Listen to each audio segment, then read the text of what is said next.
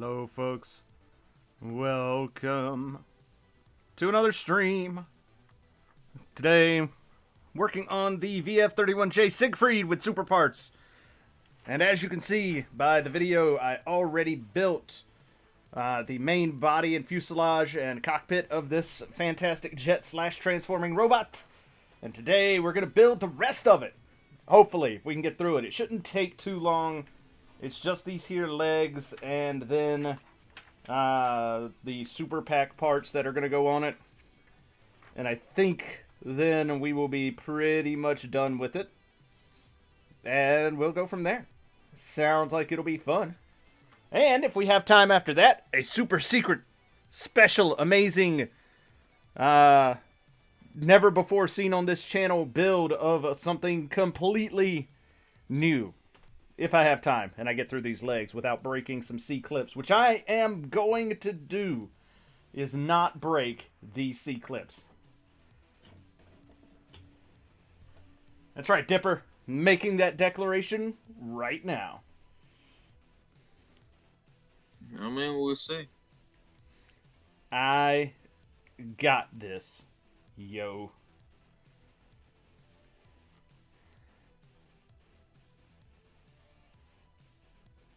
Let's see.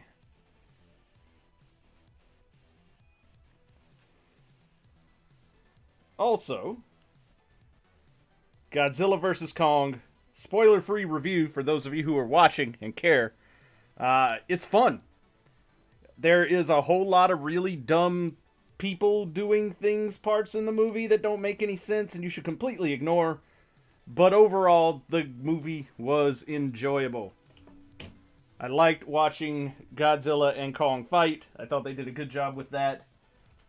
So, I'm on board. I like it. I feel like if they hadn't, they'd kind of lost the point of the movie. Well, I mean, yeah, but they keep trying to put the, the human stuff into the movie, and I'm just like, none of these characters make any sense, and I don't care about them, so let's just not have them, and that would make my life so much easier. Or not easier. Not easier. It's like, yeah, she has a bad marriage. Who cares? I want to watch the big things punch each other. Like, pretty much. Like, that's kind of how I felt about the other ones as well. It was like, man, you guys put a lot of effort into trying to make me give a shit about these human characters, and I just don't. And the problem with the human characters in this movie is that, like, the bad guys aren't even... Well, most of the bad guys aren't even bad because they're evil. Hey, Brian. They're bad because they're stupid. Like, they just make really dumb decisions at every turn. And then there's, like, one character that basically does this really weird, like, oh yeah, and then I guess I'm just gonna, like, do the most evil thing I can in this situation, despite the fact that the situation in no way warrants me having to do this evil thing.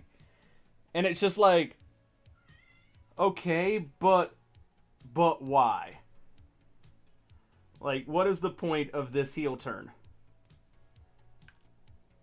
Alright, I fucking broke one of the C-clips. God damn it, man. These things really do just fucking snap, don't they? It didn't take long.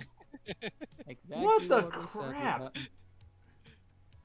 Like, they're not even tight on there. It's just like, nope, this is gonna break. Yeah, it's just a plastic.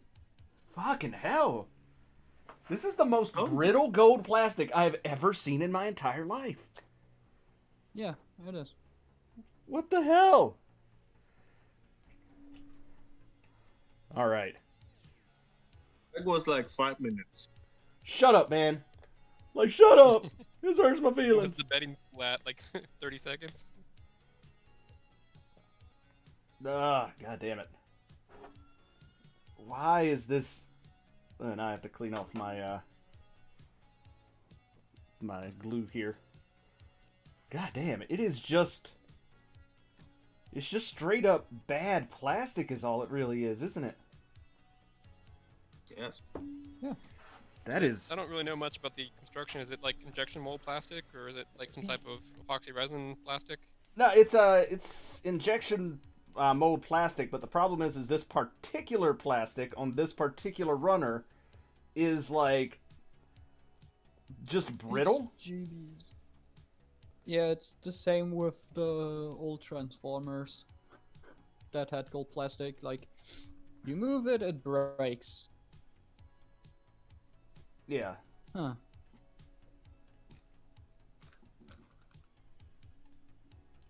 Oh well. There goes my declaration.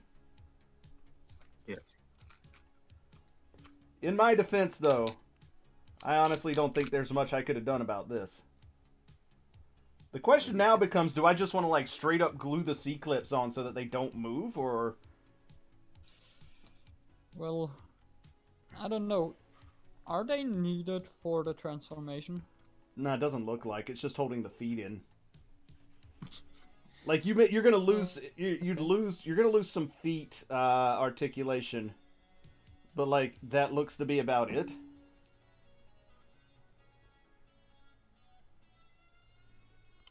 So no more feet. Huh. Okay, so drop that there. I don't even think you're gonna transform it anyway. I mean, I am, because I gotta do a review on it.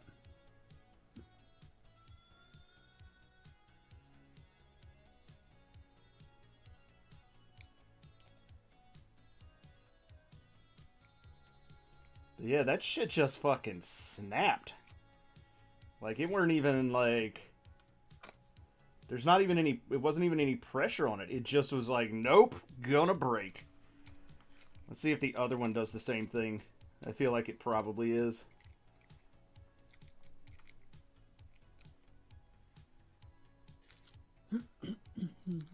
Alright, let's be as careful as we can. Push it on. Alright. Yep, did the exact same fucking thing, didn't it? So that's great. Alright, well this is just gonna get fucking glued on. I don't even care at this point. Yep.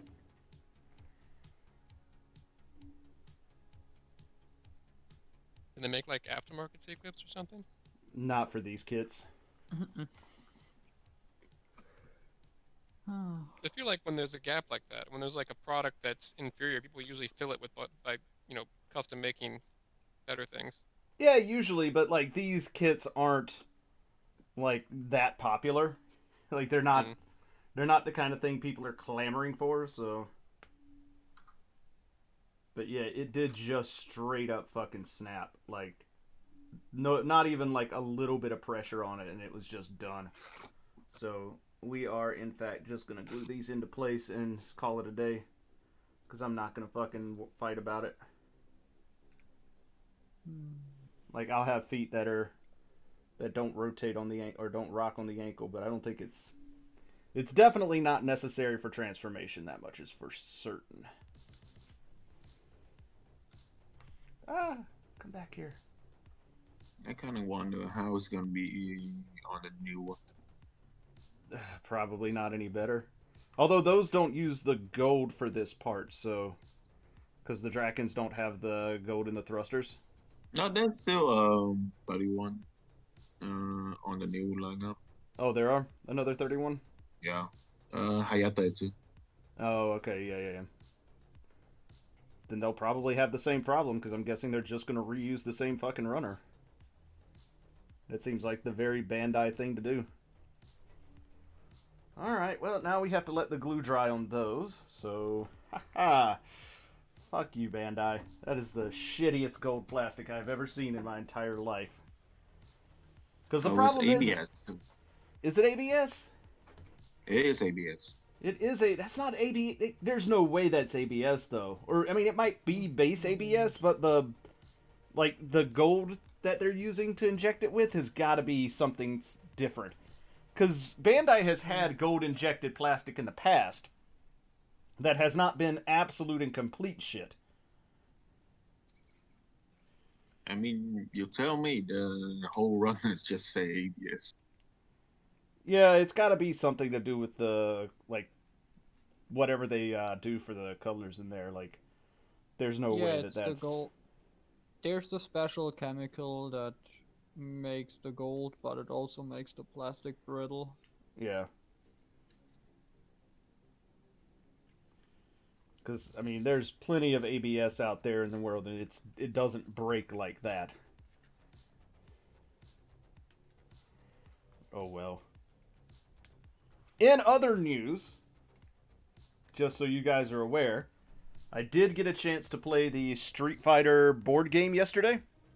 Or the Street Fighter Miniatures board game from Jasco Games. And yeah, it's actually really fun. Like, the guys I was playing with were a little confused as to how strategic the game is supposed to be. And while you can do it strategically, like, at the end of the day, it's really just a, like, get in there and punch your opponent in the face kind of game. Like, you don't have to put a lot of thought into the actual, like, gameplay mechanics. But it's got a... I think it could be really, really deep. Or... It is cards, dice, and miniatures. Okay. Hold up. Where's the... What do I need? Do the miniatures come unpainted, or are they like Fantasy Flight? No, they are beautifully painted. Like, they are absolutely gorgeous looking.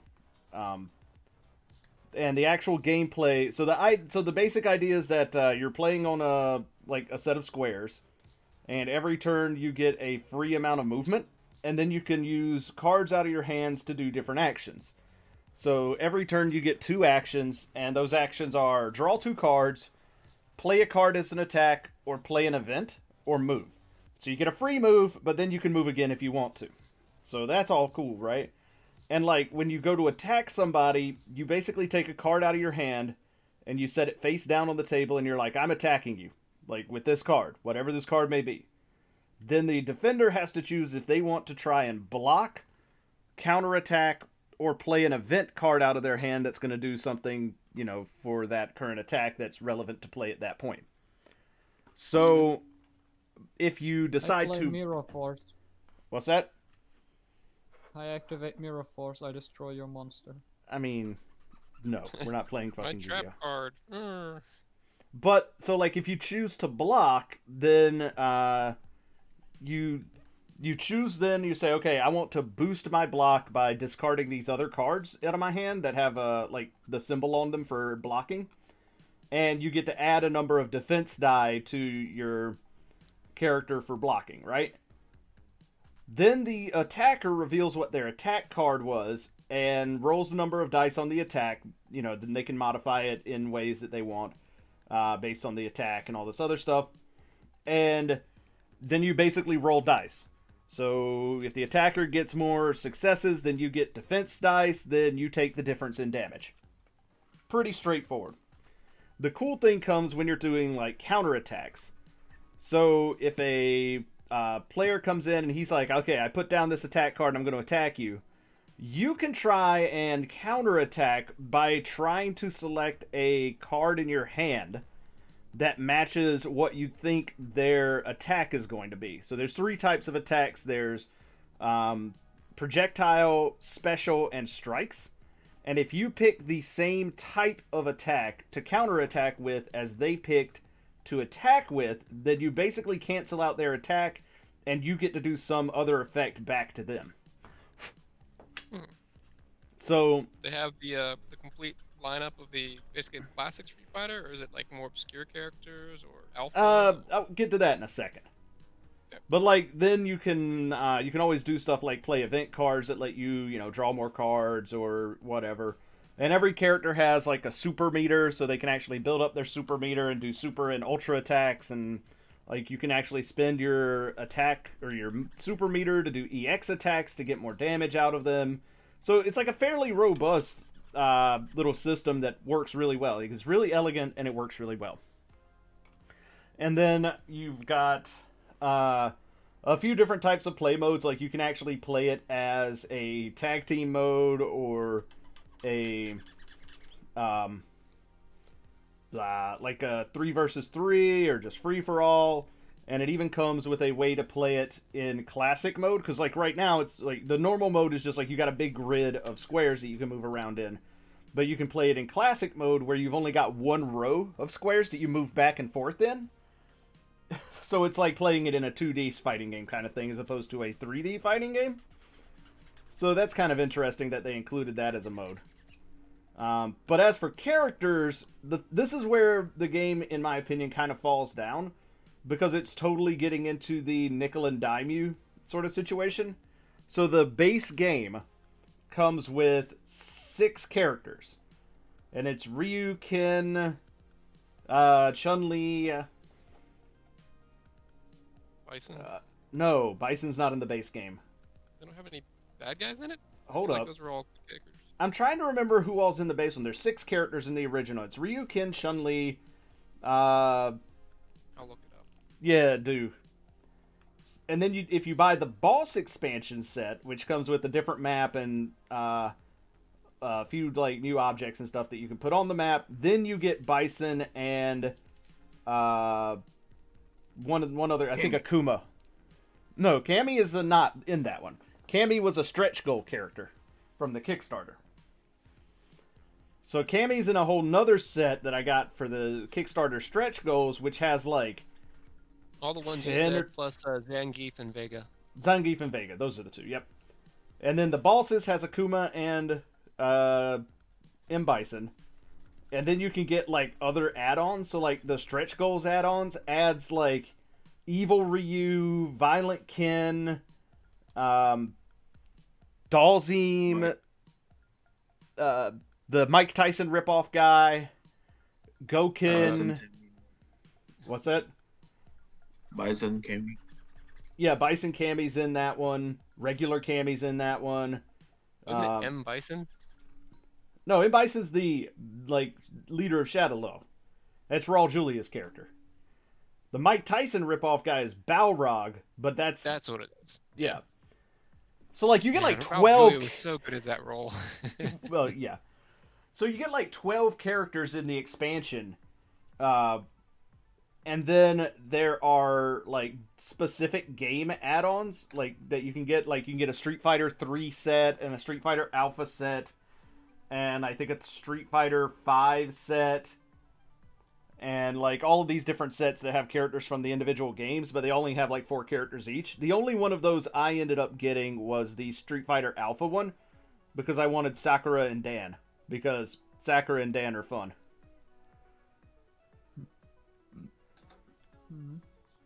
So, but no, the game is really fun, but I do see it being one of those games where they're like, okay, we're gonna like release like 1 or 2 characters at a time kind of thing in these packs. But at the same time, like, I feel like the value is still there just because of the quality of the game and the quality of the miniatures. So like if you go and look on the Kickstarter, you can see like essentially how the characters look and like how the minis are, and they are absolutely beautiful. Alright, but looking at this, it seems like it's more for Street Fighter enthusiasts. Like the average board game player is not going to pick this up.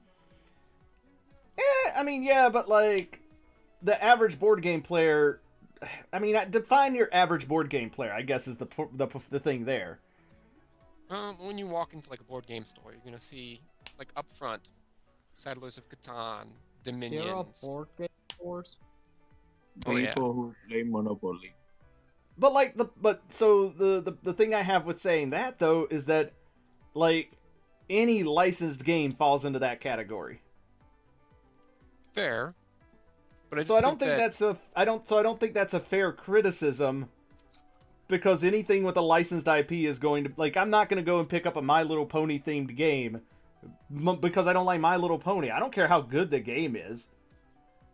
Like, you're not going to sell me on the game being good if it's got a My Little Pony theme. Now, on the other hand, with this one, if you don't like Street Fighter, but let's say you're a Mortal Kombat guy, they've got a Mortal Kombat version coming out that is fully compatible with this version. Yeah, I'm seeing the pictures of that now. Yeah, so they like just announced that very recently, where they're going to have the Mortal Kombat version.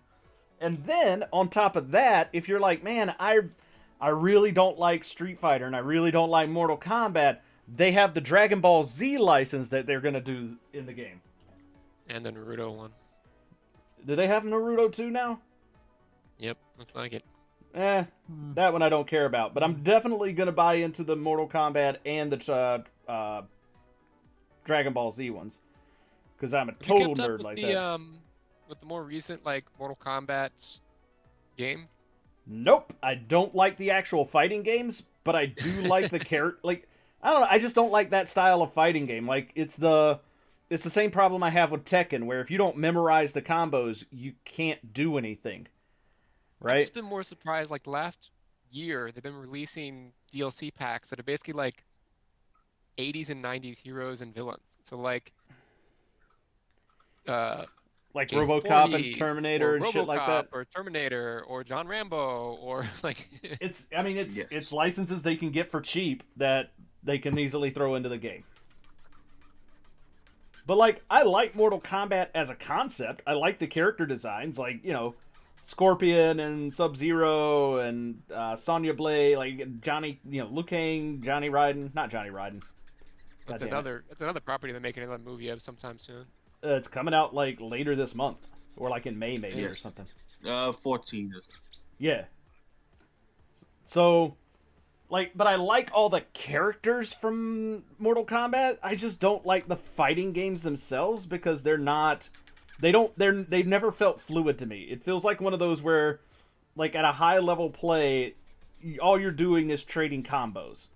Like, one guy does a combo, and then if the other guy gets a chance, he's gonna do a combo back, and it never felt to me like it was a fluid, like, natural feeling game system.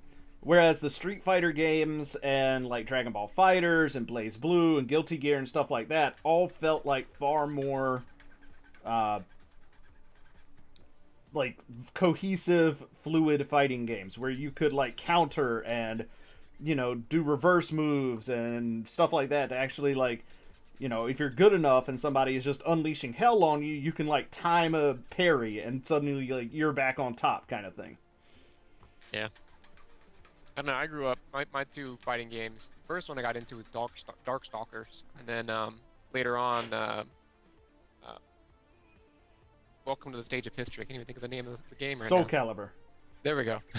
I mean, So- I was a Soul Calibur 2 state champion back in my day. And I played as Weapon Master, which always pissed everybody off. He was everything, right? Like he was just randomly whatever one another character. Yeah, and like that, believe it or not, that makes people angry when they're like, they don't think it's fair because it's like, well, he's technically playing as all the characters, and I'm like, yeah, but I don't get to pick which one it is, so like I literally have to be good with all the characters. It would be far less fair to you if I just picked a character because I'm good with all of them, and then I would just get to be consistently beating your ass with a single character as opposed to trying to like beat your ass with whatever random character happens to come up. I thought the most broken character was Yoda. Who? Yoda. Yoda. Oh, well, Yoda was Small. broken, but he's banned in tournament play because of it. He wasn't on every version, was he? He was only like on I think the On Xbox. Xbox. Wait. Okay. Yeah. I But, remember like, there the- was like two different games where they had exclusivity on characters for certain. For Well- GameCube was Link. Yep. For PlayStation I was- don't remember who was. Spawn. Was this for? One of them was maybe it was one of the later games that was Spawn. I think maybe Soul Calibur So 3 Spawn was Spawn? the Xbox version, and then the PS3 had Heihachi, and then the GameCube had Link, and then the later game had Darth Vader, Yoda. Oh, and, yeah, those were the later ones, right. I always forget which one is which. But, like, honestly, the most broken character in any of those games is always Maxi, so...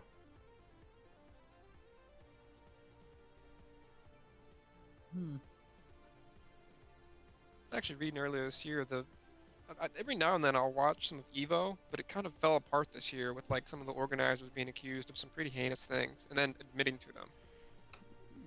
I mean, Mr. Wizard. it's pretty much the name of the game the last couple years with just about any organization, it feels like. Yeah. It's almost like, you know, when people get a taste of fame, they suddenly turn into giant fucking assholes sometimes. You excluded, I'm sure. I mean, I've always been a giant asshole, so it's not like I'm turning into anything. Yeah. I don't know. I think the cocoon's still around you. Someday you're gonna come out and spread your butterfly wings of asshole dicks. I mean, I'm already there, man. I'm clearly the biggest asshole in this community. Nah, I think that's Dipper because he denies everybody what they want. it's totally Dipper. Yes. Ah, damn it, that's the wrong part. But I will say this. I still got to figure out a way to give away this Copy X model kit. Just give it to me. I'm not going to just give it to you. Hell, Just give it fighting to tournament. Kuray. That actually might be a decent idea if I had any idea of how to actually organize something like that.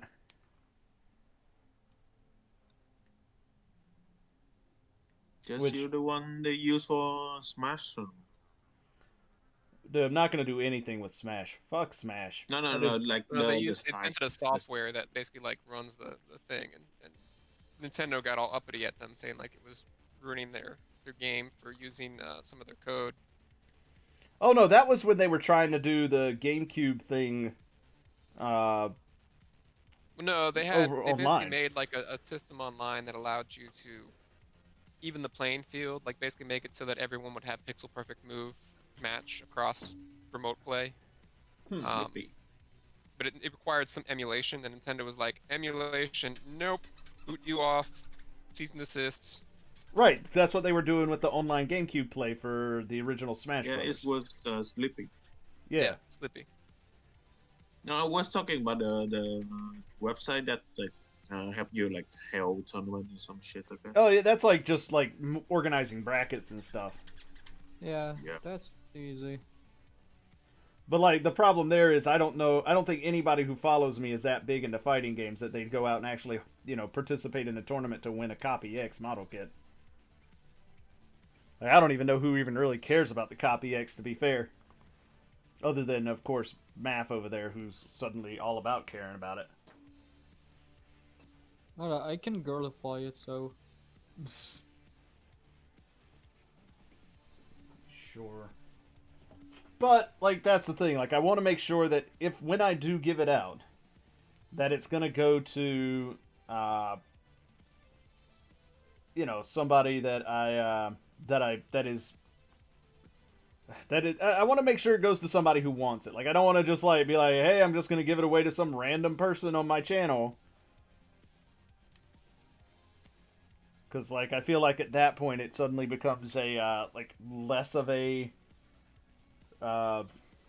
it's not really, it's just, like, bothering somebody at that point. Because they're like, well, I don't want to build it, so I guess I'll sell it, which is a hassle. Yes. Maybe some lottery thing you can do in your Discord. Maybe. But they only have, they get to buy tickets, but only through me. That's right, I'm turning it into a thing I can profit off of. Chingus. Alright. Bazinga. Bazinga. That was 5, which is the one I need, and then 4. So, yeah, I'll figure it out. But if I do it, I'm gonna announce the winner when I build the 0. So I just gotta figure out, before I decide to build the 0, how I'm gonna handle it.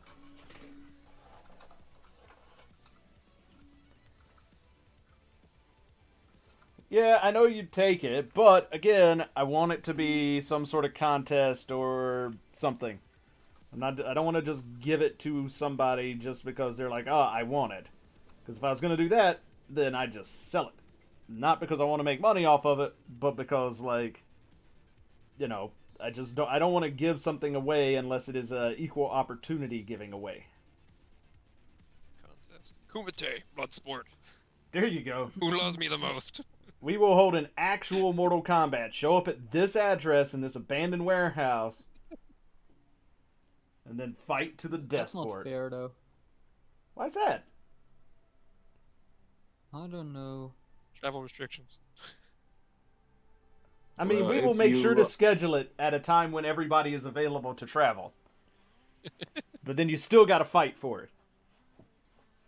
Well, if you can use fire, you pretty much got it already. Cut. Well, yeah. That is the basic gist of Liu Kang. Basic gist of what?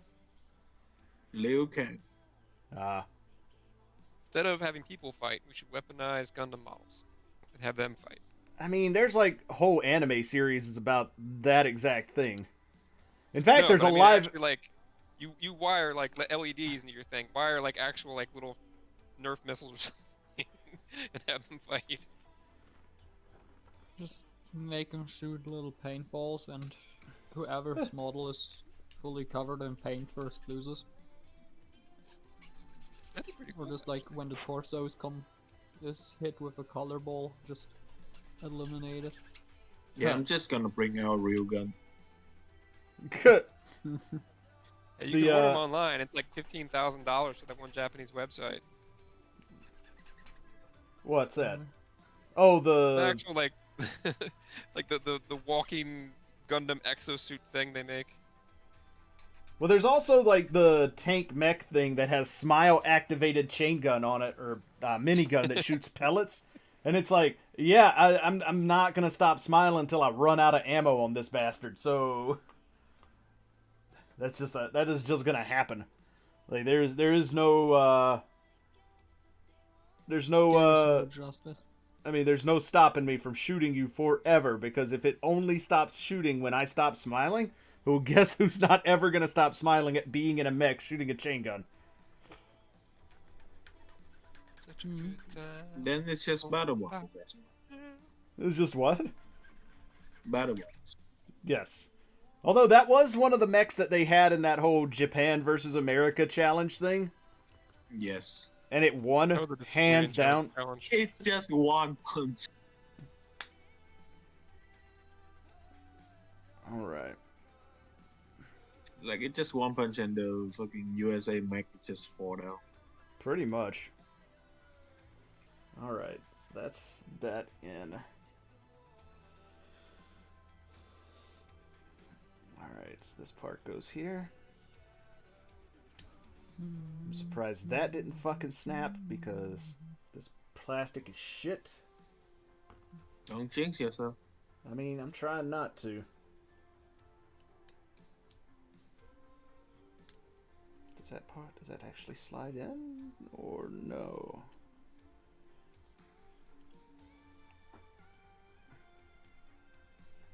Yeah, but it has to snap in, it looks like. Alright.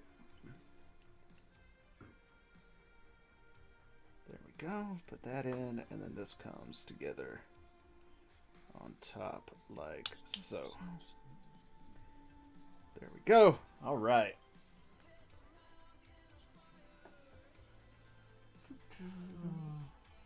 Ah, man. I like that thing's color scheme. It's pretty nice. It's not my favorite. I think the VF-31F, which is like the mostly grayscale one, the one that I sent you the picture of, that's the same design but the gray colors. Yeah. I think that one. I like that color scheme better. Yeah, it's more in line with military. Also, I've already got tracking going on the package you're sending me there, Dipper. Yes. So that's good. And the package from Crow finally showed back up as existing after a brief hiatus of the post office going meh. Meh. I mean, that's literally what happened, and it just irritated the crap out of me. Because Post office been kind of playing catch up since Christmas. well, yeah, I get that, but like this one, I kind of expected it to take a little while. I didn't expect it to take almost 3 weeks to get from Japan to the U.S. Like, and it's not even in like my area yet. It just hit San Francisco, but it was sent from Japan on like the 10th or Wait, isn't it 13th. normal for stuff to take like that long? No. No, to be fair, mine and his was on the same day, but mine come like in 10 days. Right. But yours probably wasn't nearly the same size as mine, and I'm thinking that's probably the issue. It's pretty big, I think. It's Nah, not like really, really big. Just pretty big.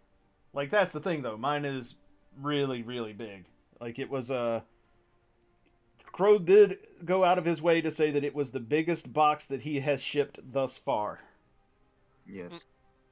So, which is weird because it's still 3 pounds lighter than the last box of stuff I had ordered.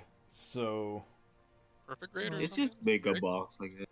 nah, it's just a bunch of small stuff. Like, I'm trying to, like, it's got the 2 high grades, the beginning G and the beginning J? Or D? Yes. Yeah. D and J. Yeah, the D and J. So those 2 are in there. Then there's the master grade Dark Hound, and what else is in there? I don't know if there's any other master grades in there. It feels like there is, but it's also the D type D style SD Starscream from Kotobukiya. And Yes. like there's a few other things in there. Like I honestly can't remember what all's in there because it's stuff that I ordered 2.5 months ago that has just been sitting in his house. So I guess it'll be one of those things where I'm like actually surprised when it gets here and be like, oh, I forgot I ordered that. Yes.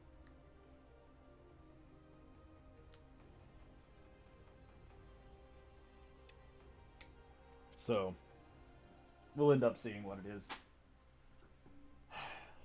Thankfully, though, I have managed to not spend any money on Gundams so far since mid-March.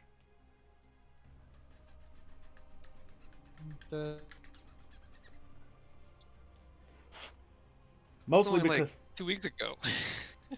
no, I'm talking like actually it's been since early March. Like the last money that I 3 weeks spent ago. on the last money I spent on Gundams was when Crow shipped that box out, and that was March 7th, 6th or something like that when he shipped it out. So it's actually been a good little while. Yeah, it's been about a month, which is more than I can say for some people. And at least I'm not going out there buying crap like those stupid Dynaction Avas.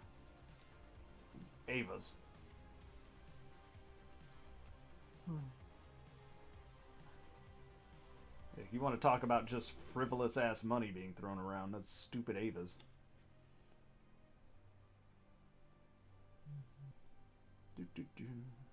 I only buy the beginning 30. Indeed. And he say yes, so it's confirmed. Yeah. I mean, he bought it like right when you posted about it, man. Well, not like right now, like an hour after. Alright, I will say this. I did just kind of lie. I did buy that the Macross model kit from U-Dipper, so that I guess that technically counts as buying Gundam stuff, even though it's not a Gundam, but it's still a robot model kit. No, it's still a Gundam because the Legilis is still in there. Yeah, but I didn't pay for that. You just threw it in there because you thought it was going to be funny. Yes, and it was fun. I mean, I don't know why you think it's funny. That's funny face. It's funny. He's Okay. giving you extra stuff. Fair enough. If you think the face is that hilarious, then I'm not going to argue with you. All right, let's see. Which part is this? 14.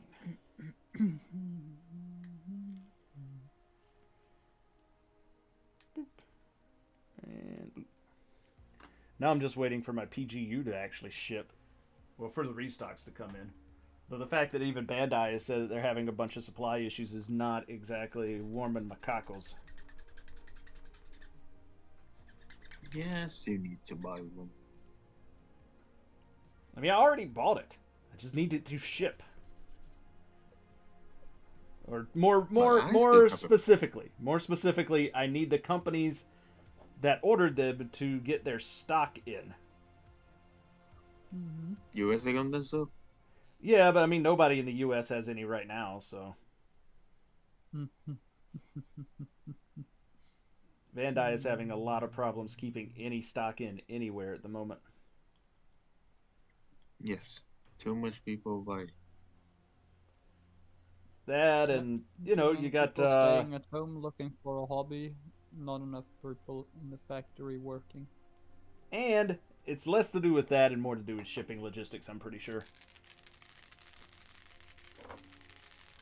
Yeah, that also. There was a giant ship stuck in somewhere. It was the Evertide, and it was stuck in the Suez Canal. It wasn't It's the not Evertide. 10% of shipping. It was the Evertide. I don't think it was the Evertide. I think you might need to look that up. No, the company is Evergreen. The ship was the Evertide. I don't think it was the Evertide. Yeah. But it was Evergreen. Evergreen is the company. The Evertide was the ship. Yep. If you look at the back of the ship, it says the name. On the side of the ship, it just says the company. Everyone calls it Evergreen for some reason because it's the bigger logo that's on the side. Yes. Yeah, but it's wrong. No. If it's bigger, it is that. All right, what was the ship's actual registration number? That's what we should call it from now on. Well, so the funny thing is, it's a Japanese ship made in Portugal, registered out of, I think, Dubai, carrying goods from China to the Mediterranean. So, like, it's a pretty multinational operation. Hell yeah. Yes. That's why we need to know what the actual, just like, straight up registration number is so that we can refer to it by that.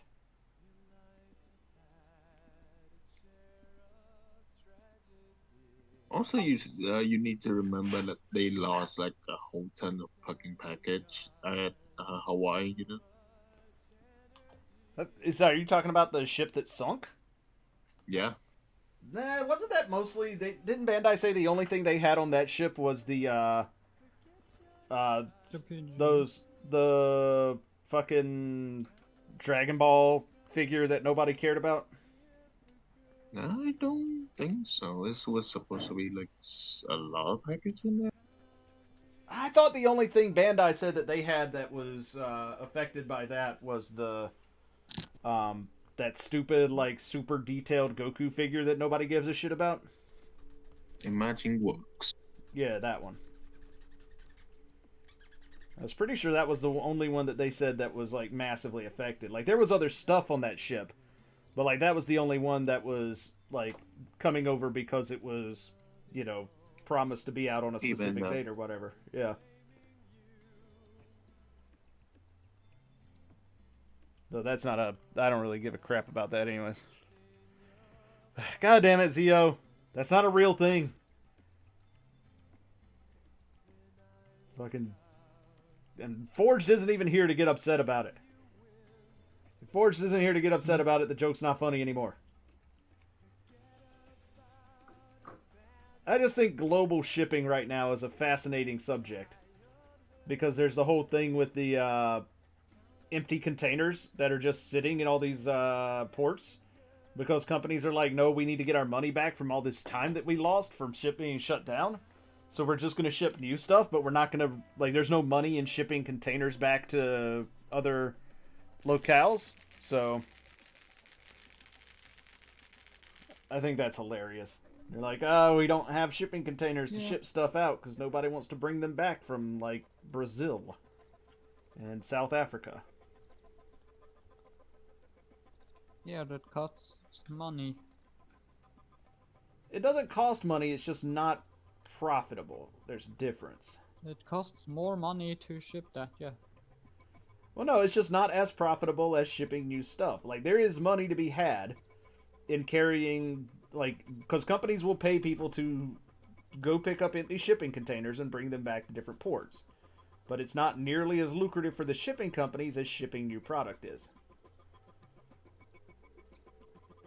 was honestly surprised that like Oh, cool. NPR did a study on shipping the other day and talking about how like a lot of product is processed overseas because it is cheaper to ship it across the world, process it, and then bring it back for use, than it is to just process it locally. Yeah. That sounds Because, so stupid. well, I mean, The market, It- it's capitalism. it's labor cost, right? Like when you've got a guy, you're paying like Yeah, 3 still people and sounds gas to get stupid. it across the ocean. Whereas if you're processing it in the U.S. or where Huh, huh, whatever the huh. use country is, you're paying all the people who are doing all of that work, and it costs way more than just okay, let's throw it on a ship and pay the captain. I didn't realize how inexpensive shipping across the world is. I mean, Like shipping has really come down in price. I mean, to ship something across the U.S. by truck is expensive comparatively to a ship. yeah, but that's because you're getting the benefit of like every other company that's putting something on that ship. Like that's a big thing is you're getting that you're getting that bulk discount, I guess is the best way to put it.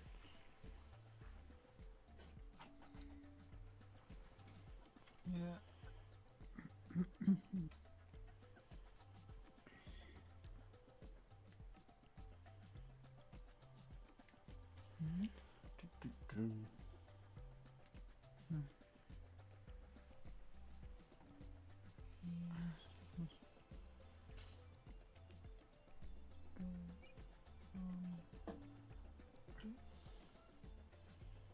Oh, there we go.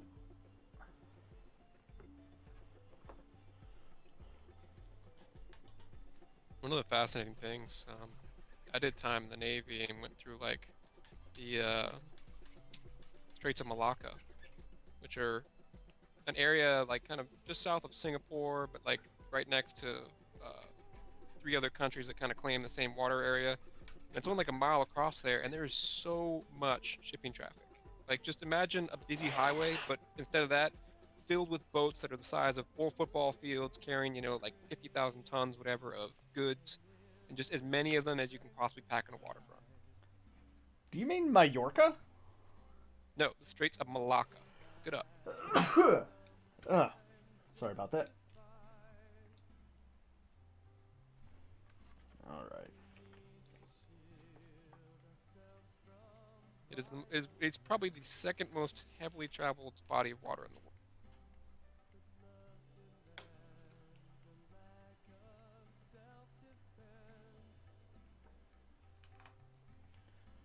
All right, come on, you ridiculously tiny thin sticker.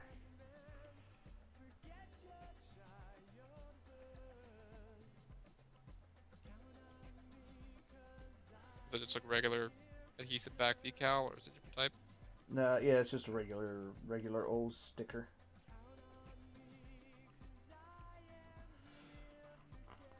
But it's really long and really annoying.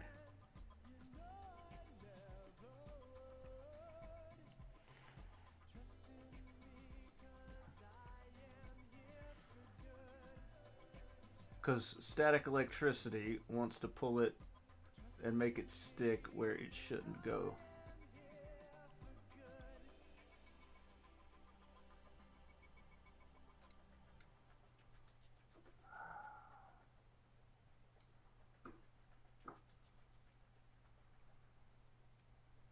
On the side note, my PG RX-78 just got it.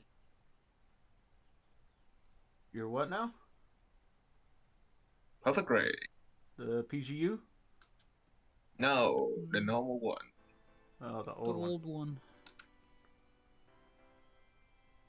The old grandpa. Not the new Yes. grandpa. I don't have that one yet.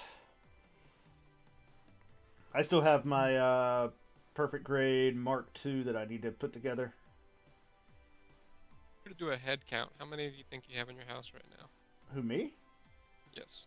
I don't even have to do a head count. I know that I have over 85.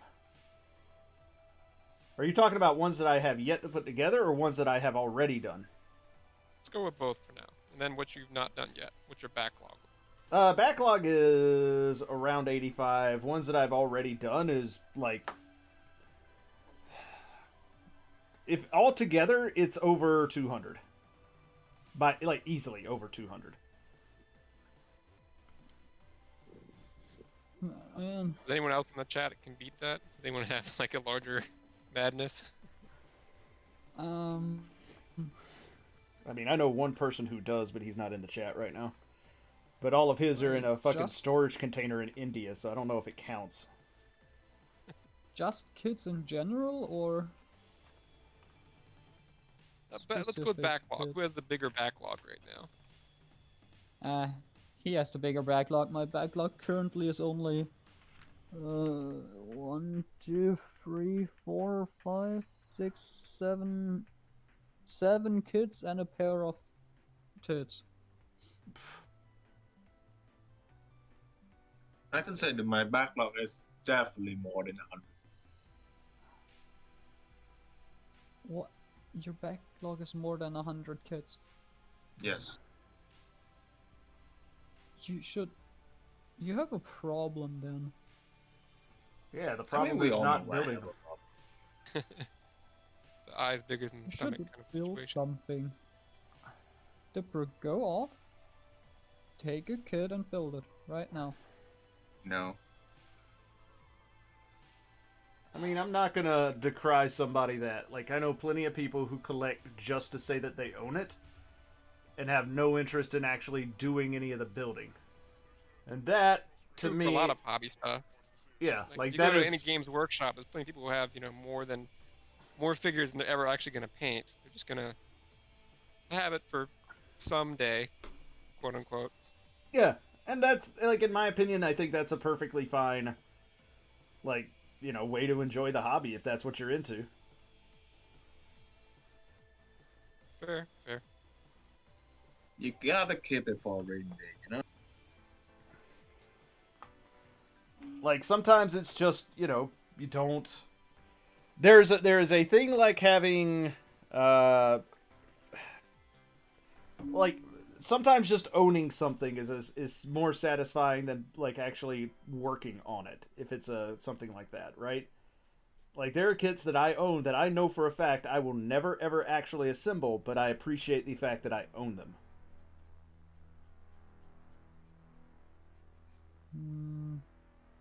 What kit? What's an example kit that you own and you will never assemble? The real grade gold frame Amatsu Hana. Yes. Why will you never assemble it? Too complicated, or? No, because I have a better version of it, but I like the fact that I also own the model kit because it's kind of a hard to find kit. It's like I have it because it's rare. But I'm not going to build it because I already have a better version of it because I have the metal build. Is the metal build also rare? No. It's just, very, very It's pretty. just expensive. Just more expensive. And bigger and prettier. And And expensive. And it is expensive. But that's not the reason. I didn't get it because it was expensive. I got it because I really like that design. Wait, That's you that don't one I get sent you the Dragon pictures stuff of that you were, very expensive? That's the one I sent you those pictures of, Josh, where you were like, wow, that thing is just too extra. And I was like, yep, that's the entire point. The golden, white, and red one? Yeah. Yeah.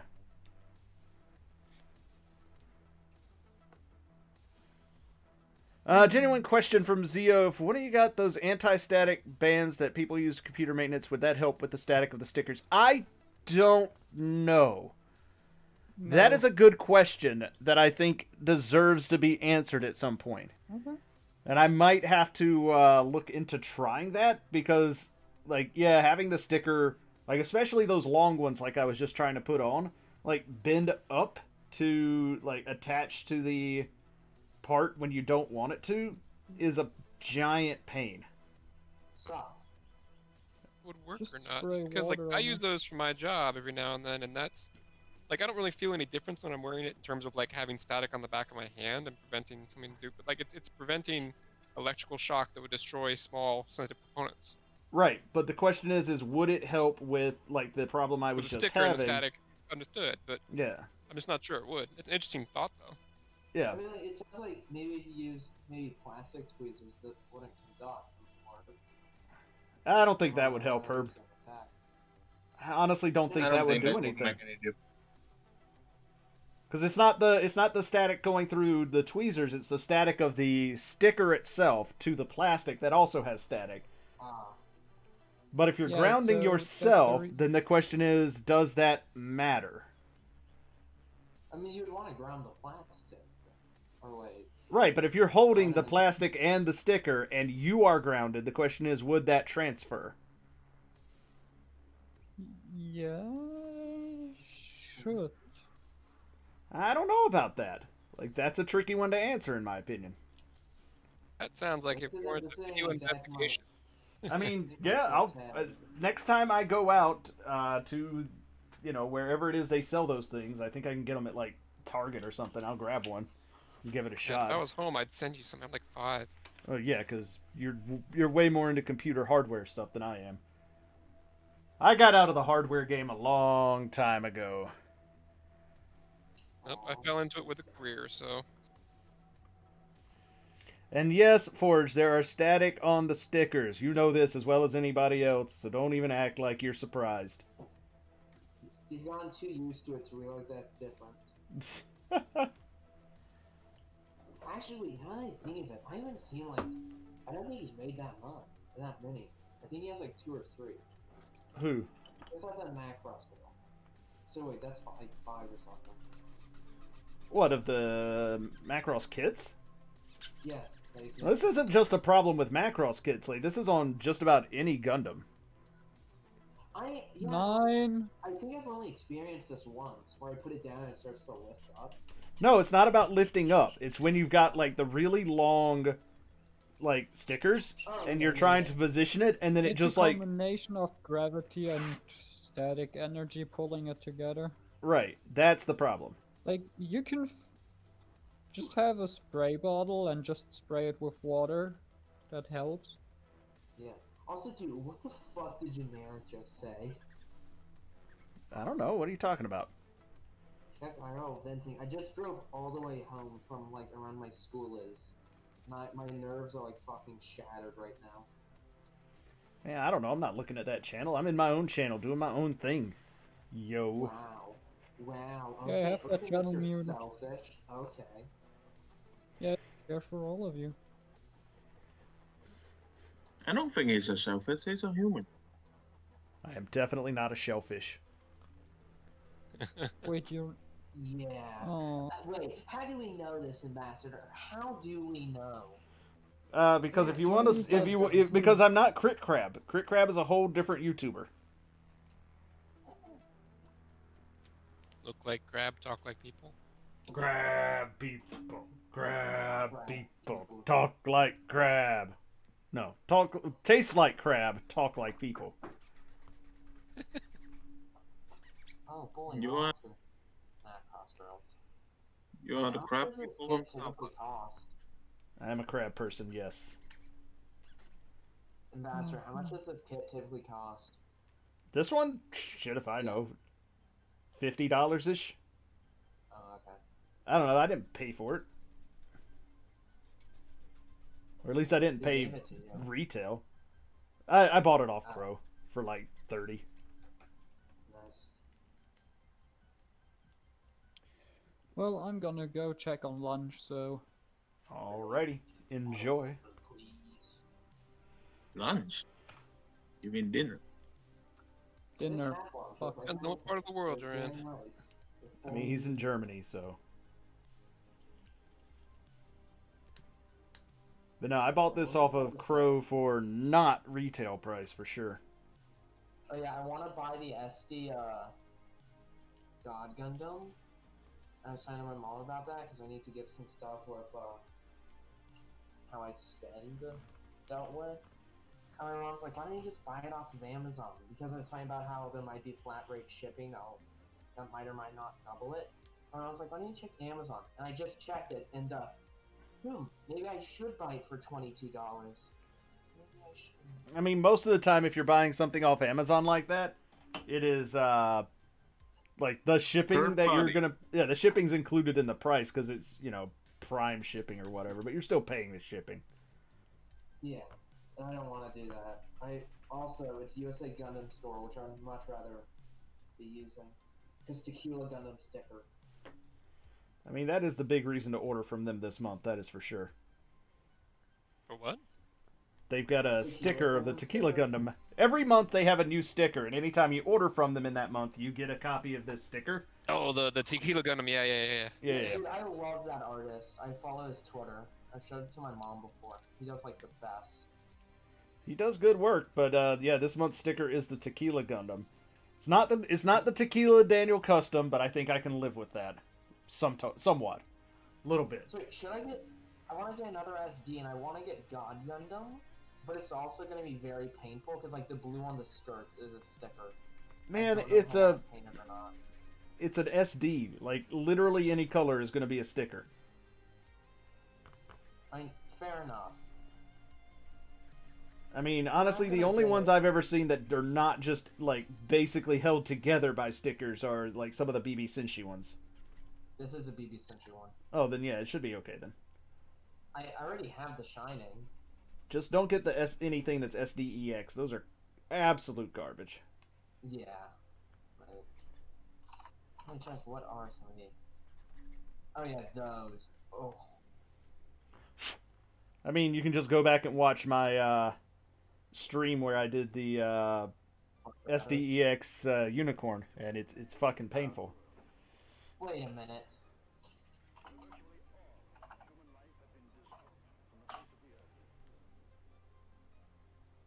Oh, never mind. It was the SDCS. Alright.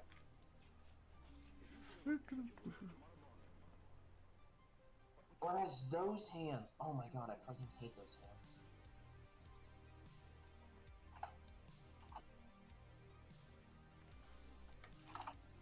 Oh, okay, it's these stickers. Alright, it's the foil stickers that I'm looking for.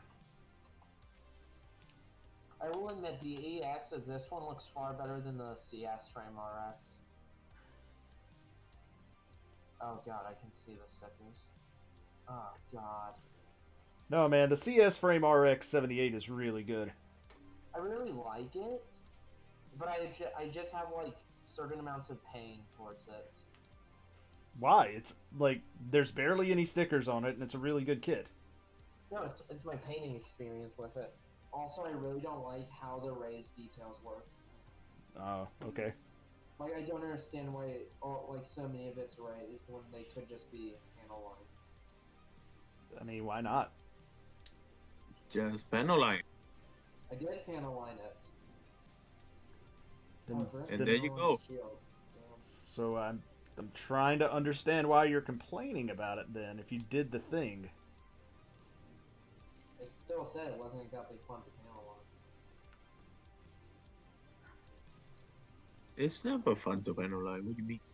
Oh no, panel lining is always fun. It is one of my Well, I favorite mean, parts of it's- any it's- build. It is much better than using Tamiya, and I will stand by that. I fucking enjoy using Molotov paint markers. What you got against You are Tamiya, weird. man? What I got against Tamiya? It don't look good. Looks fine. What are you talking about? No, You're crazy, bro. you're crazy. You're a weird kid. I mean, I am from Texas. That should like be automatic signs for the worst. That is true. He does have a point. He is a complete weirdo. Wait a minute.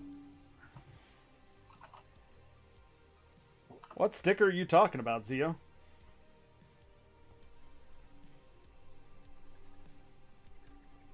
I found my stickers. I don't know what stickers you're talking about. Let's see. Clean this up some.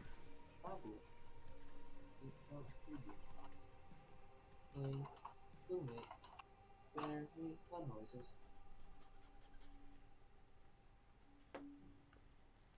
So long.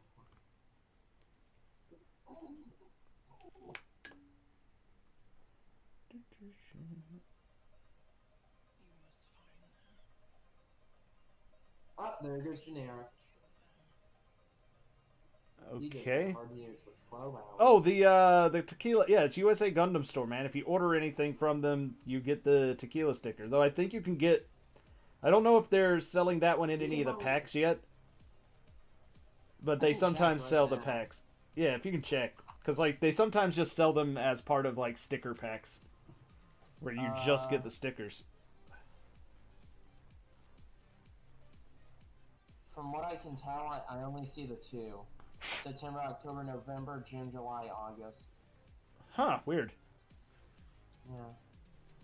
I might just not be searching wide enough, that's all I see.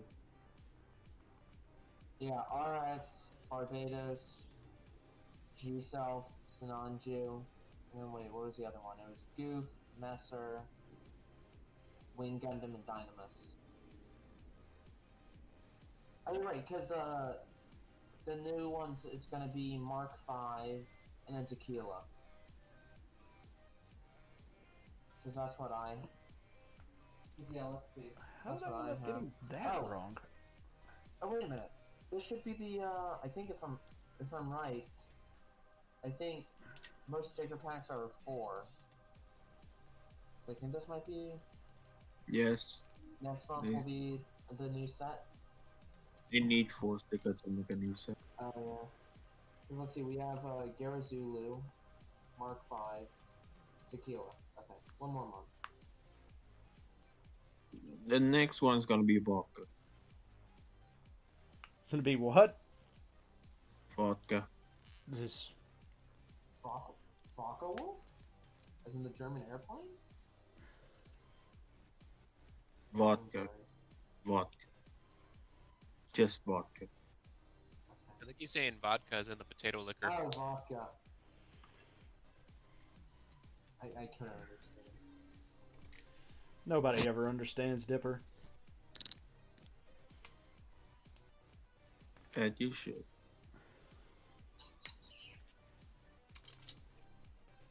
Oh, my dad shaved his winter beard. It's very sad.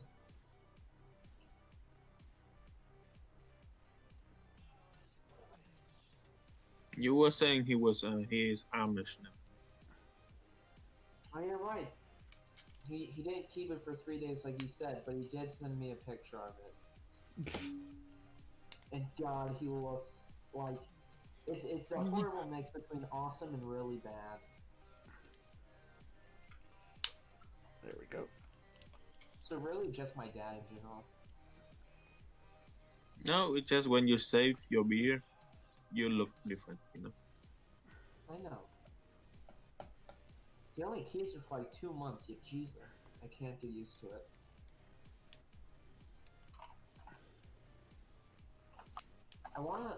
I have some primer.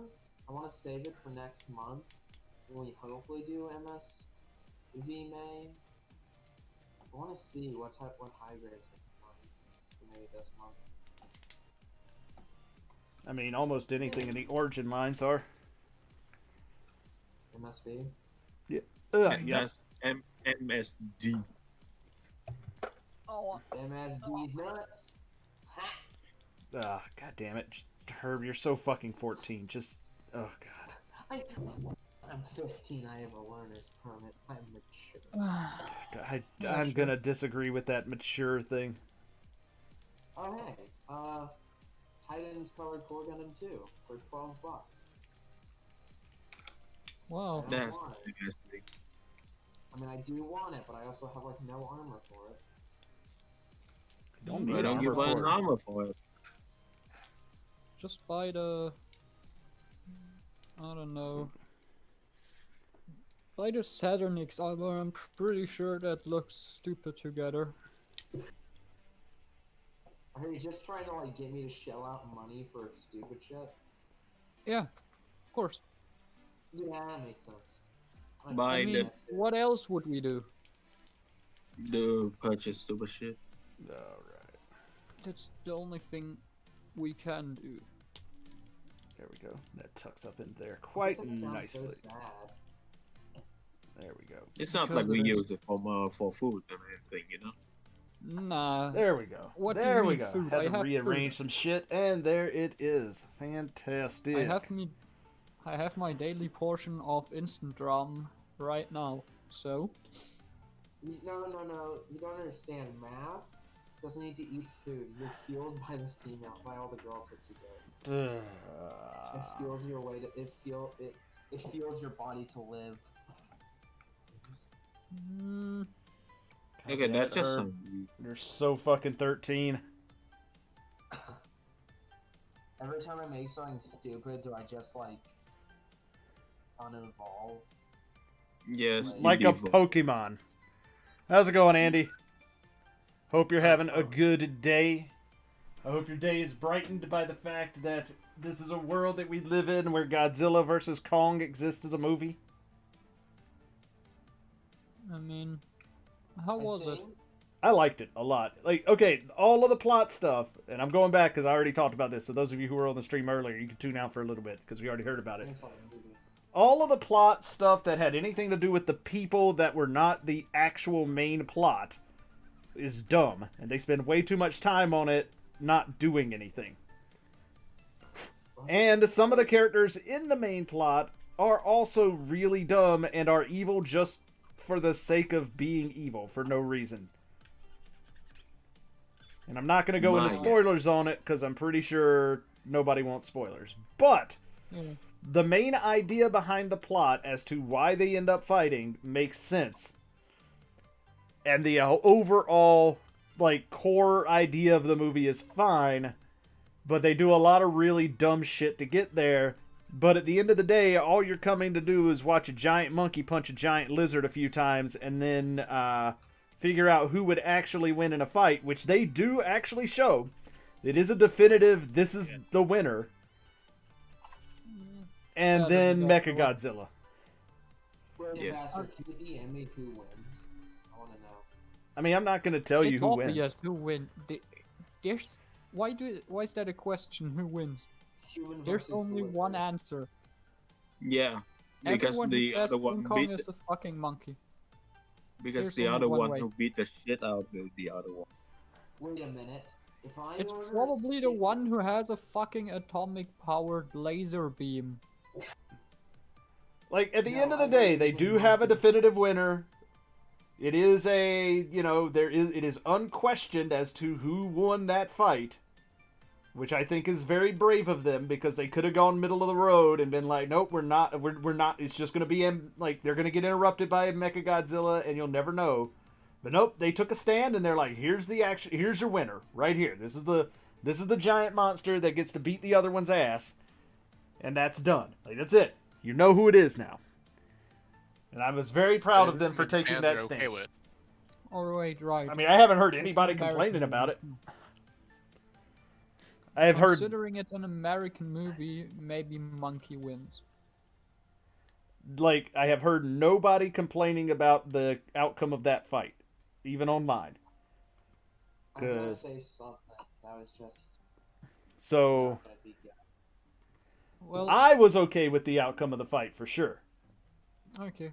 I'm gonna be off for a while, so I can enjoy my rum slurping without annoying everyone here. Go So, for it. But I'll yeah, be it's back. all right. But yes, it is. I thought it was a very satisfying conclusion to that fight, and then they fought Mechagodzilla. So it's not like Mechagodzilla interrupts their fight and you don't get a clear winner. It's like, nope, here's a winner. And that was, I think that was a brave stance for them to take, because they could have pissed off. And, huh? The creation war for Mechagodzilla was stuff. I liked it. I liked how they explained Mechagodzilla and why, like, what they did to create it. It was all, but it was it was that thing where, like, the only reason that this is done this way is because the only reason the bad guys in the movie are bad is because they're stupid. Like, it's not like there's nobody in the movie who's like, fucking mustache twirling, vaudevillian style, black cape and top hats, bad guy. They're just dumb. It's businessman with mustache though. I mean, it's a guy who looks exactly like God, what's his name from Hot Fuzz? Timothy Dalton. Oh, I love Hot Fuzz. The main villain in the movie looks exactly like Timothy Dalton. Wait. Or the greater so good. that's what he looks like? The greater good. Wow. I do Dude, watch. Hot Fuzz. I think like Hot Fuzz and Life of Brian is one of those are those movies that I can just like watch tons of times over and not get sick of them. I mean, they are good, you watch solid that, you Hank comedies. You watch the whole trilogy. I'm never gonna forget that my 8th grade English teacher, well, she may seem a little bit strict. You could like you were somehow able, or well, one of my friends is actually able to disrupt class by playing a Monty Python video. So like everyone just kind of stopped and started watching it. You've Like, got we love to Monty Python appreciate. so much. You got to appreciate I appreciate it. fun writing. Yeah, you have to. I think it was the Birdshot video. Yeah, it was the Birdshot. I mean, it's a classic. It is a classic. Monty Python is popular. What am I thinking? I hate Twitter. I hate it so much. Alright, do I get the high grade Hazel TR1? Man, I don't know. It's also number 69. Again, we don't know. I'm gonna look at reviews and get the instructions.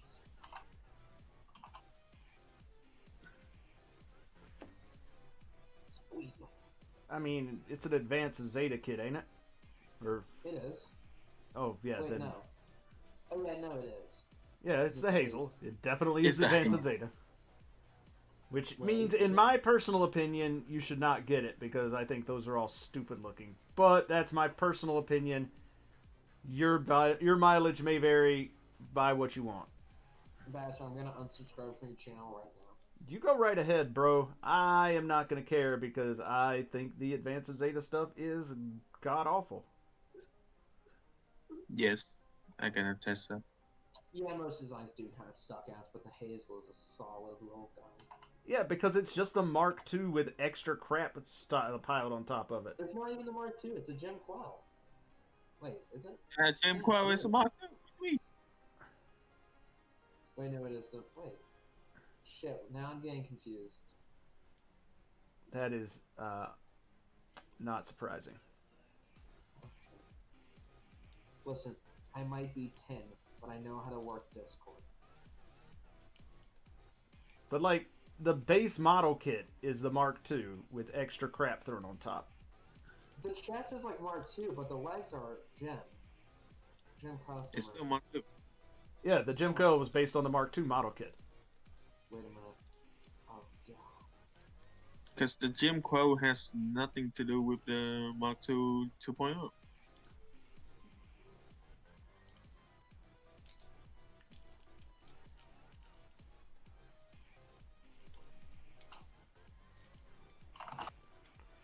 Alright, those stickers I already got on there.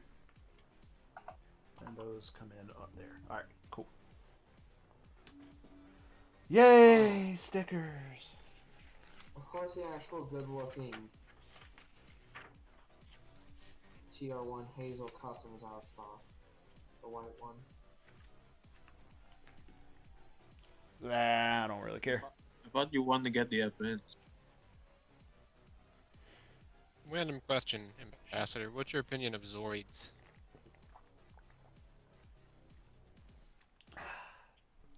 I like some of the designs, but overall I am not a huge fan.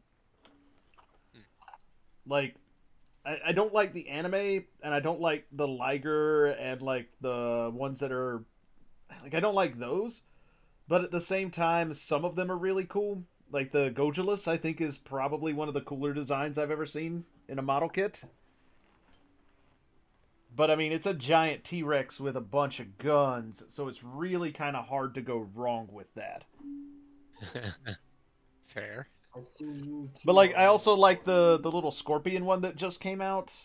Like, I like that design. Isn't Yeah, it like ginormous? It's not that big. The scorpion It's not one's that big. It's only the third party one that's big. Yeah. Oh, it is the third party one that is big. Yeah. But but no, the Gojulus, I like the Gojulus is huge, and I love the Gojulus. Like, I'm very happy that they finally decided to re-release it.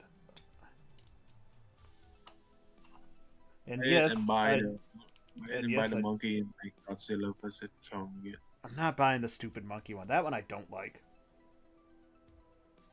Dude, Godzilla versus Big Chungus one. Say that, but Big Chungus is in the game. How does this? Does that go like that? No, that doesn't. That's not right. How does this go?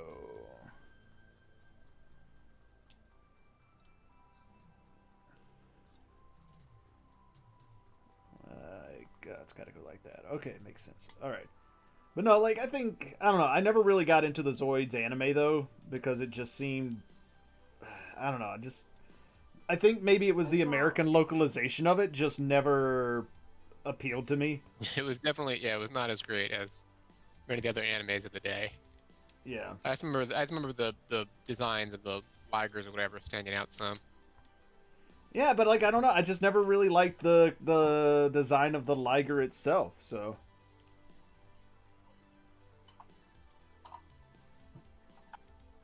Since we were talking about it the other day, what do you think about all the different Zoids or Zords, whatever? Some of them are good, some of them are crap. I mean, but that's kind of like that's sort of like the story of Power Rangers overall. Like, some are good, some are crap. Yes. I mean, like, no, we don't talk about Shinkansen Rangers because that's one of the real crap ones. You know, but like, Come on, trains. no, dude, there's a reason that's the only one that's ever been like canceled halfway through the season. Really? Yeah. It was just that bad. Like, nobody liked it. Everybody was just like, this is crap, and we're not going to watch it.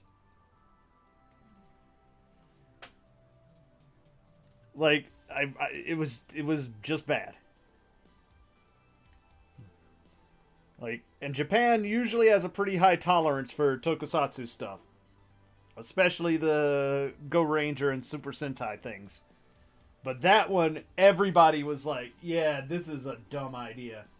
Like, having them based on trains is real stupid.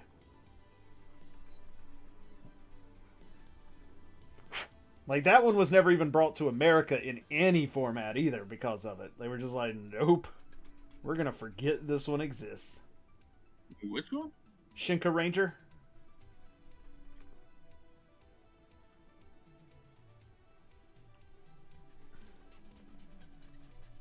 In fact, though, my favorite, even though I've not watched all of it, but like the parts that I have watched are, I think Akiba Ranger is probably one of my favorite of this series, even though that one is completely unofficial. So, I don't know if you've heard of the Akiba Ranger stuff, but you should watch it. I was asking Josh if he knew about it.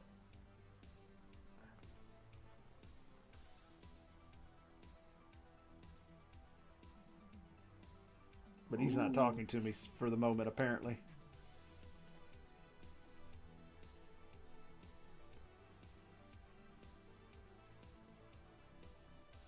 Yeah, I could not find the train one you said. I don't like the only train related that I know is Tokucha. Let's see.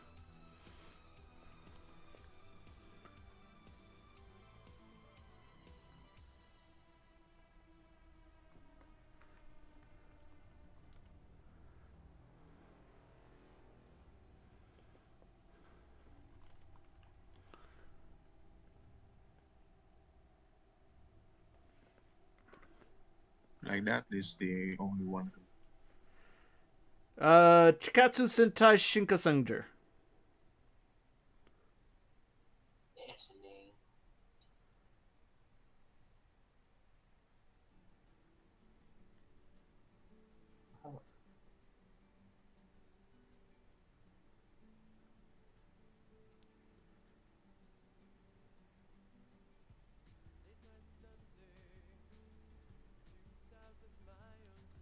Yeah, that one, like, they produced 48 episodes but didn't air all of them. You mean Shinkenger? Yes. That's Which is based on samurai. what? That's based on samurai. It's not train. No, Shinkenger, like the one that you just posted a picture of, is definitely train based. It's set in England That one and is based on the Tokuger. underground. Huh? This one is Tokuger. No, I was just. Dude, I seriously, I literally just said the name of it. Let me go look it up again.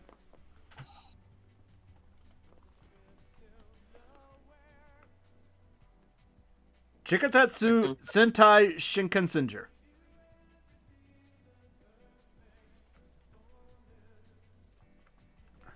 There's the fucking Power Ranger wiki page for it.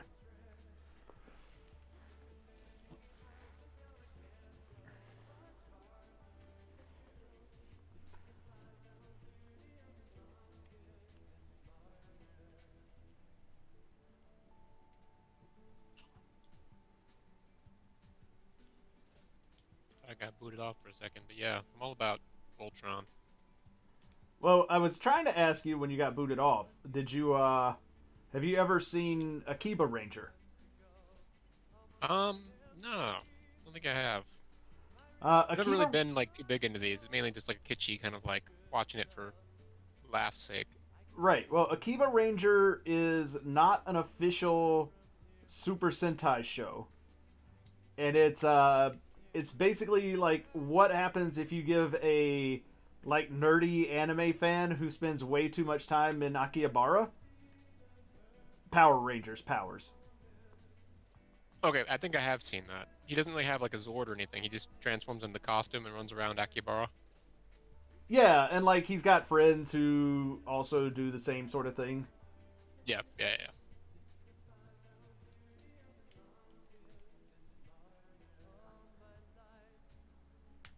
There we go. But yeah, that one is actually kind of funny. Like I actually really like the Aki Sentai or God damn it, the one that I just said. Akibacher. Yes, Also, mostly the because it's like a the What's that? Shinkansenger. You say that it was changed into Tokuger. The train one you said it was carried over into like Tokuger, so it was okay. adapted. So they did actually bring it back, bring it over. Yeah. All I know is that it was like one of the worst reviewed ones in Japan, and like it never aired the full season in Japan. Like everybody absolutely hated that one because the premise of it was just so dumb.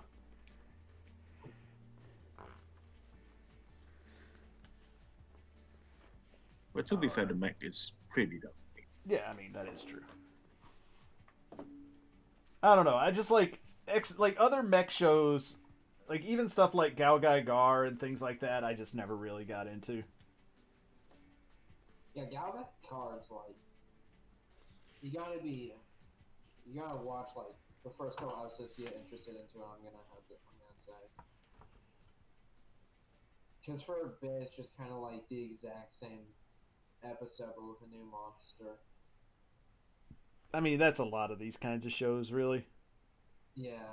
The plot gets interesting, like, near the halfway. I just saw the image posted for Jesus.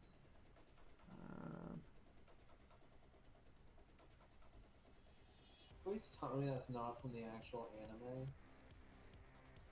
What? Please tell me that's not from the actual thing. It is Oh, from the actual. but that is so heavily edited. The shadow's not even the same. It is a Power Ranger show. What do you expect? I mean, fair, but should I also trust Dipper?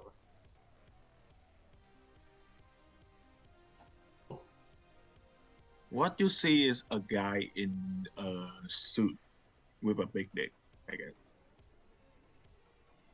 Just curious about the balance That's issues. the one that goes on there. Okay.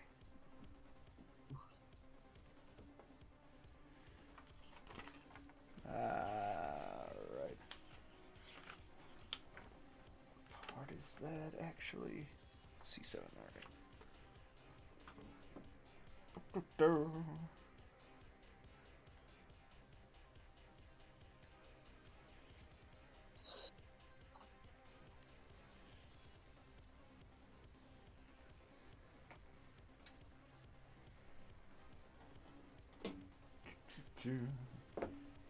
Putting on so many stickers.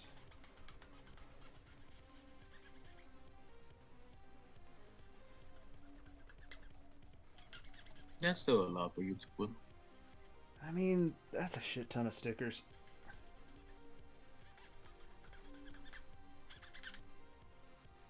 I don't even know where half of them go yet.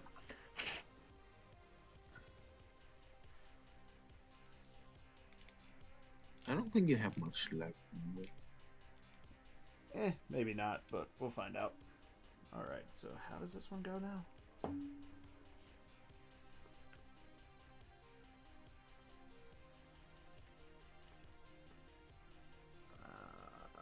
Right, goes along there.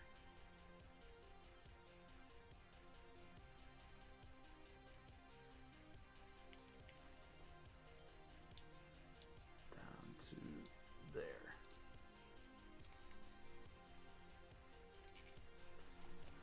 All right.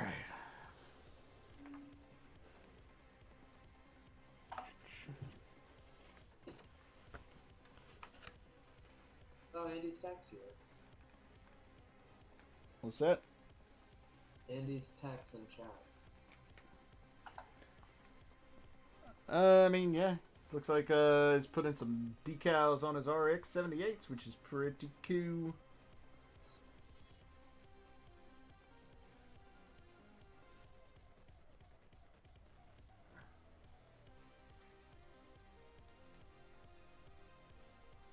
I've still got an RX 78 high grade I need to build. I got the Revive that I just haven't gotten around to doing yet. Man, I feel sorry for the guy who had to wear training on himself. What? What are you talking about? I'm not gonna say anything. Okay. You just have to check Discord to see what I mean. Oh, yeah, that. Yeah. I will, however, say that I am actually super looking forward to the Flame Toys Power Rangers models that are coming out. Oh yeah, those look good. Like the classic Megazord model, that thing looks awesome. Like I mean, am it's a shame super that- excited for that. It's a shame that it probably most definitely won't transform, but still. Oh, it won't. It won't even combine stuff. Yeah, I know, exactly. I mean, it's you're just building that one model. Like it's not like it's not separate models that come together. It's just one model kit, and I'm okay with that because that's the look I want. If I wanted ones that like could actually combine and shit, I'd just go buy the Soul of Chogokin. Chogokin. Yep. Yeah, but which one of you owes each other the coke? What? He asking for Cho. I have no idea what he's talking about. Yes. Me neither. Clearly. You devolve one more age. No, I am not.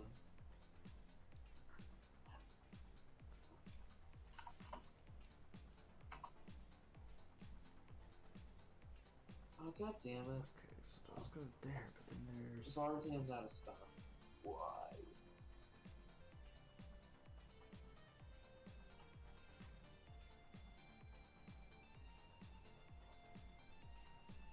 Just get the new one. No. Wait, didn't the pre-order already close though? Not yet. I thought that. I heard something like that. You was thinking of the old, the Gundam builders, Baza. There's a Gundam Builders person? Yeah, the waist basin, the white one. I'm glad I don't know about that because it sounds dumb. Well, you're judgmental as shit over there, aren't you? Yeah, I am. Clearly. It's pretty cool. If you send the pic, I could barely hear. It's Oh, pretty. oh, it's that one. It was just a color swap. Yes, it's the AUEG color, I guess. Yo, AU with the Barzan. Oh my god, why is everything G Gundam out of stock? How cool. Not the master grade. No, only the Master Gundam is in stock. What an owl. They finally got it. You got somebody to buy it. I want to buy.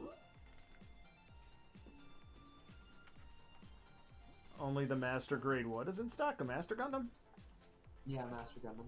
Master. Ah. So you want the God Gundam?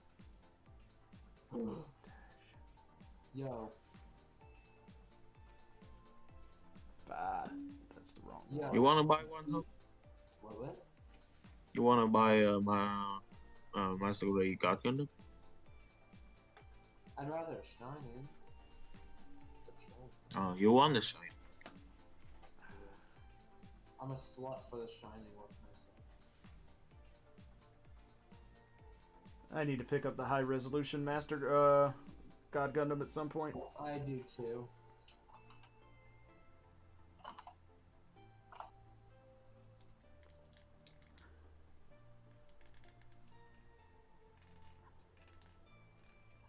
There we go.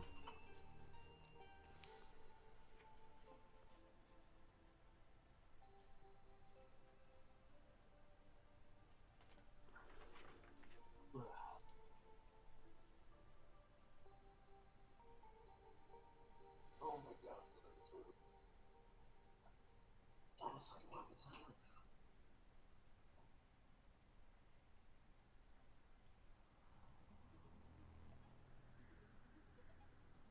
Come on.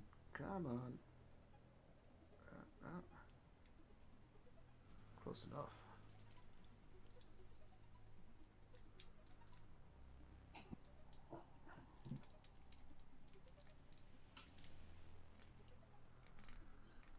Alright.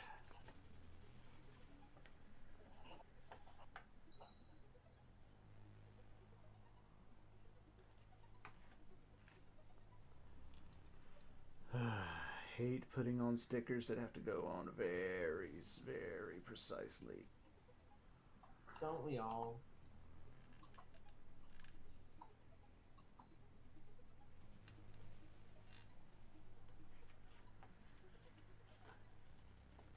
Especially when they're these stickers that are probably never actually going to be seen. But whatever. There we go. One more. I feel like I have found something that might be a cool project for the airbrush. Every project is a cool project for the airbrush. Is it though? Oh yeah. Is it? I can't Yeah. help it if you are unsophisticated with your spray can painting. Hey, at least it looks good. I'm not doing that. Alright. Okay.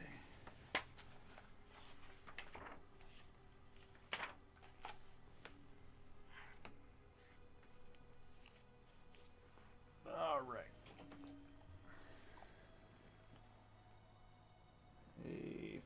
A5.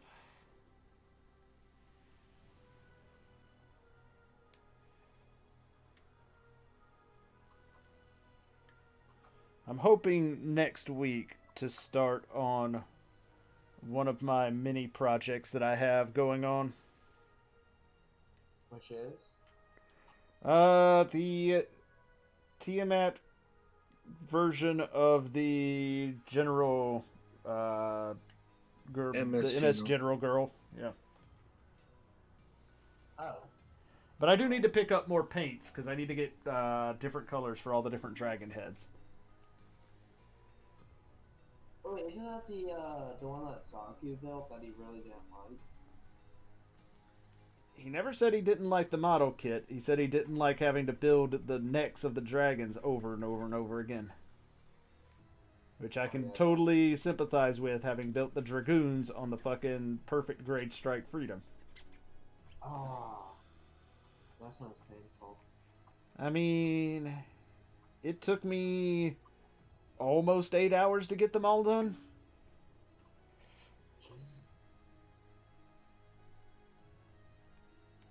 This how you living in a dream. Ugh. Someone buy him a new one. I mean, I'm not going to put that one together. If you do, it'll just sit on my shelf.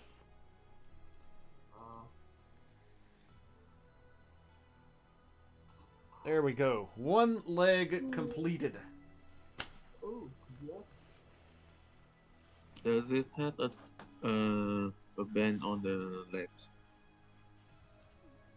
I mean, the legs can bend. Yes, I don't know what you're implying there. No, the toe.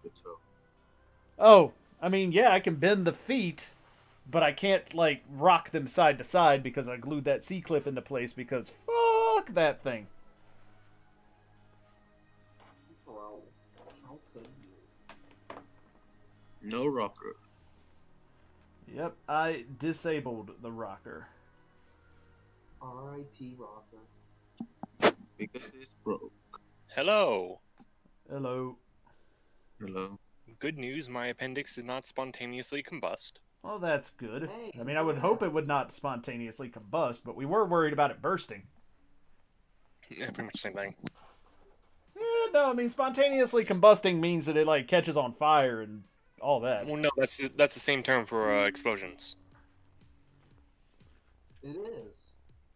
But, no, it's fine. I'm guessing it was just like a cramp or something. Probably from sitting on my ass for too long. I mean, that does happen. I Hence why don't I know why can't- the front of me would get a cramp for that, but okay. Hence why I can't do, like, long stretch marathon builds anymore. I have to do, like, 5, maybe 6 hours, and then I have to get up and move around.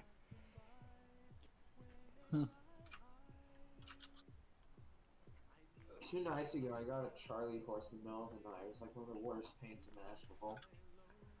I can imagine worse. Well, actually, it wasn't as bad as the one I had gotten like a couple months ago. I can imagine much worse than a Charlie horse. What is a Yeah. chart horse? It's when you have a muscle cramp in your calf.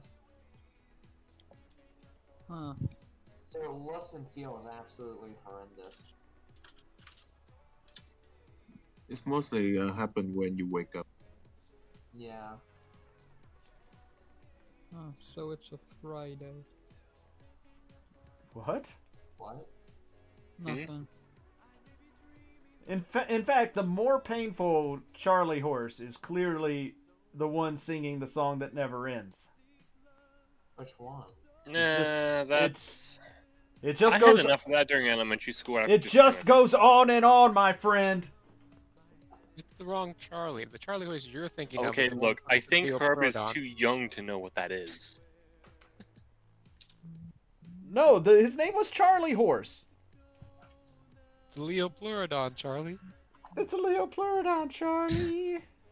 Yeah, Charlie. We're I was gonna more get into him out. talking llamas with hats. I mean, Charlie Horse was You're talking about Lamb Chop. It was an old yeah, show. Lamb Chop's play along with Charlie Horse. He was a donkey, I thought. No, Yeah, I don't know what that is. he was a horse. It was Charlie Horse. It was like an 80s hand puppet show. I don't even think it On was 80s, was it? PBS. I think it was early 80s. Okay. Or late 70s, one or the other. And at the end of every The one- episode, they sang the song that never ends.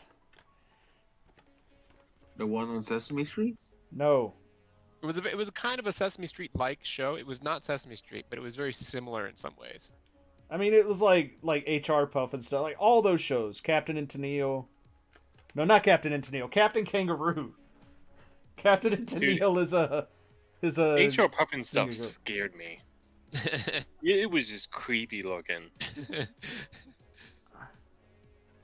You can't get a little because you can't get enough. You know, there's a HR Puff and Stuff horror movie, right? Yeah. I want to say I'm not surprised, but I am at the same time. It actually looks pretty good. It got pretty decent reviews. Wow. Because they went like, it's not like a serious movie. They went like, jump the shark on it. Like they made it really, really silly. Oh, you mean the banana split? Oh, Banana Splits, that's the one, yeah. The Banana Splits is a horror movie. That's right. HR Puff and Stuff was the sea monster. Oh no, that's, I think it was something different. I don't remember, man. There were so many of those fucking things. I know the song was HR Puff and Stuff. You can't get a little, you can't get enough. Wait, is the higher Maganac rare? What? Not really. No. I mean, they released a box with 36 of the bastards in it. 36 what's? They released a box set of the Maganac core from Gundam Wing, and there are 36 of the same exact model kit in the set. I mean, No, they're you all got- different. They're all pretty different. Huh? No, they're not different. They're Not all really. exactly the same. You got like, I'm pretty sure you got like 4 variants or something, and like get 9 of each variant that you can make. Well, They you were, know, I mean, you they know, were With all different essentially, none of them were unique builds. They were all essentially Yeah. the exact same. Yeah. Like, the only variation was, well, this one has a machine gun. This one has a shield. But even then, the weapons were shared between others as well. So Yeah. it's just different configurations of this has different armor and has a different weapon, but the same armor is used with other weapons and stuff. Yep. I know there's like one that's just like a giant. Can you mean? Yeah. Yes. But that's P Bandai. Like a P Bandai 2-pack for one kit, I think. Yep. Yeah. Those you also need the P Bandai kits to make them as well. Cause just yeah, like because those are the Gundam two like named characters that show up in the show. Yeah.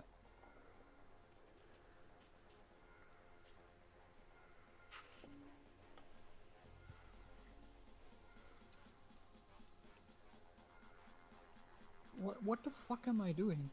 Man, I don't know. That's what I ask myself a lot. It's The not. existential question of life. This is not the self-help channel. This is me building Gunpla channel. If you want me to start like a self-help call-in show, I will, and I'll call it Real Talk Gunpla, and we can have like call-in segments. But that's not No, what I'm at doing this today. point, just make it like Real Talk Magic the Gathering in D&D. I mean, we could talk There about the you fact that go. that one dude totally stole some art and admitted to it. Yes. So they've Nice. got Godzilla art, and they've got some cool-looking Japanese art. The current set of U.S.-looking art for the MTG is crap. I'm not a fan. Oh, you mean the one that I showed you the other day? Like, the more I look at it, Yeah. the more I can, like, recognize the artistic merit of it. But it's still real fucking weird. But, no, the problem is I was gonna try and get my bud to pick me up some of the Japanese ones. But, like, Hasbro announced that they may not be available in all areas in Japan at launch because they're running into massive supply issues. That's something I've never been a fan of Japan's, like, fetish for rare, limited run, like, gotta get it now type shit. It always annoyed me. Well, like, but that's the thing. Like, so here's what I found, because we went through this a little while back with some of the Macross stuff. It'll come out and it'll say it's like, oh, it's this limited edition like first run set or whatever, and yes, it'll sell out, but then almost immediately it will start showing up in like resale shops. Because Dude, apparently, nope, never mind. because apparently the whole the whole thing in Japan is that it is a matter of or here's what it seems to me is that it's like, hey, I bought it, I get to say that I bought it, I'll like take a picture of it, but then I'm immediately going to sell it because I actually can't afford to own it. Yeah, so that's actually a theory I've had for a while, that people pre-order these things and either something goes wrong with their budget and, you know, they couldn't afford it or something like that. Some unforeseen circumstance happens, like maybe they're moving and they weren't expecting it, because you pre-order something in Japan, it's going to take you like 4 months till you get it. You know, and a lot can happen in 4 months. Or, again, like what you're saying, people are buying it just to say they own it, which is possible. But I don't exactly know why it happens so often, though. Well, You know, I know Japan has a pretty high population, but it's like the whole thing with the VF-1S Roy Fokker thing that just came out recently, right? Like, it sold out everywhere almost immediately, but now you can't throw a rock on Manda without hitting one for like some super good deal. Because like nobody wants it. It's like, what? That's the weird thing, because whatever Mandarake is selling it for, they're trying to get a profit, you know, so that the store that has the item, the actual item, because Mandarake is sort of a second-hand store. Anyway, yeah, it's all secondhand. The store that has the Valkyrie or something like that had to have bought it from the person at a cheap price, and then price it up so that they can make a discount, which means those people probably lost about 50% of the value. At least. And it's like, oh, well, it's damaged. Okay, where? I mean, that's just their like grading system, and like that's fine. I'm okay with their grading system's fucking weird. But it's not weird. No, it's their grading system. It's just weird that they would sell these things for about 50% of the brand new price the moment they get them, instead of going to like eBay or Auction Yahoo. You know. I'm certainly not complaining, because, you know, people could take advantage of that and they can get something they truly wanted. The Japanese secondary market grading system for things like damage and all of that is a reflection of the fact that Japan has a strange culture of, if it's not perfect, it's not worth it. Yes. Yeah, no, they are heavily into the collector mindset. Like, okay, you can go on Japan and look for collector websites, and they will be the most bare-bones, sketchy-looking things, but they are very reputable, and that's the weirdest thing to me. Because in Japan, the concept is, or not concept, but the attitude is, if it's not perfect, it's not worth having. Yeah. They're looking for a mint condition item, and if it's not mint condition, like in America, it's like, oh, well, we'll take like $5 off of it, you know, and price it for full price. In Japan, it's, okay, there's a very, very tiny crease in the corner of this box. We're taking like $15 off this damn thing. Yeah, because if it's not perfect, it's insane. It's not, but the problem is, and this is a cultural issue that they are facing, is that, like, it's not just collector stuff. It's like, if you're doing a hobby, if it's not perfect, it's not worth it. If you're doing a job, if it's not perfect, it's not worth it. Like, it's that whole, like, you know, if, like, in order to stand out, you have to be exceedingly exceptional. And, like, there's this massive pressure on people in Japan, so, like, social pressure, to be exceptional all the time. I feel like that's a slight exaggeration, but I get where you're coming from. Like, it's very much, like, I mean, it's, like, you look at their academics and their work life, and... Oh, like, yeah, well, that's one thing.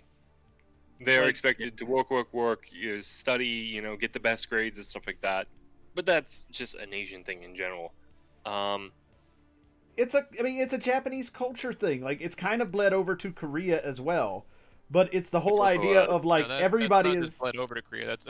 That is a Asian culture thing. That's not Yeah. just No, like, it's China has it, Korea, Korea that's has it, places Japan around has there. it. But like at the end of the day, the problem is that it causes so much stress on their youth that like suicide rates are insane, and like the amount of people who do just enough to get by and don't really like, it's clear that they're not, striving for anything else, because like they know that if they try to stand out or do anything exceptional, the attitude is that if it's not perfect, it's not worth it, is going to hit them, and like it's demoralizing.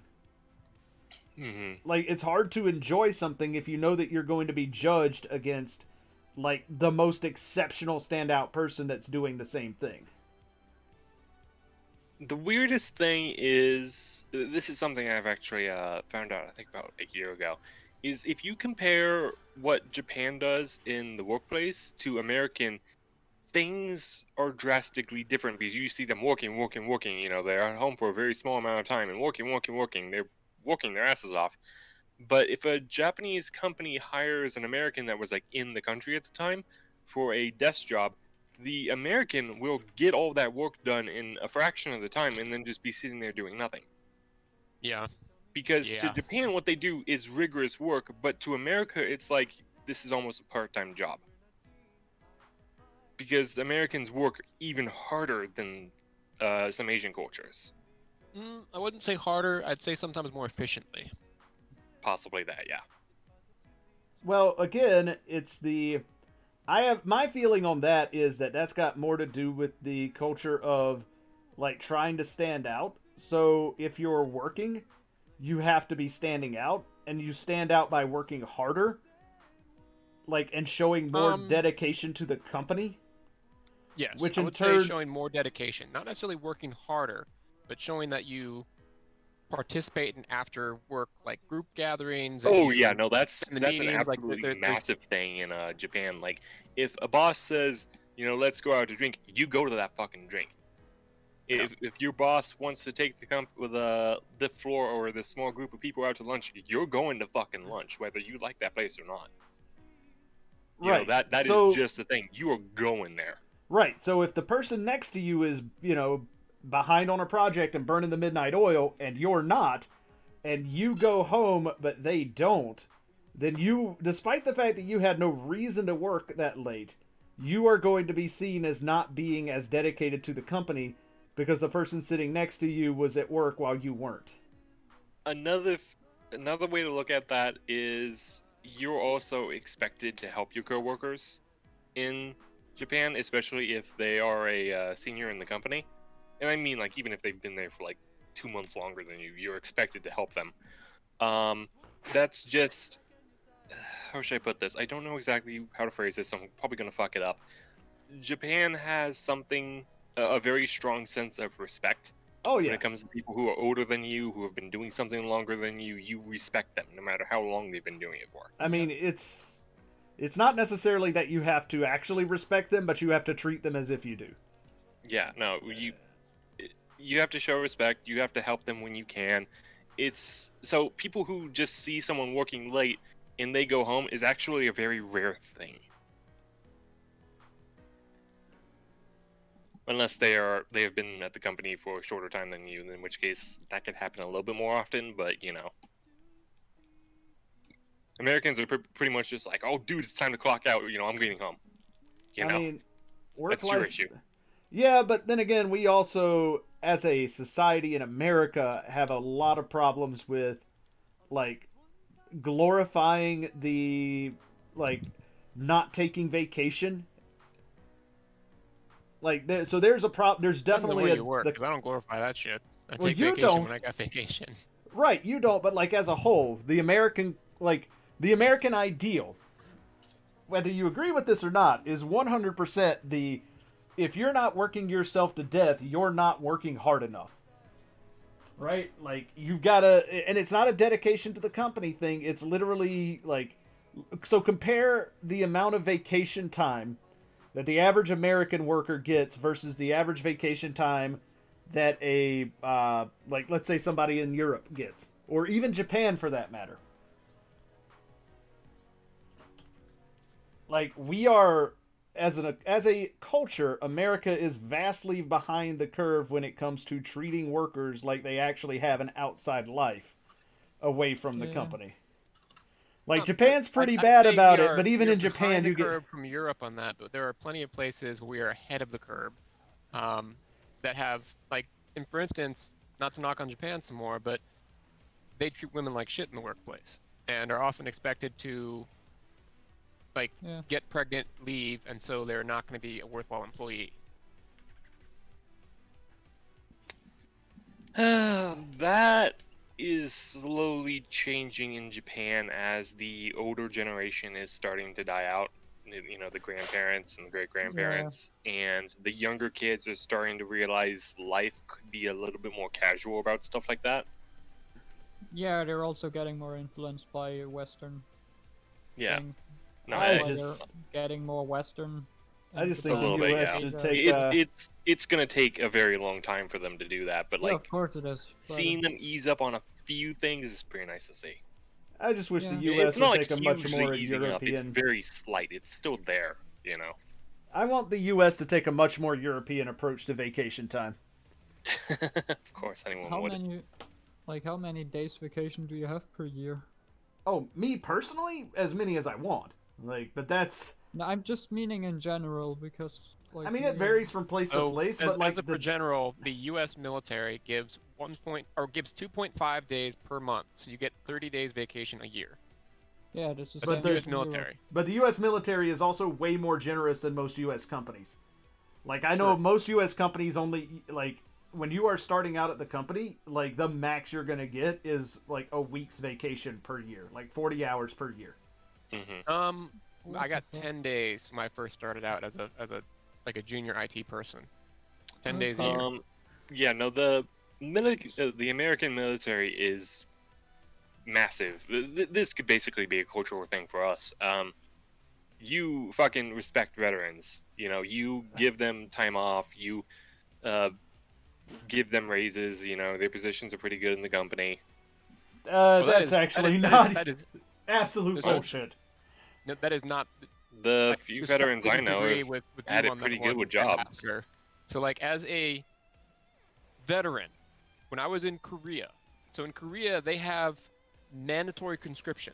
So every male at some point in their life will serve in the military in some capacity. Like, not negotiable. They will all be in the military. They will get conscripted at some point. So it's not rare for them to be a veteran. Everyone's a veteran. And when they're in the military, it's considered the least dateable job ever.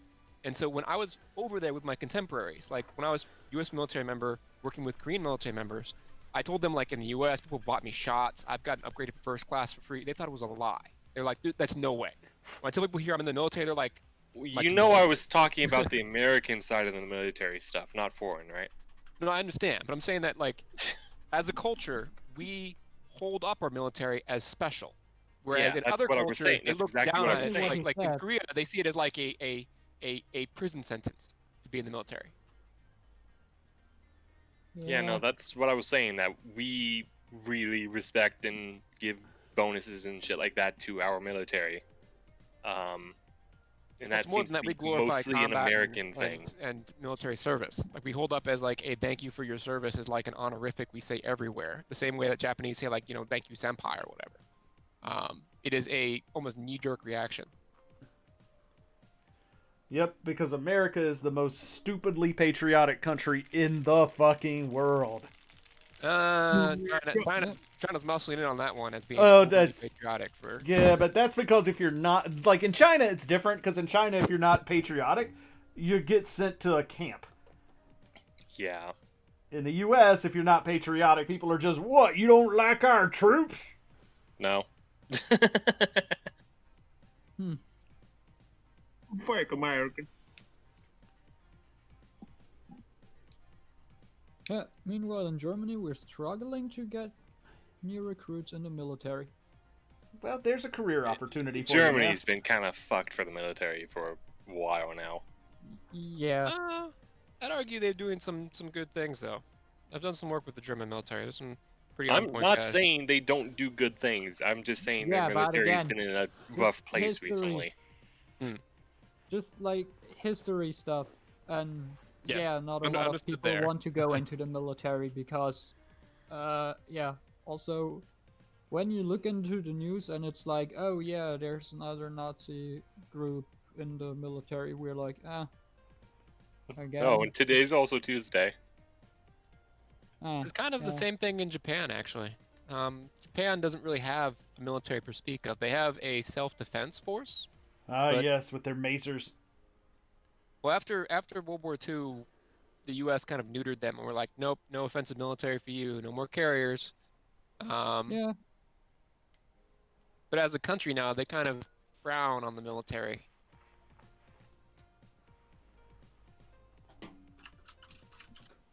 Yeah, but the military's the only thing standing between them and Godzilla.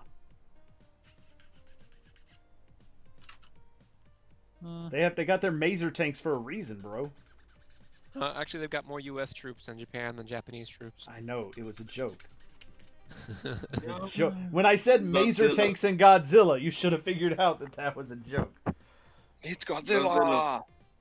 They don't focus need on- any of that. All they have the Earth Defense Force. They do have Earth Defense They have a Force. Gundam. Japan has a Idiot. Gundam. It doesn't matter what you say.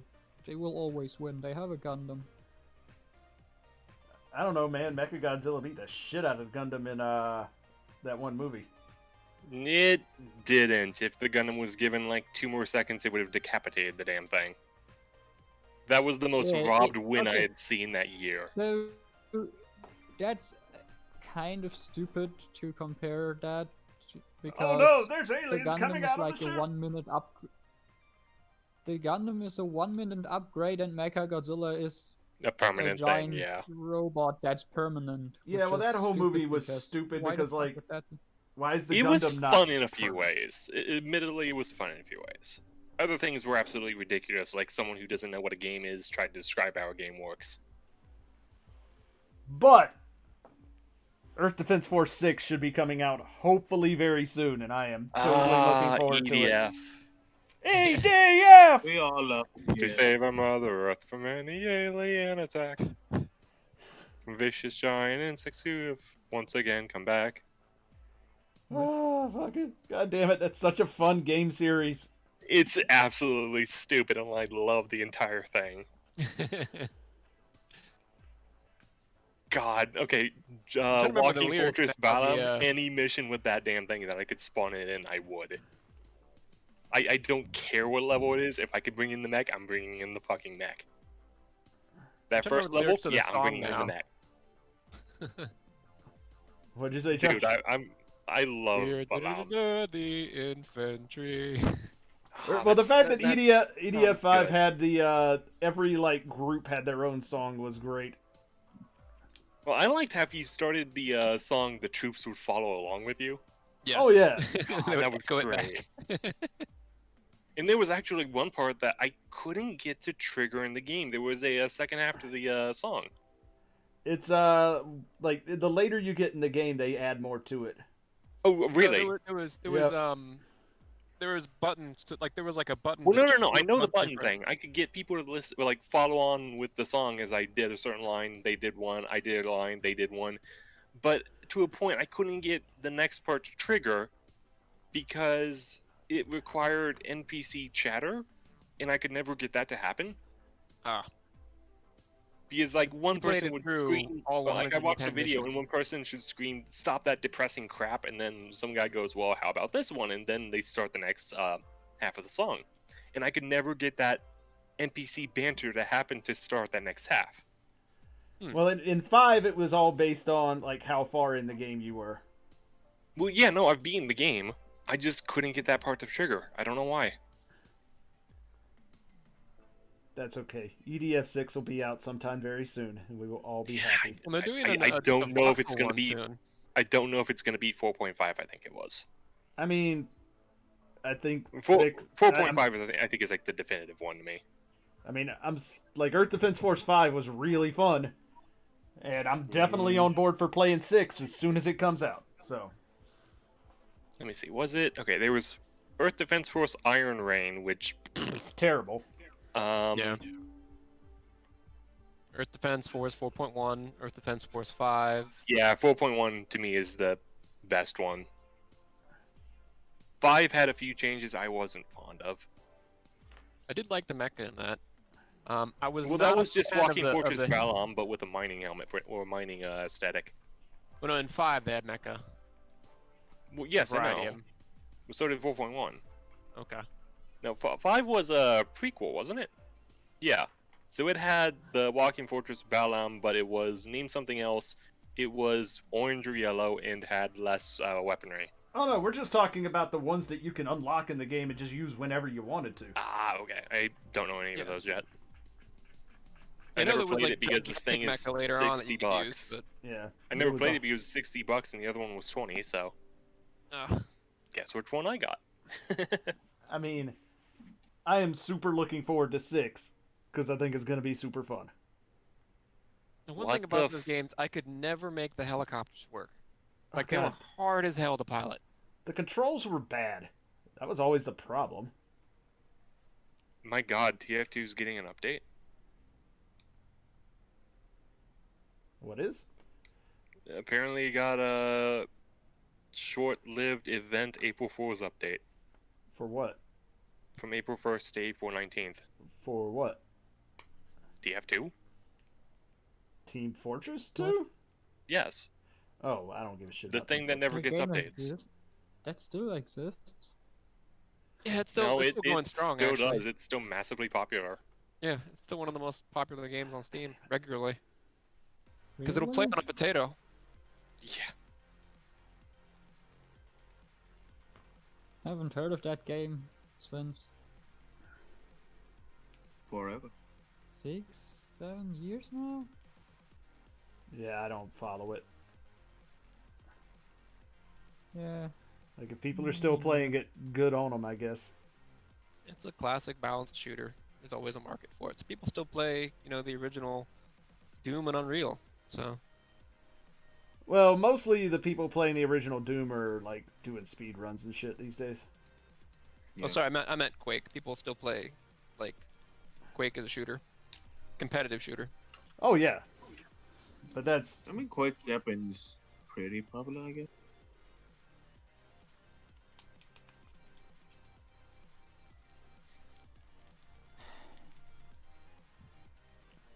There we go. Yeah, Earth Defense Force... Knowing that Earth Defense Force 6 is coming out sometime soon is what keeps me going during the days.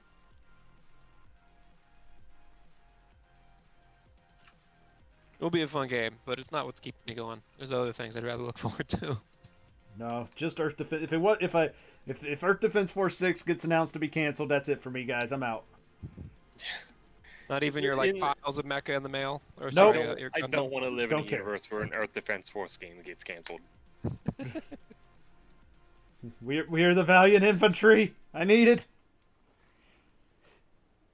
I still wish 5 wasn't $60. It seems a little bit like a little bit high. Is it still that expensive? Yeah, it's $60, and 4.1 is 20 still. Oof. I mean, that's why you wait for the sale. Yeah, but it's like it's not going down to 20, you know. It's not. It's never gonna be.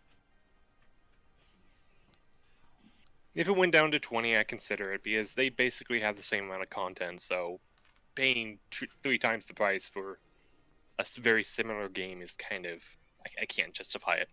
I'll say this: I was actually shocked at the amount of content in Earth Defense Force 5. But what shocked me was not like, oh, there's like all these levels. It's like the way they 110 count. levels. The way they count like percentage complete was confusing. So I could never tell if we were actually making progress because it counts each level an additional one like percentage based on difficulty level of it. So like if you beat it counts so like D. if you count if you play a level, like each time you play it on a different difficulty counts as a entirely different like percentage of the game being completed.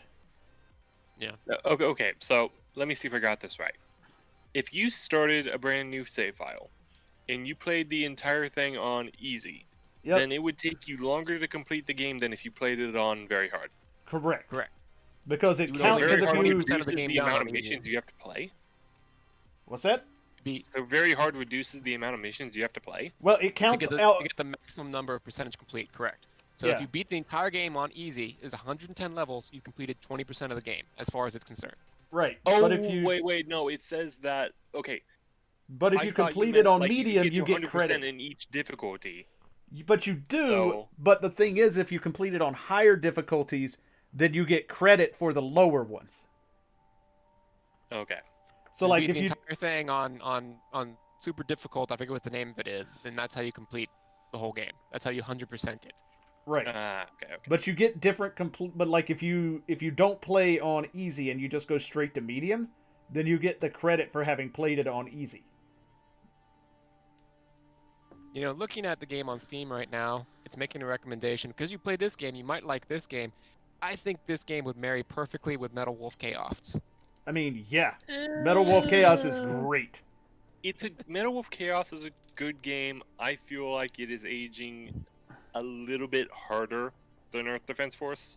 Yeah, No, but I it's still understand fun. the aging point. I'm saying that if they had a crossover in the 6th game and they Oh, included no, Metal Wolf like it- Chaos, Dude, if they put that fucking mech in Earth Defense Force, the aliens just lose. that And the is President one of the US. insane machine.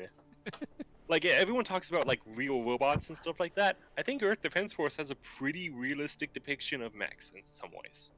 later on, you get like this building mech that's like a giant walking Rock'em Sock'em robot. You're like, In some ways, I know about Balam. I was talking about it, but no, I mean like the three person mech in 4.5 that it nails itself to the ground with every step, and when it fires, it nails both feet down into the ground, and then it can start aiming and shooting. Yeah.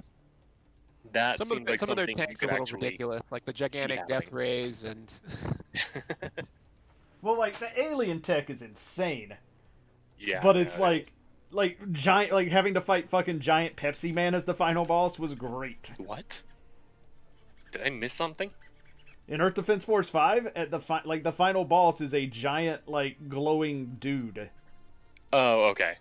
who I comes thought like that was like 4.1. I was like, wait a second, did I miss a boss? A lot of the enemies in that are just fun or ridiculous. You know, giant ants, giant bees, giant wasps, giant frog things with guns, giant like. Ugh. But like honestly, when you start playing the game, if you've never played one before, it's totally like, okay, they just had a bunch of like free resources from a 3D building, like 3D engine like demo game, and decided to like just select all, increase size by 50% or like 400%, Yes. and made a shooter game out of it. And it's like, okay, these are just copy paste resources. Like all of the insects just I'd look like argue they're it's copy better than paste Unity, resources. though. But that's part of the expectation when you play it, because I mean, like you shoot an ant and then like all physics are gone when it like dies, just like goes rickety off buildings, even though it's the size. Yeah, no, that's funny. It is pretty great. I want them to make it so there is, like if you damage the head a lot, the head would get shot off, or if you shot the legs a lot, the legs would fall off. They do that in 5.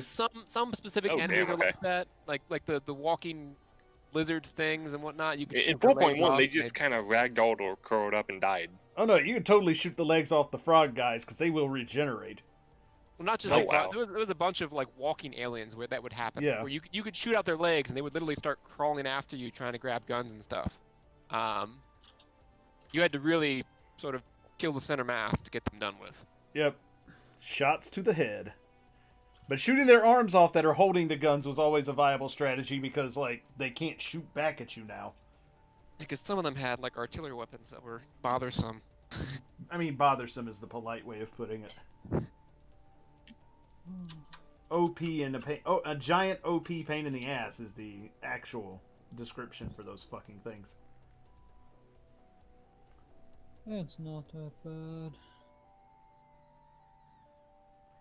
I mean, nobody said it was bad, but like some of those weapons were just an annoying like pile of shit. I liked that game just because there was like a variety. There was like 100 different weapons you could try, and some of them had very, very different firing or play styles. Oh, It was yeah. fun to just experiment. I still could never get into the heavy weapons class, guys. I don't remember what those were. I was always doing air Lambda, raider, so I could maybe? summon things. Yeah, I liked him. That was my mainstay for most of the game when we played together. I couldn't do the heavy weapons dude or the pilot girls, whatever, the jump pack girl. Like the problem was that early game, Wing whatever, wing diver. yeah, Wing diver, yeah. early on the The wing names are so hard divers to are remember. really good. Like they're really good early game, but man, they really start sucking at later game when shit gets stronger because their weapons just don't scale nearly as well as the like regular soldier and the air raider do. Dude, air raider is equip explosive, everything dies. Summon but, airstrike. like, yeah, I mean, like, but I don't think air raider is I don't think it's a good solo class because you definitely need it's somebody to cover very you. difficult in single. Like, Especially since some machines, like, you can't fire them. There's a driver's seat and then a gunner seat. Yeah. Yeah. Now, that makes air raider very difficult unless you are very good at micromanaging. Also, helicopters are impossible to use in that game just overall. Nah, I think devs knew that too. What's up, Forged? Hello. So, yeah, let's take a moment, Forged, and talk Yeah. about the gold plastic on this kit. Yeah. Who made this gold plastic? I want to know the name of the person at Did it Bandai who said this is a good idea. Sorta broke. Both C-clips. It's not. It broke in the first 5 minutes. It's not even like you can't fix it. It just breaks. No, you can't fix it at all. Like now my feet are not going to be able to move on that axis because I had to fucking glue them in. Yep. Like we need to find the person at Bandai who approved of the use of this plastic and make sure that they get fired. Okay. They So, probably I'm don't bad work with there it. anymore. You know, like, take that feeling of that plastic in your hands, Yeah. right? And then you know how my 160 V2 was. Yeah. That was that runner. But Like every single part for the transformation of the core fighter was made out of that plastic. yeah, but like It's somehow even worse. but wasn't that just because your runner was old? Like I feel like it's not a problem with that specific like plastic. I feel like if you had gotten a newer like produced There one. are no newer prints of it. Well, that is true because it's a 160 victory and nobody gives two craps about that. But Hey, I mean, dude, it's it's a true. victory too. Whatever. Still nobody cared about it. Like It's that's kind of because they made it all proportionally wonky. Although, to be fair, they haven't reprinted any of the old 160 non-grade kits. there's that Yeah, too, I guess. because you're... Go here. Because there's no reason to. Yeah. That goes there. All right. Like, they did those all the way up until 00. What, the 160 ones? Yeah, 160 non-grades. Yeah, so that's 10 years ago or something like that. More than that now. Yeah. Otherwise, though, I am actually quite enjoying the build of this kit. It's different enough from regular Gundams that like it's a nice breath of fresh air. Like They are wholly unique.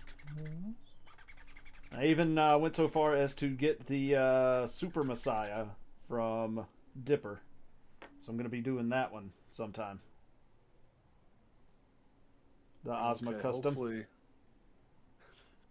Hopefully your transformation pegs are the proper size. Is that a problem with the Super Messiahs? Only mine. Oh.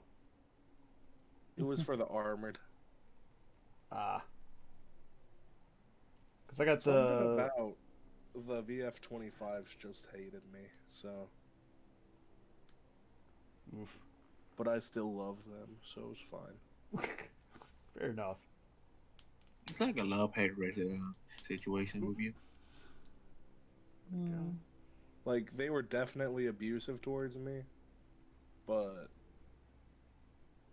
You know, I still put them back together, got them on their feet. So... You sure? You sure you're not being held hostage?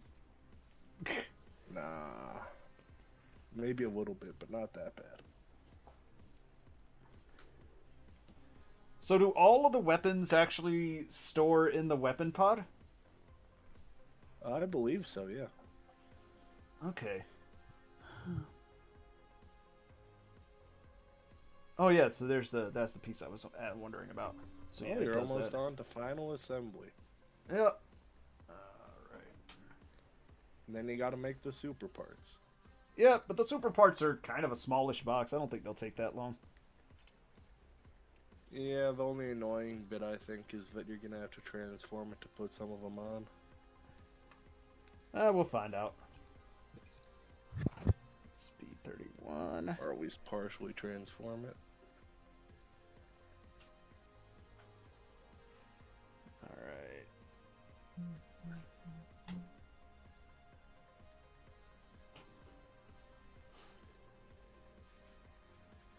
Let's see here.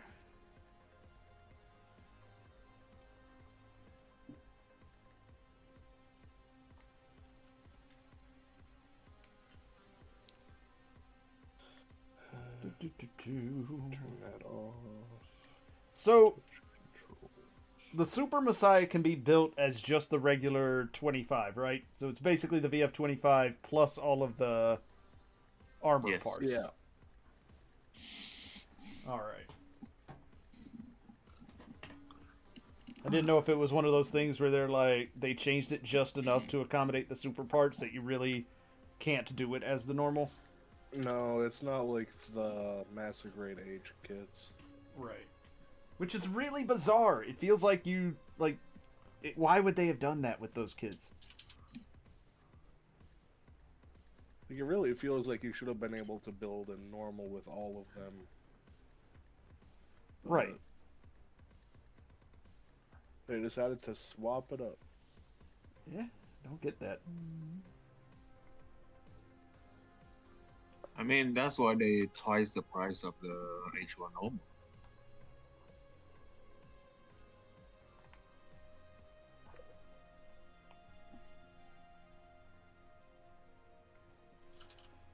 I will say that, like, for the most part, I haven't had any problems with the build of this kit, except for those stupid, parts we were just talking C-clip. about. Yeah, those stupid So, C-clips. what type of precautions did you take to try and not break them? So, I kind of widened out the clip itself just a little bit, where you insert it at, like at the edges of it. Just make it so that it's a smoother insertion. And then, you know, just like pinched them together as I was putting them on to make sure that it wasn't going to stress the plastic on the outside of the ring. But it's not a matter of it ever stressing the plastic, because like the first one went on and was perfectly fine in place, and then I slightly moved it and it just broke immediately as soon as I moved it. And I was like, oh, so this is not a matter of like it putting it's putting stress on the part or anything. It's just that this plastic is literally made out of glass. Yeah. Yeah. It said like 30 seconds before, I'm not gonna break this. I'm gonna do fine. Great. I mean, shut up, you. Yeah, I don't come to your house and mock you when you screw up things. Although that Right. being said, Ambassador, still feel free to mock Hank about it. About breaking his.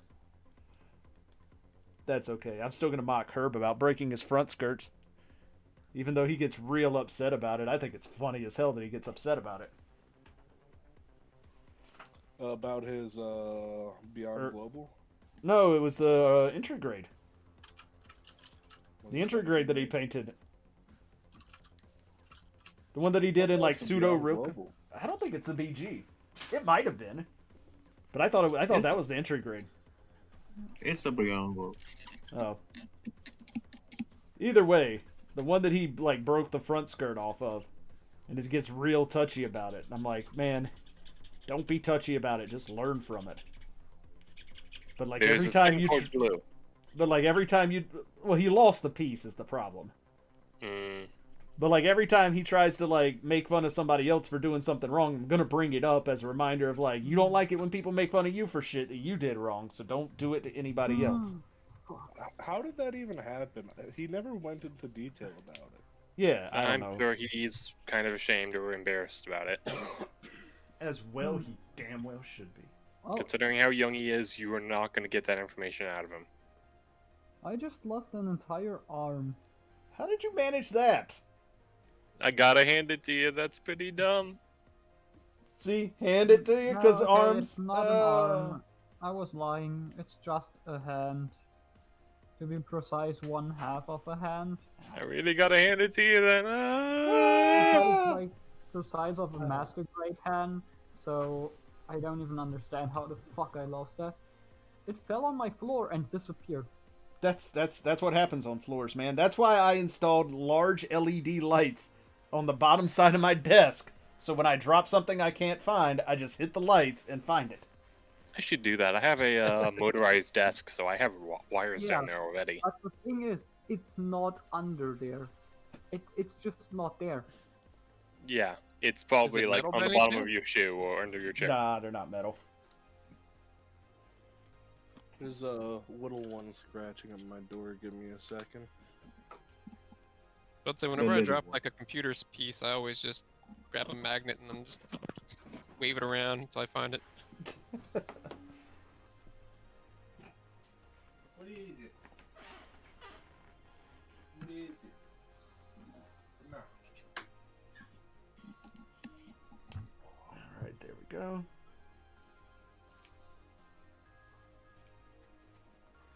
Actually, I don't think... Alright, we'll see. No, it doesn't. You actually have to swap that out, I think. What do you want? Your I dog don't trying to want get in the room? anything. Is that your doggo there, bro? No, cat. Oh. I just let my cat wander in and out. She normally just wants a lot of attention.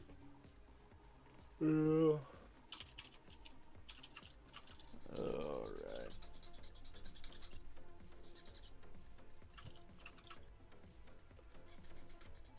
But she knows she's not going to get it while I'm working on a model kit, so she just gets under my feet.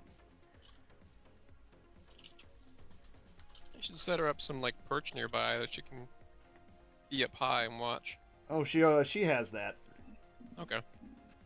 She sits Most in time the our cats want to be in the same room, but like somewhere they can just kind of watch. yeah, she sits over on the on my painting chair. All right, so there's part of the Is weapon. feeding pile. time? Is she there to like get something or? No, she's free fed. She just wants attention. She doesn't like it when I'm not Oh. giving her attention. I found my hand again. Hold on. Yay! No, you can't go up there. All right.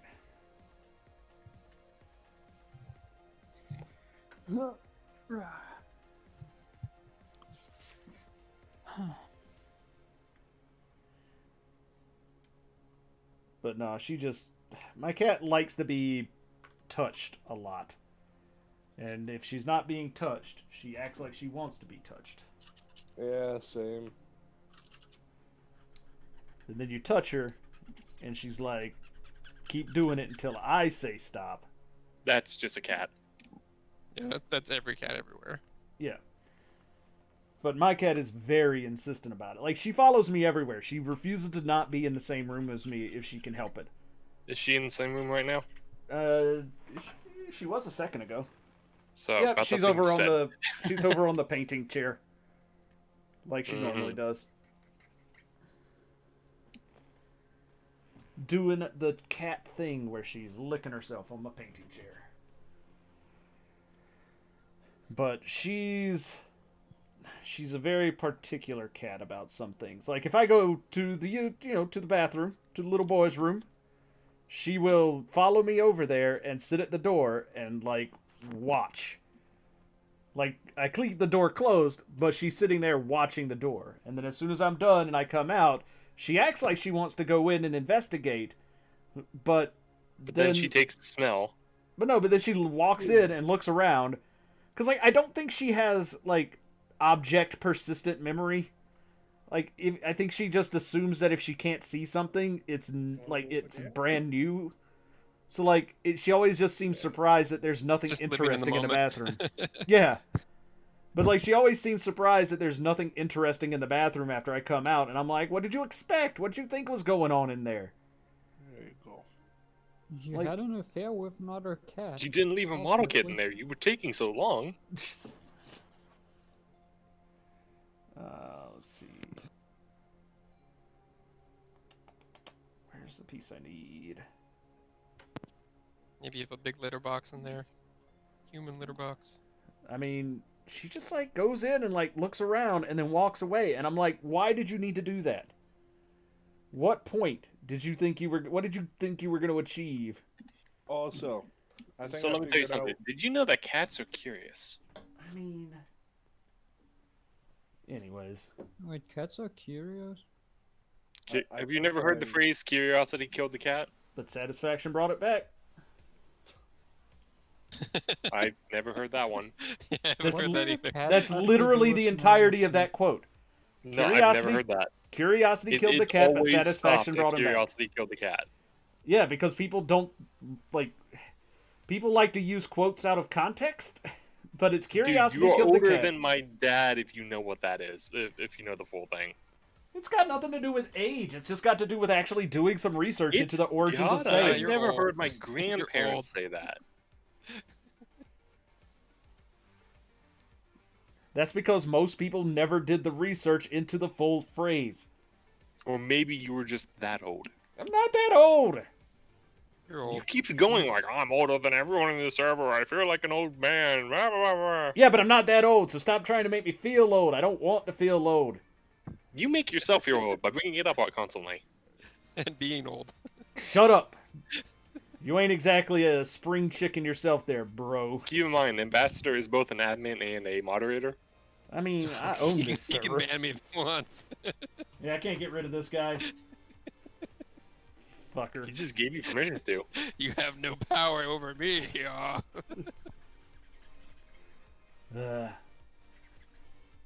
My- Like he wishes he could get rid of this guy Nah, I can't get rid of him. one day. You'll figure it out. I mean, he's kind of getting rid of himself very soon, so I'm okay with that. Wow. What? Also, which reminds me, I got to talk to Amps and Jason and Paul, Josh, because You have a D&D group. That's what he's talking about. yeah, I gotta make sure that they're gonna be okay, like continuing what we're currently doing after you get to where you're going. What's going on? I'm in the military and I'm Moving. being deployed to one of the armpits Oh, of that's the right. You're the universe. guy you talked about. Okay. Yeah, it's being deployed to the ass end of nowhere. Fun. Yep. Not even an exciting place. I don't know. They had a You bunch don't of know chips yet. piled out in front of it.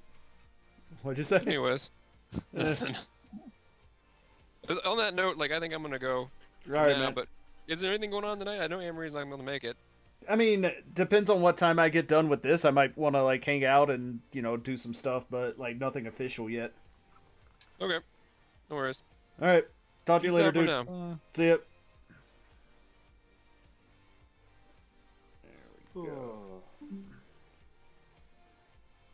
Oh yeah. I think I found out what was causing my cough. Oh, really? Yeah, the mask China? I've been using. Why does It it have is. like something you were allergic to in it? No, it's been like I looked at the inside of it earlier today, and it had like it started shredding itself. Oh, So yeah, that's what. I think I've been inhaling some of my mask. Is it a reusable mask or? It is. So. Yeah, unless it's. And it's one that I had just washed it. So. I wonder if washing it broke it. You probably should have hand washed it. I did. Oh, really? That should have been fine then. That's what I thought, but I looked at the inside May have of it, to and get it something was like, else. I have more masks, but Okay. You're being too rough. I'm too rough with my masks. He's just been eating the Clearly. inside of it. So I've gotta get all of those bad inhaled stuff out of me. It'll work its way out eventually. Yeah. Until then, stay away from public places because if you cough once, you're fucking out. I'm gonna go specifically towards public places. Yes. People like you. I take that as a compliment. Don't. I'm gonna go to a Subway, and I'm just gonna start coughing everywhere.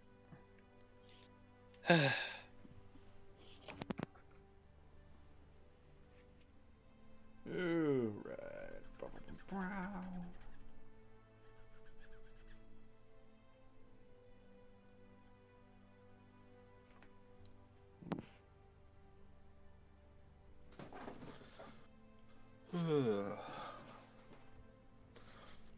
Coughs are annoying as hell, though. You're telling Especially me, now. after the reaction I had, I mean, you didn't have a cough. You were choking up blood. There's a difference. I was vomiting, I was coughing due to the vomit, I was bleeding due to the vomit. Come on, Yeah. man. I had everything. Sounds rough. You don't know the half of it. Why are you making me do it? Did it delete my I got file? paranoid after you brought up the appendix thing, and I was just like, well, I may have to go to the hospital again. Woo!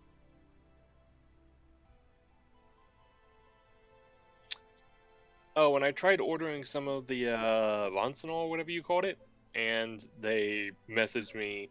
Well, they sent like a message saying that they were out of stock, even though they said it was in stock, and then they shortly afterwards updated to say it was out of stock, so. Long-winded version to say I couldn't get it yet. I mean, you can just like buy it from literally any hardware store. I don't really go out places. Oh, Amazon. Well, I tried Amazon. That's what happened. How does that go on? So does that? Oh, I see. Okay, that makes sense.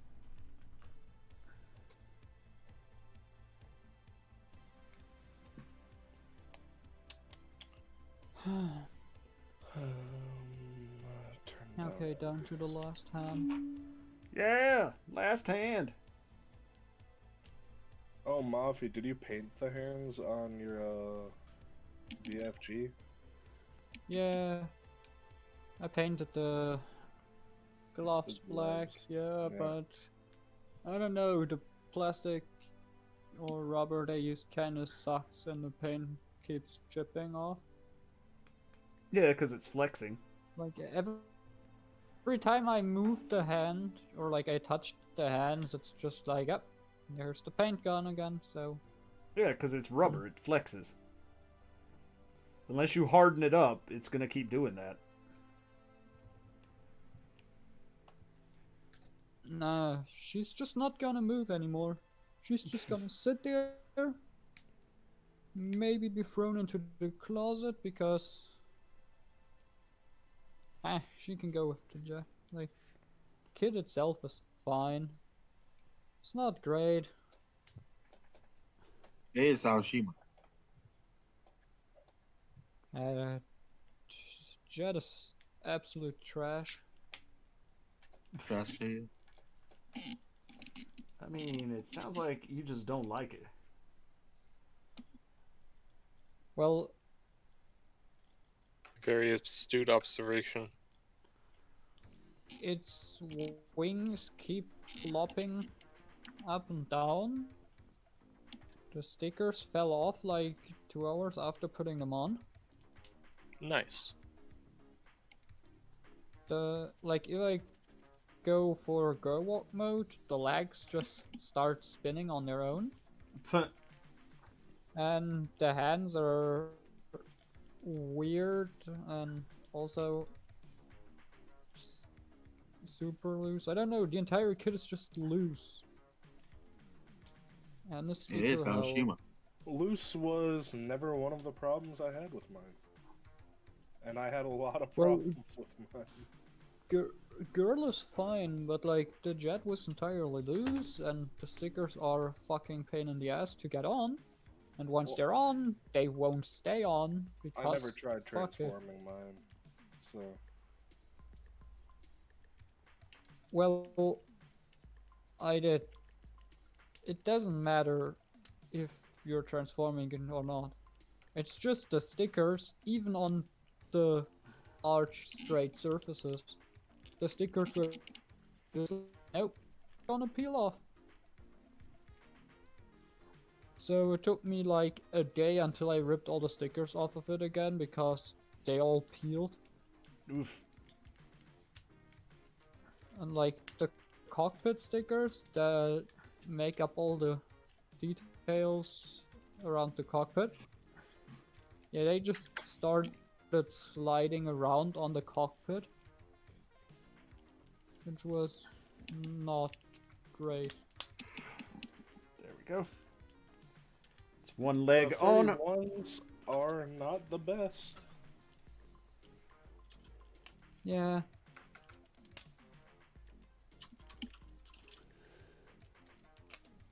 I wanted to get one just to see how good they are.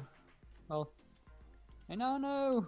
No, they're not good. Alright, so that's in. No more jet girls for me. The 25 is so much better. Yeah, but I Like, still don't like.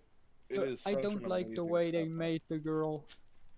Like, the way they designed the joints on the girl, I don't really like. She looks okay, but she looks. There's not enough detail on her compared to like everything else, so she doesn't really fit in with anything. And her hair are just like smooth lines instead of actual hair, which is also kind of a problem. Let me bring out Well, a she picture of my 25 again. Yeah, she just looks out of place compared to everything else I have. So no more jet girl. Not really, no. Like, okay, the Kotobukiya, what's it, Busoshinki crossover jet girl, that's like the main character of Busoshinki, or whatever. Mm-hmm. The And white Vogue. one. And Vogue. Yeah, I am gonna get that. That's pretty cool. I might get a 30ms one, but I'm not sure on it yet. Oh yeah, 30ms I'm gonna get the hell out of everything there. You can believe as soon as they go up for pre-order on Hobby Link Japan, Dude, I none of will us are buy doubting one you. of We know everything. you. No, no, piece came off. No. And then your cat gets it. The only question is, do I really spend $40 on just 12 faces or not? Go for it. Are they all You're different just gonna faces? throw them into the jar anyway. Your creepy, Well- creepy face jar. You will. No, you will. Face jar doesn't exist anymore. What? It's I because Is we it now the changed face you in? bag? Parts, but... No, now it's part box. I It's see. just together with all the extra arms, chests, torsos. You Leftover probably shouldn't going- put pre-painted and decal faces along with other parts because then they could get scraped up and then the surface comes off and then you're fucked. I don't care. I'm not joking. That's an actual issue. Yeah, I don't care. When I'm gonna use them for customs, I'm gonna do something else with them anyway. So, Whatever. and I usually just keep one face on my kits. I'm just gonna look which of the 3 or 4 that it comes with looks the best, and I'm just gonna go with that. All right. Almost done here.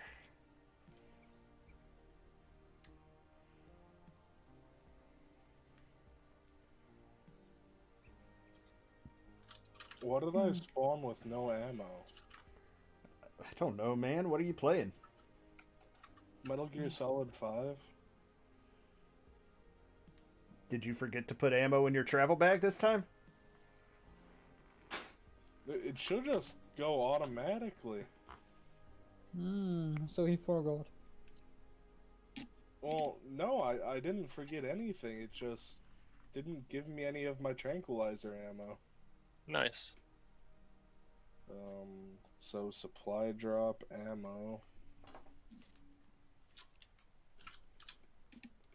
Well, you see, things at your base, times are tough financially, and so they're trying to cut back on spending. They know you're not the most accurate person.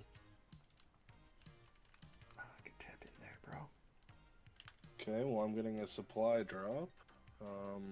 If this supply drop doesn't have any ammo, I have no clue what happened. The ammo guy lost his job. It gave me no ammo. It says it will not give me ammo for weapons not developed at mother base. What? Huh. You got an enemy weapon. No, they aren't. These are developed weapons. Clearly you missed the memo. Time to head back to mother base and see what the hell is going on. He forgot to develop the ammunition for it as well. Oh my god. Shut You up. go back to the base and it's being invaded.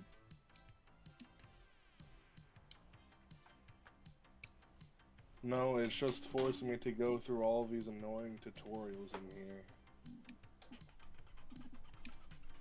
It's like, oh, go through all of this stuff. Press E. I definitely care about that. Did you start a new game or something? No, this is 100% save file. Ah.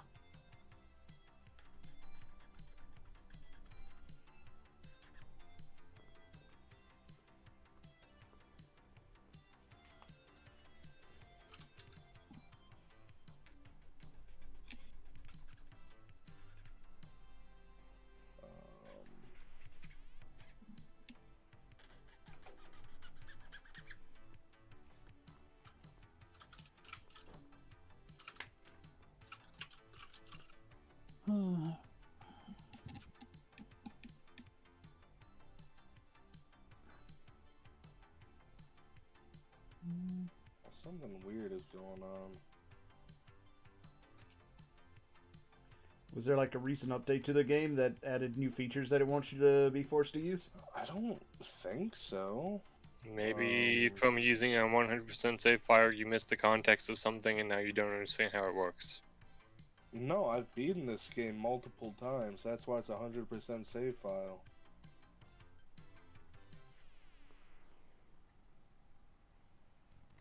How can it be 100% when it gives you tutorials? I need more golden crescent to... What? Do I need to go grind more fucking, Yes. materials? Technically, you accidentally booted up Metal Gear Survive.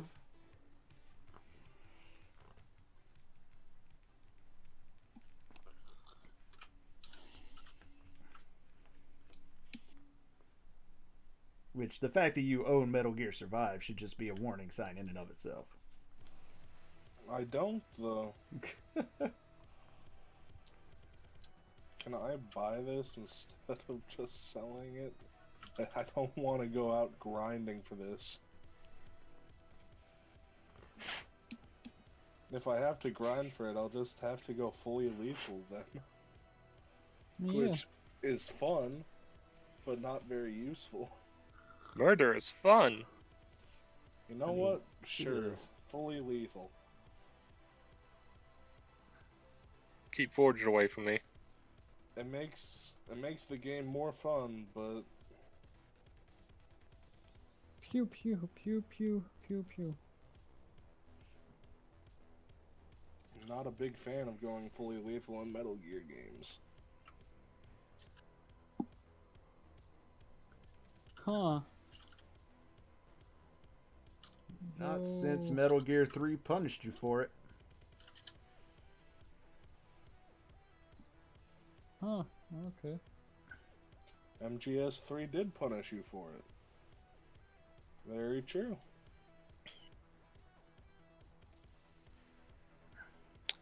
So I got the money to buy a crystal unicorn or stuff like that, Okay. and I can't seem to pull the trigger.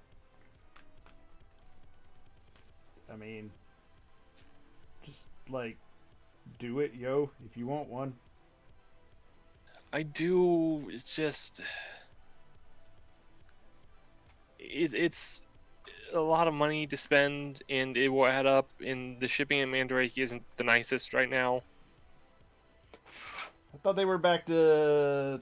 I thought they were using DHL. It's still pretty expensive. I mean, yeah, but DHL's real fast. You're gonna get It it. like, is, but yesterday. I'd rather wait instead of pay at a higher price. I'm fine with waiting. Oh. There's only been one thing that I would pay like a faster shipping for, and that'd be stuff that'd be very heavily tied to my nostalgia. I see. So, My Little Pony gear. Got it.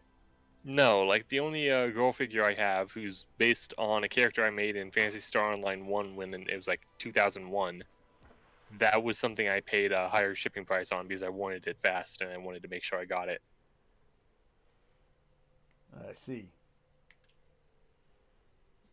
Now the Crystal Unicorn is 3,200 yen. The shipping is around 15 to 20 bucks. Not fun. And like, if I paid like $10 more, I could get the Robot Damashi one, which honestly just looks better in all ways. Okay. But then I don't have anything to build. It will just take out a box and put it on my shelf. I mean, it depends on what your, like, you know, how do you want to enjoy it? It sounds like is what your problem is there. Well, I like building it, but I also like something that is a finished painted project that I don't have to worry about my own quality on. Literally, no ammo. Why does nothing I take with me have ammo? Man, because you're a terrible person. They know don't you want want to you kill. anything. Not even trying to kill. I Just tried to melee. be I tried to be non-lethal, I have no ammo. Then I tried to be lethal and I still have no ammo. Just melee.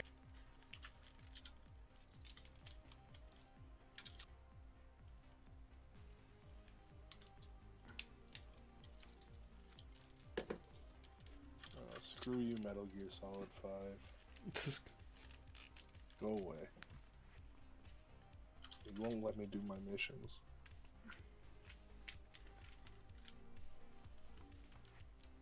Oh, you're trying to do, like, the online stuff? No. That I am not. I was just trying to do a single player mission. Do I they could even have have just found single-player missions post end game? You just replay it. Oh.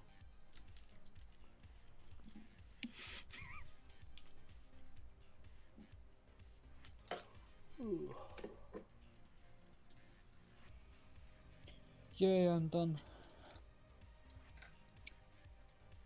So, Kotobukiya option hand parts sharp 1 and 2 are done. Nice. Now I need to wait until the cement in the arms is dried so I can drill the holes, because Megami Device and arms don't work with the 3mm packs because they, for whatever reason, changed it to be 1mm packs instead of 3. Ambassador, do you like how the arms go in there? That is pretty slick.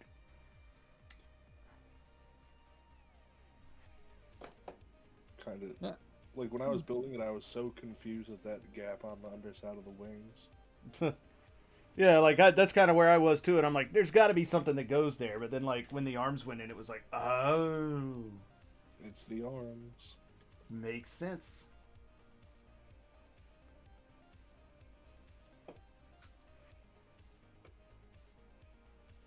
So how were the stickers on the head?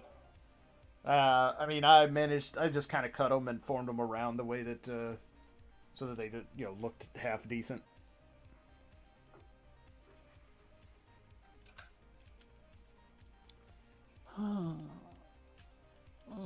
I need my parts box. Fuck. I'm not sure much how I like the fact that the landing gear, you have to like fold the knee out to like put the landing gear on. Yeah. Like that's just kind of bizarre. It's bizarre, but it works. Yes. That's Macross for you. The 31 in general is weird. Macross. I just don't like Considering the Dota was my intro to Macross, I can't hate it. Oh, I don't hate it at all. It's just Oh, I do hate it. interesting. I hate everything. I don't know. It just feels weird putting weight on that part of the kit on the bottom there. It's more solid than you'd think. I mean, I guess, but it just feels awkward having to do it that way.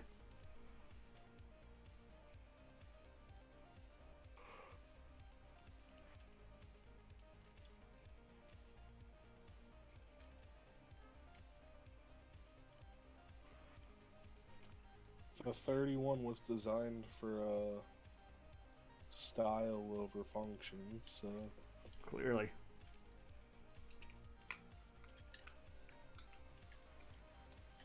it was meant to be a show plane. Well, it is pretty damn showy. That it is.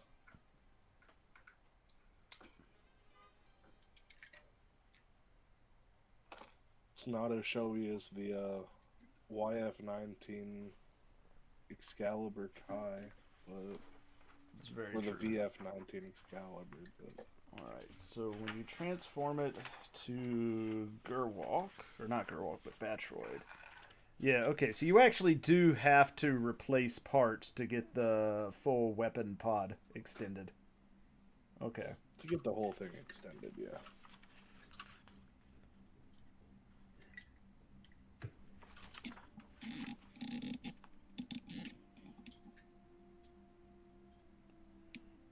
Alright.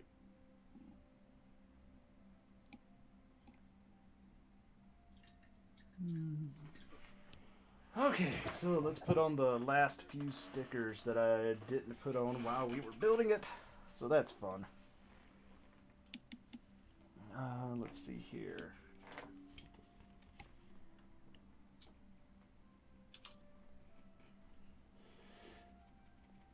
Although for the most part it looks like those are ones that I missed. 139.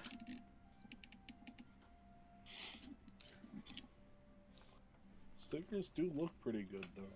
Yeah, they're not too bad. And I don't know if would actually be a way to part separate this. Not really.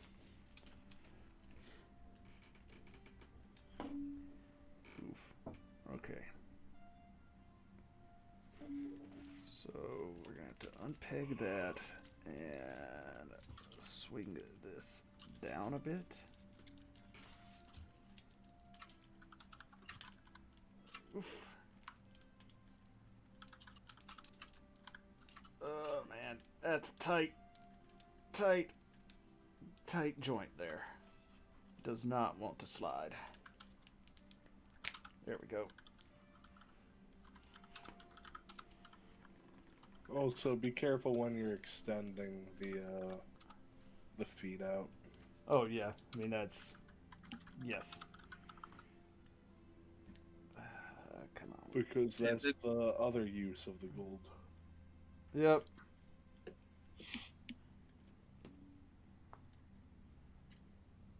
So you're saying it's gonna break again? I haven't tried, so I don't know.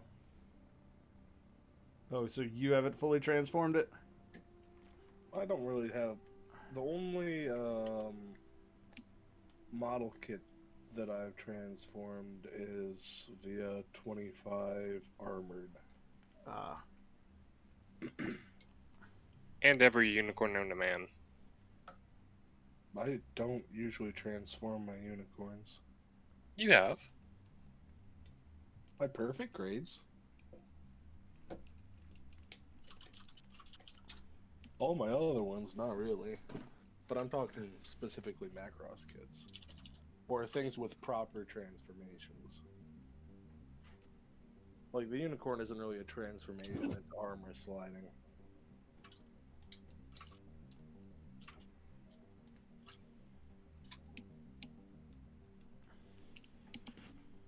Like, if I want to transform that iteration of something that badly, I'll just transform. Buy another one. No, I'll just transform the DX Chogokin. Yeah. Nah, you just buy another one and build it in that state. That's the mindset I have of you. How are the high mean, metals? High metal R or high metal? The high metal R. High metal R's are good. They're small, but good. I don't have any, but the ones that I got for Hank, he seems to enjoy quite a bit, so. Because I'm looking at that that ugly ass one that both Hank and Athena both really like. The VF4? Yeah, the lightning. Yeah. Supposedly it's pretty good. You could also get the Arcadia that just came out. Yeah, but that one's gonna be super expensive though. I think it's like 300 some. Yeah. I'm not gonna spend that much on something that is like actually that ugly. Because let's face it, that thing's pretty ugly. It is very ugly. I don't know why Athena likes it so much. Like there, it has a They're certain. insane. I'll say this: it has a certain charm to it, but it's not fantastic. It's kind of like the YF-29, but if it was made worse in every way.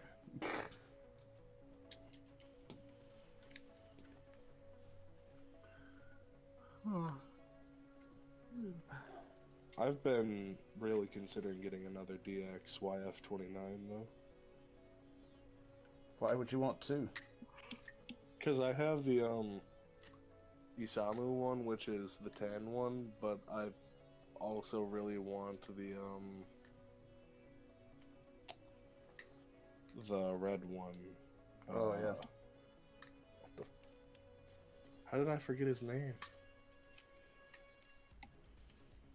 It's almost like you're doing something else right now.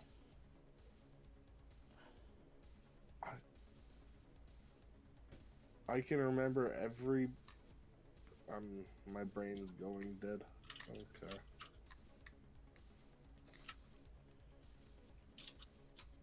So you're lying.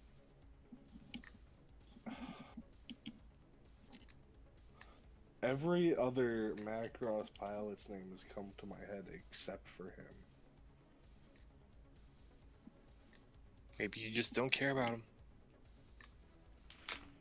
Alto. Yep. Alto, yeah. Oh, the Alto Satomi one, yeah. Yeah, the full set. Yep. The red does Because look good on that kit, or on that that plane. It really does, and that movie is like amazing. So I've been really considering it, but I already have too much stuff with Crow, so Yeah. I don't want to push anything else in there.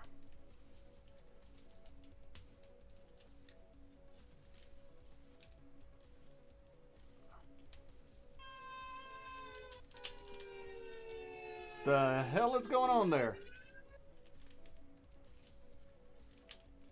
Huh? Who got it? Like, who's under an air raid? Oh, no. Tornado siren. Oh. You guys having tornadoes right now? Might be. Let me check the weather. Well, if tornado sirens are going off, Bass, are you missing a wheel? I dropped it. Cat has it now. No, I found it. But I dropped it when I was putting one of the stickers on. There. I mean, they don't exactly tab in there the super securest in the world. That is true. But how would you say that the fighter mode feels in your hand? It's pretty solid, except for in the back where the weapon pod is. Like, that kind of is a little floppy because it doesn't tab into the inside of the legs like I feel it should. Yeah. That's really the only floppy bit on there, though. Yeah, true. Like, it is fairly solid. But I gotta see where I am possibly missing more stickers here. What does 140 look like? You've forgotten a sticker that gets wedged between two pieces and it's in the chest. Now you have to disassemble the entire thing to get to it. Wouldn't surprise me. You forgot the sticker that paints the pilot figure. You mean You AKA forgot the horde. painting the pilot figure? Yeah. I mean, if I was going to paint the pilot figure, I'd agree. But considering as how the pilot figures aren't even on the thing. Alright, come here, you. Do you just have the legs sitting in there? I mean, they're not... I mean, they're attached. It's not like you can do much about it. Come on, come off. Because I thought that I saw the legs poking through, but I figured that the rest of the body was in there with it. It is not. I did not care that much. Read that The as Gundam game at is getting an update today, the Gundam Mobile. It's going to be some limited suit, probably. I'm wondering when it's going to be. And it's probably going to be like a 10 gig update. Yeah, I know, right? Because I tried booting up that game for the first time in like half a year. And the first Yeah. thing I saw was, oh yeah, we need to download this 5 gigabyte update. And I'm like, really? You missed a major update. And it doesn't add 5 gigs to the game, it changes 5 gigs of the game. Yeah, they also have these things called background installation. Yeah, the game doesn't do that. You tab Like, out, it doesn't do it. And it's like, dude. Luckily, I don't have to How use my to- phone all the time. Like right now, you're not using your phone. Yeah, but at the same time, it's like background installation. Look, if the Dragon Ball Z Dokkan Battle game can do it, this Gundam game can. They put a lot less love into this Gundam game. Sadly, it's one of the few that I can play, so I've All gotta I make know do. is that I started up the game, and then I saw the abomination that was my main mobile suit, and then I got sad. It's gonna be like that for a while, but luckily they've been doing a lot of campaigns where they give out lots of tickets so you can keep rolling for stuff for free. Well, my issue wasn't that. My issue is that all of my best gear was the crossbone, except I got everything from the crossbone minus the Really, because weapons. Crossbone's kind of ass. Or you talk about the full cloth. I don't fucking know. It was like 10 months ago the last time I played the game. Like, I like how the crossbow looks. I'm not actually gonna play it for stats or whatever. I'm not an insane person. You can make it a skin so that it covers up whatever the hell you have underneath.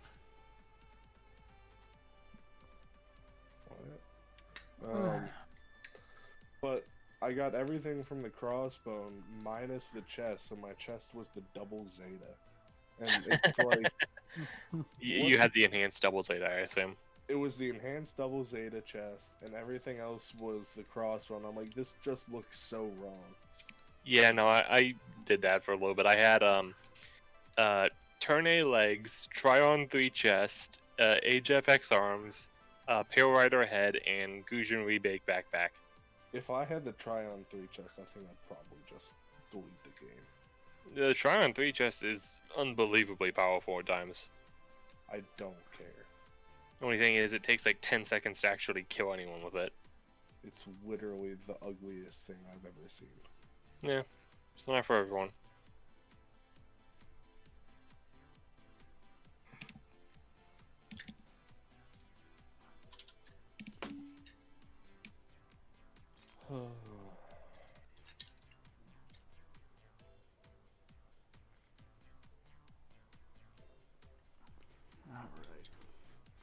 I mean, I have Gundam Breaker 3, which is...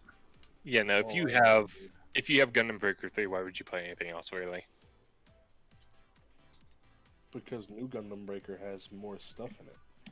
Not too much. I'd rather just play 3 because it has actually good gameplay. I really was trying hard to find a 100% save file for new Gundam Breaker. Dude, I can give you one. How do you think I've got mine? I didn't play the damn thing. Oh, if you have one for me, give it to me. Yeah, sure, let me send it to you. Give me a second. Because I'd actually like the customization stuff. Yeah, no, that's... If anyone ever asks for a 100% save, I will happily give it to them. Is this the... Yes, it is. Cool. Because I returned it to Steam because I couldn't find one. Yeah, yeah. Okay, so you're gonna want to find, before I send this to you, or while I download the thing, go to C drives, users, something, something, whatever your computer name is, app data, local, new Gundam Breaker, saved, and then save games. Yeah, I need to... you want to find the, 50 bucks to buy it. Oh, you don't have the game? I had it. I bought it for like $5 on a sale. Oh, and I couldn't find any 100% save files. So you refunded $5. So I refunded $5 because I kept getting bullied on the server that I own new Gundam Breaker. I just say I use it for customization. Everyone's just like, oh, yep. I bet I could find it for pretty cheap on like I'm sure you could find it literally for free. Go away. Let's try Kingwin. New Gundam Breaker. It's under like $30. $8.53.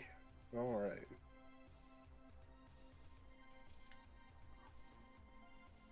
Fair enough.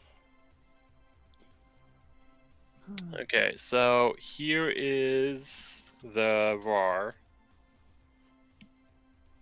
XD? Yeah, shut up. That is honestly all you're gonna need. You're just gonna want to extract it and then take the first of all, you need to make sure you don't have any other save files because you know the game only wants one. If you don't have any save files already and like you just installed it, you will need to start the game, play it until you can make a save file.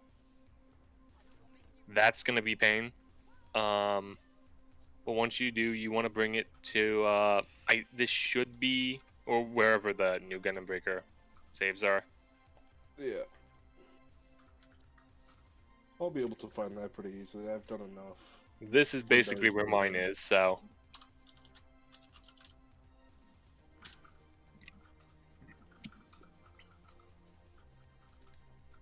Okay. Yeah, that's pretty standard. The game will have like 20 or 30 preset builds already from whoever owned the save file last. This isn't mine. This is just the one I used. But no, I think he calls himself like Joe or something like that. But no, he made a lot of weird fucking builds, with most of them being recolors and a few of them being like Gundam Artemis from the mobile game. It was around that time that guy made the save file. But you won't get any of the achievements for this, which big whoop. Who cares? Yeah, but it will have all builder parts unlocked. It will have 100% save file. The story will already be done, and you will have all parts in all grades. Which is just high grade and master grade, right? Yeah. They've never really gone bigger. I could see a lot of issues happening if they went perfect grade. Okay, pay with PayPal. Yes.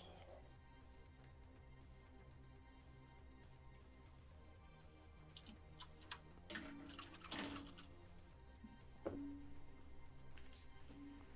here, you.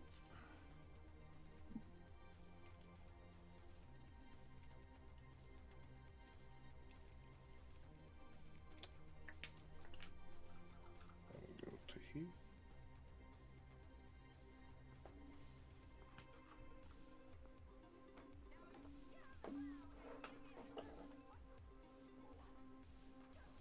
Delivered. Yay. Oh, is that really a yay? I mean, it depends, I guess. Games, activate a product. Next. Finish. Install.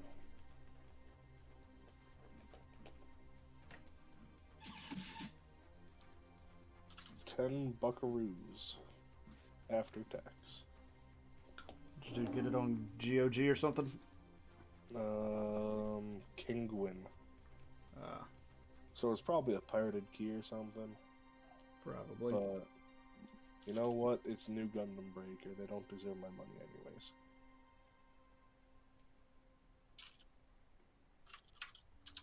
Fair enough, I suppose.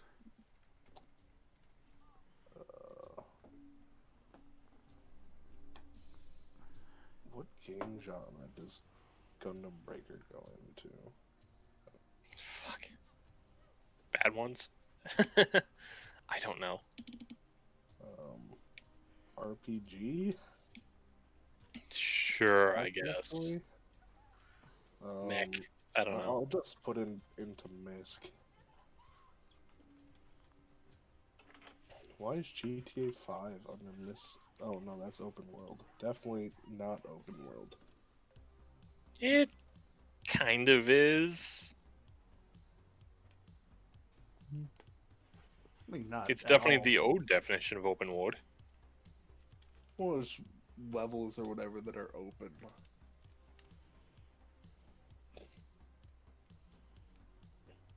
It's open world in the same way that I guess like a Banjo-Kazooie level is open world. I think that actually has a term, though. Level. Shut up. Yeah. Action RPG, I think.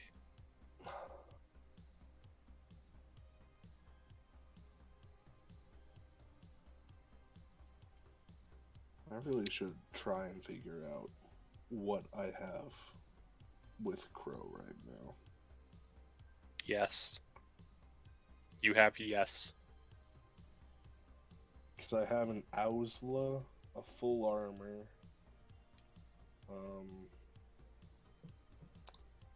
a V2, technically 2 V2s, but he gets to keep one. How generous. Do you think he'll I know, actually right? keep it? You know, I've been thinking about that. Like, I wouldn't say no to having another V2, but I would be disappointed. That he didn't keep it? Yes, because the worst part is they might commission it from him after he reviews it. I see. So, he's not going to be done with it right after that.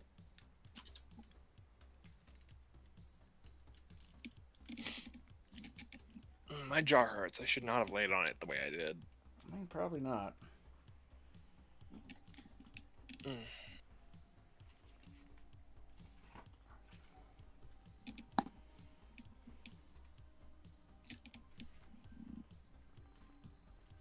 No.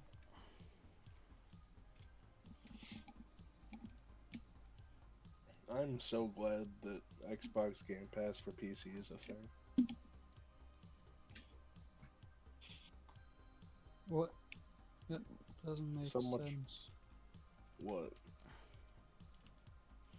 Like, I have it, I just have never used it for anything. Well, you didn't have a very good gaming PC until recently. No, I had a decent one. Like, I had an Alienware. I just got a new one because I'm like, I want to play more modern games without any I wouldn't call problems. Alienware good, but sure. I mean, it Alienware ran is literally anything very I wanted to. flashy. It ran literally any game I wanted it to. Like, it does run Cyberpunk. I just wanted to run Cyberpunk faster.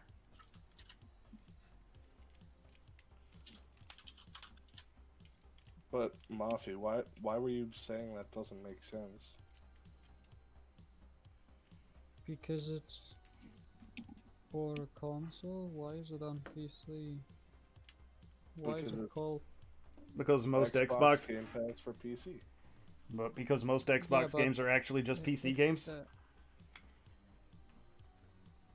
there's but nothing why unique Is it not just Game Pass then? because originally it was the Xbox Games Pass. Because Yeah, it's not on the Microsoft Xbox. owns Xbox, and Microsoft owns Windows.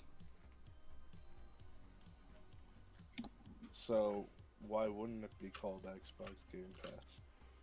I mean, it is called just Game Pass for PC, but there's an Xbox logo right in front of the Game Pass. So, Nice. Hmm. you know.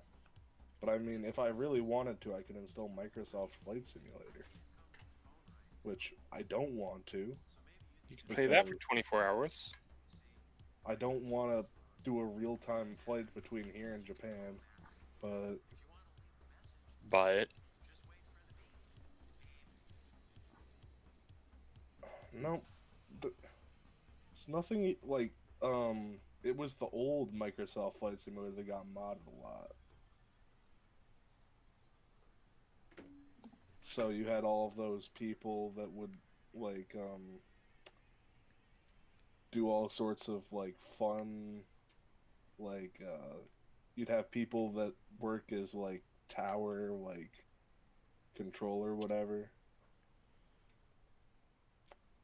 But Air I don't- traffic I don't- controller. Yeah, I don't think that that's a thing in here. Or in, It is. It is? Yep, they still do it. Oh, that's neat. And in fact, the FAA has, over the last few years, been taking a lot of data from them because the online community has created a much better air traffic control pattern protocols and policies than the actual FAA has. That doesn't surprise me. I mean, gamers do stuff. Well, a lot of what They it get comes down to, a lot of what it comes down to is most small airport air traffic controllers and even some of the larger ones don't do three-dimensional aircraft like route control. They only look at it on a 2D plane of where planes, where aircraft are. They're not looking at it as a 3D, representation of altitude and all of that. Yeah. So they've been like, okay, like if these guys can figure out how to do that, we should be able to figure out how to do that. And we're going to take their data and model it and see if it actually does create more like sophisticated and more efficient patterns for actual aircraft flights as opposed to what's going on in the game. If it works, it works. And it's pretty cool, to be honest.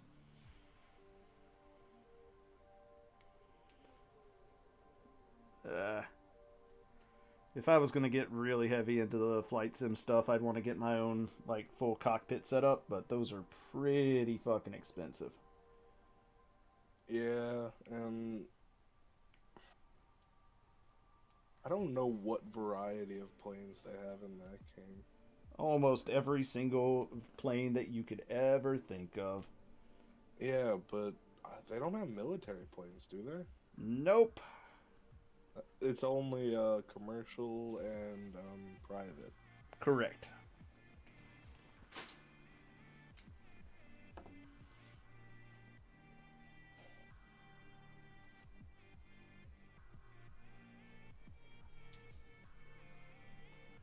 But if you want realistic aircraft simulators for military aircraft, that's what the Jane's games are for.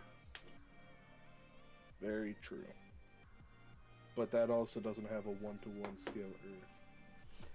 True, but I mean that's probably the least of your concerns if you're doing realistic air combat simulation. True. But I think if you asked Hank and Herb, they would probably say that War Thunder is the most realistic interpretation. Yeah, but they're also quite limited in their space of knowledge of what it actually takes to fly an actual aircraft. You mean the game where you can have both wings shot off and you can keep flying?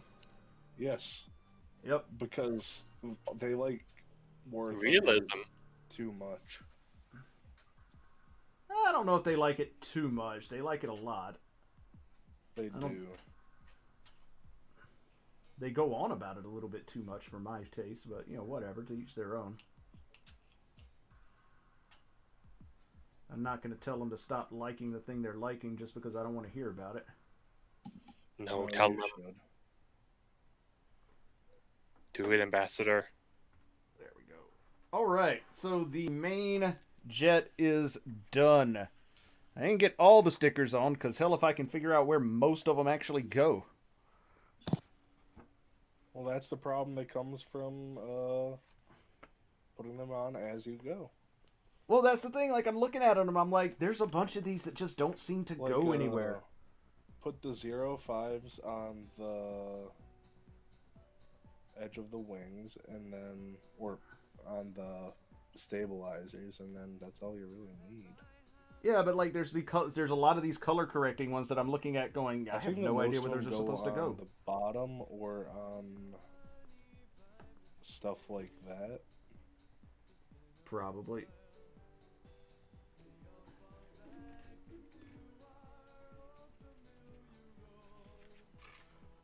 There's that.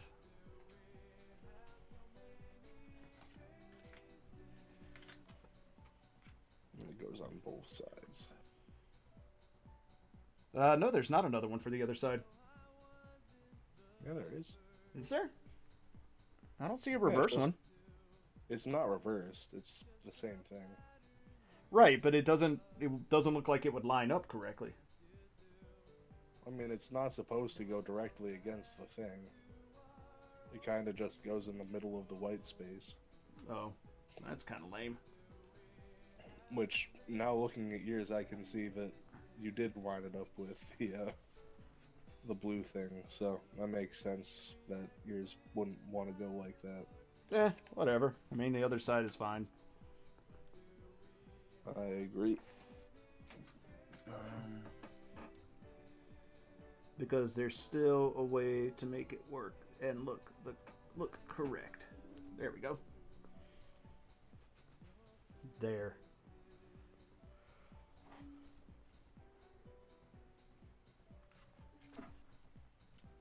Just higher up. Slightly. Not enough to be noticeable unless you're spinning it around real quick and paying attention to it. If you're just glancing at it from one side and then you walk by it looking at the other side, it looks fine. Yep.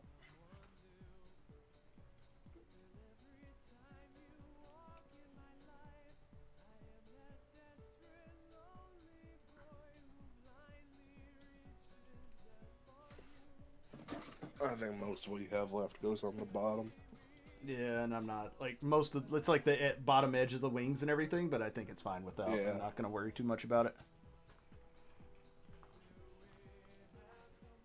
Okay.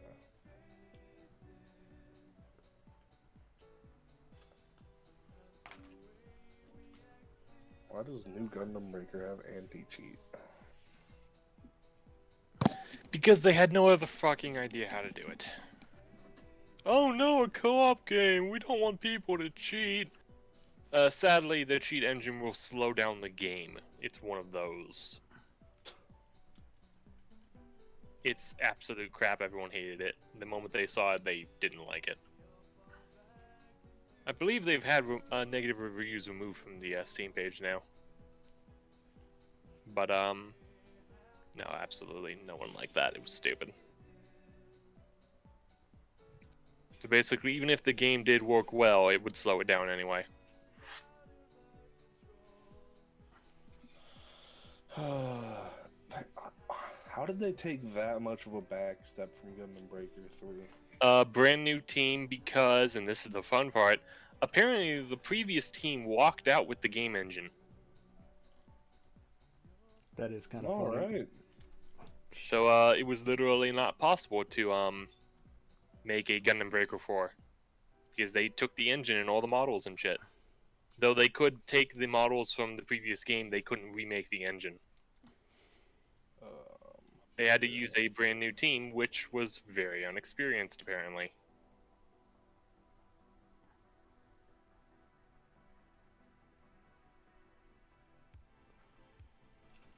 Are my save files on my C drive? Yeah, I mean, just wherever your save file ends up going. That's just where mine was. No, I'm trying to figure it out because I did check my D drive, which is where it should have installed. I didn't double check though. It doesn't put the save game in the same place where the game is. Yeah, I know. Okay.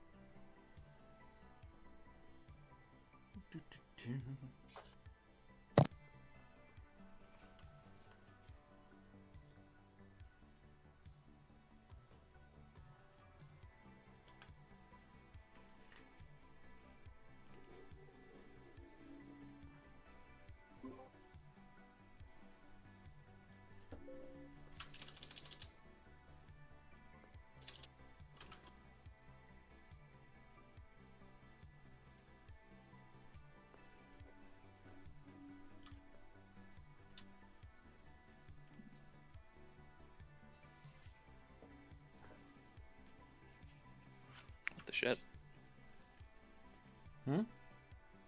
A game I'm playing has something spawned and injured in the wall. Fantastic. I'm gonna kill it. I mean, put it out of its misery, yo.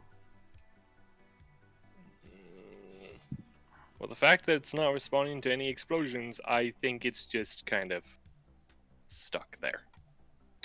So, have fun, injured cat. You're going to bleed out in the wall.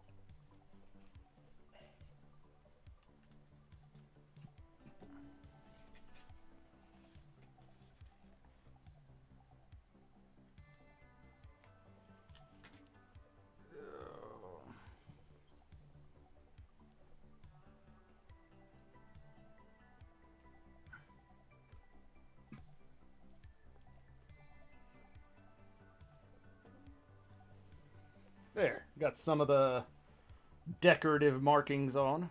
Very nice, very nice.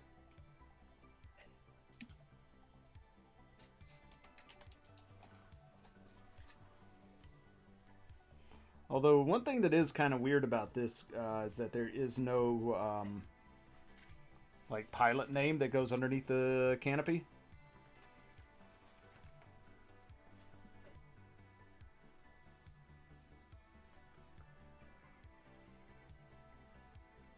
No.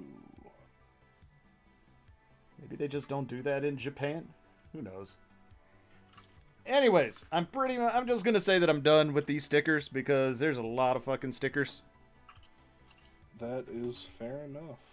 Let me cut out the action-based stuff just in case I decide to put it up on an action base, which I probably will for review purposes.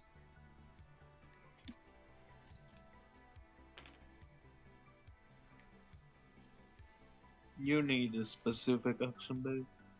Nah, you can do it with the action-based one. Please purchase a WinRAR license. Cute. Funny. I wonder how many people have actually bought a WinRAR license. I'm sure it's the exact same amount of people who have registered the Hypercam. Well, you see, at least Hypercam like has a watermark. Well, Like- yeah, I know. I'm just saying. Like probably WinRAR the doesn't exact same even amount of people. try.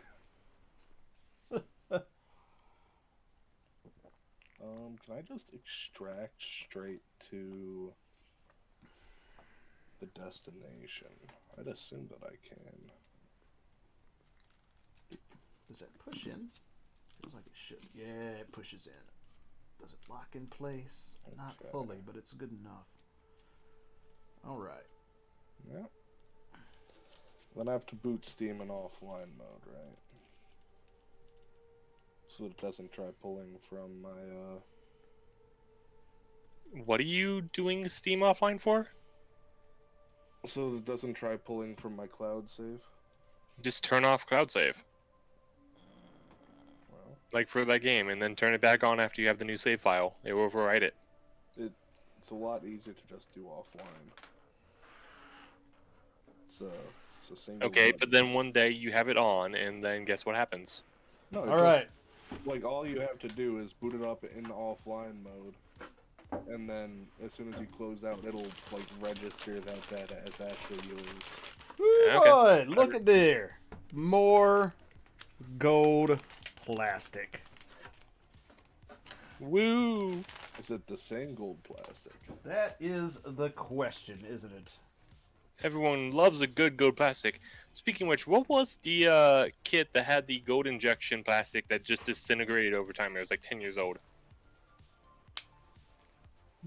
I mean, this one doesn't even take over time. It just sort of happens all the time. I'd Well, I thought imagine it was has a to Bandai be Gundam kit. somewhat over time. I thought there was a Bandai Gundam kit that when someone bought it and opened it up, the gold injected plastic was already crumbling. I mean, that's pretty much any kit that has gold injection. Except the more recent ones that are like 8 years old. 7. Andy, you should be using Roncinol, man. So just get some Roncinol. It doesn't eat through the plastic. It's super safe. It evaporates very quickly, and it is fantastic for removing panel line. Yeah, it feels like it might be the same style of plastic, but I guess we'll find out. Is it ABS? That I don't know. But in order to put the super parts on, it does look like I've got to disassemble some of the shit that I already did. So that's fun. Well, at least once it's on, you never have to take it off again. No, because I have to do a review of it. Okay, then do the review now. Or no, record part 1 of a review, and then do a part 2. I mean, I'm going to build the super parts. I never said I was going to put them on right now. Although it looks like the only parts that have to go on that have to get swapped out are on the top? It's kind of weird. We'll figure it out. Oh, why did I leave Gundam Age on? Take that off. Hmm? In terms of filters. For what? Oh, for the parts, right, okay. Yeah. Gundam Age does not have many, suits, really.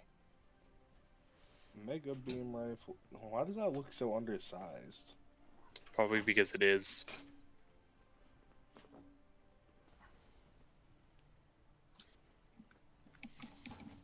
Why this customization system is so much worse than Gundam Breaker 3's?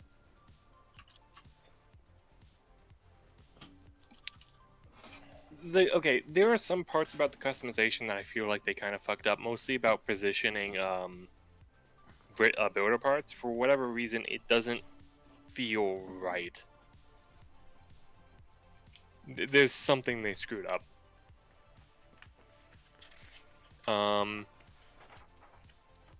Also, all the hands look kind of cheap compared to Breaker 3. I don't know how to say it. It's weird.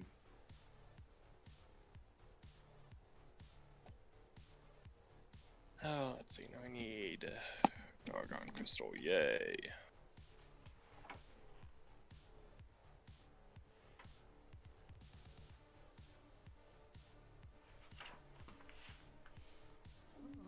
Let's see. Is it possible to do it this way? Oh, G-Self Perfect pack arms in 1/100 scale. How nice that would be. Something you will never get. I think if there's any chance to for like a master grade G self, it's gonna be near the end of the movies. That'd be a good time to announce it. Yeah, but I hope. I hope that it will come. I kind of hope for you because at this point it's not even a meme. Just like, oh, Forge isn't getting his G self. It's like, nah, you should get it eventually. Nah. I can tell you it's under. The things that won't happen is anything for Moon Gundam now.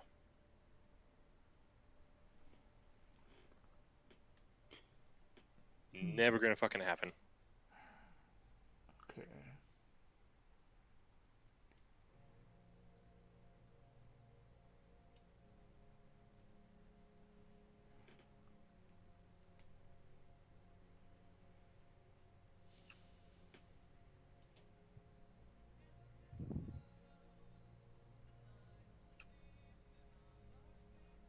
I like hearing the shock in some people's voices when they hear that Moon Gundam isn't doing good. Like, oh, well, it's got cool designs, but that doesn't make something do good. But it has cool designs.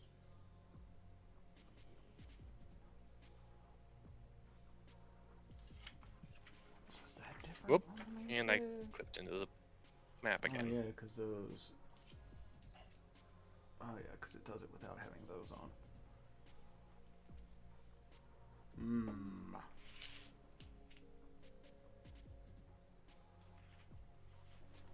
So is there a way to do this? Let's see here.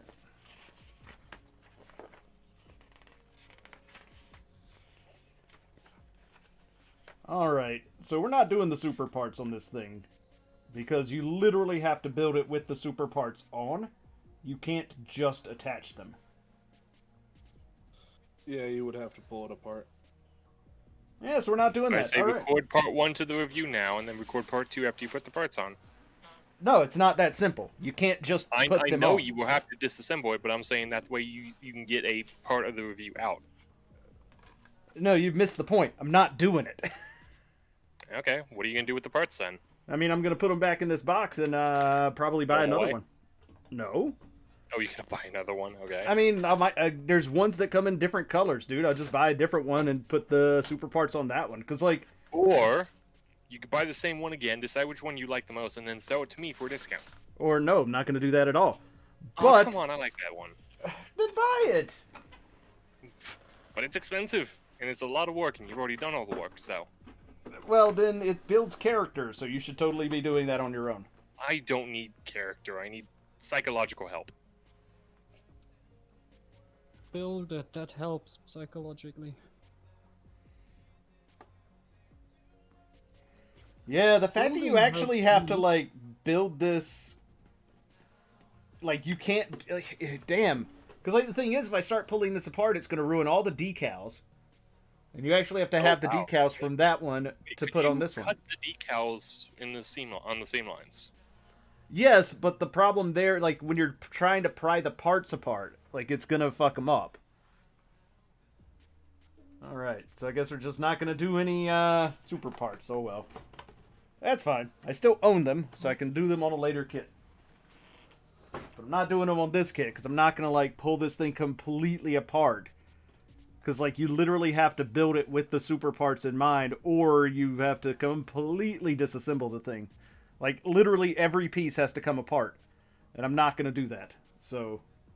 Yeah, it's some frame changes. Like... And that's just... It's, like, vastly more annoying than it needs to be. Like... It seems like they didn't plan out the super parts. Like, they didn't think they were actually going to make them. Nah, I think they knew they were going to make them. They were just like, well, you can build it this way, or you can build it this way, but you literally can't do both. So... Yeah. But there are other VF-31Js that I could pick up that have slightly different color schemes that you could put the super parts on, so...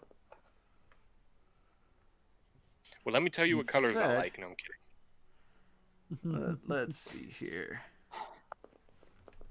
Let's hit Daylong real quick and see what we've got. Like what the other color variants are. Green, black, purple. I could get one of the really retarded color schemes. Is there pink? I think there's pink. Pink one with green stripes.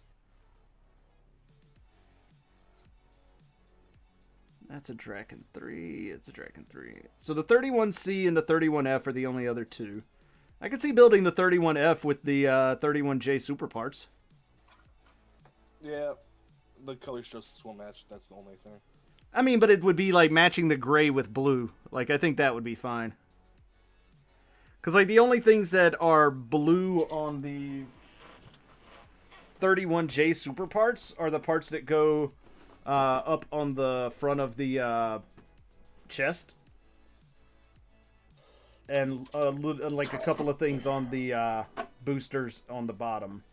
And I honestly think that those colors won't clash all that badly with the 31F's color scheme. Like, I honestly think they'd be fine.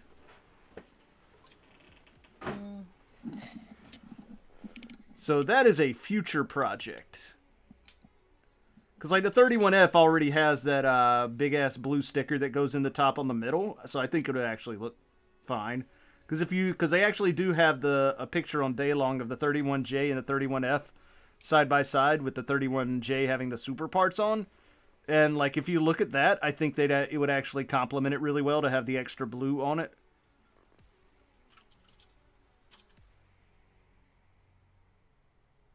So, yeah, I might actually just do that if I can find a 31F anywhere for cheap.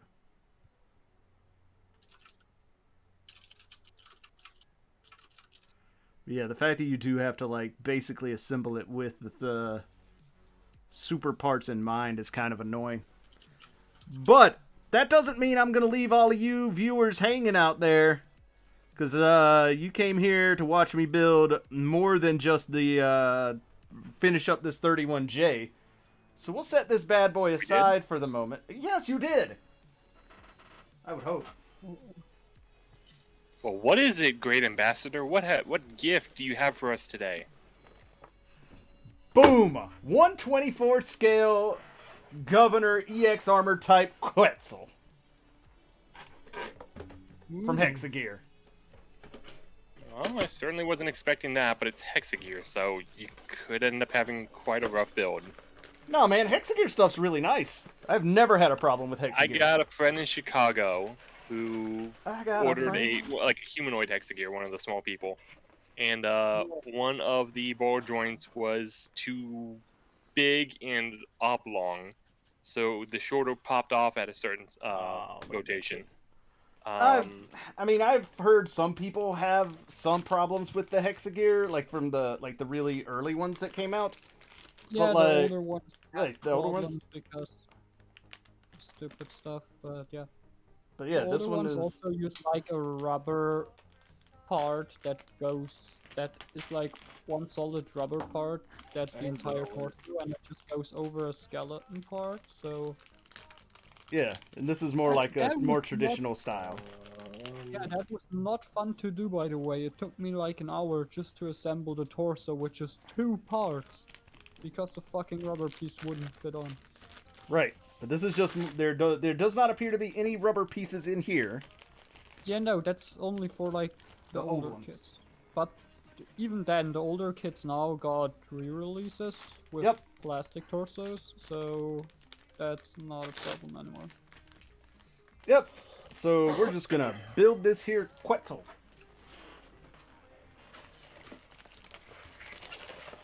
The only thing I've always rubber, been tempted with Hexagear, but they're just too pricey for what you get. I don't know about that, man. Like they're big. Okay, the little, like, 4-inch guy you can get was like 25 to 30 bucks. Yeah, but they're Hmm? awesome. They're like It's- if Hideo Kojima designed your GI Joes. I would hate that. That's literally what these are. Yeah. They're Hideo Kojima army guys. Like they just look exactly like something that would show up in a Metal Gear game. Well, I got a cyberpunk looking as lady, so I don't know. Yeah. I mean, honestly, every single one that I've seen looks like something that I would not think would be out of place in a Hideo Kojima Metal Gear game. Maybe, yeah. All right. But hopefully, this will be just kind of a short build.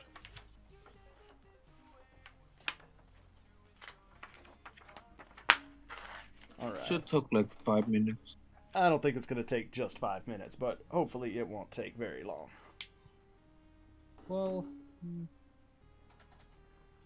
I'd say maybe an hour or so if you clean the parts up properly. Which I am. Yeah, so around 1.5 hours, I'd say.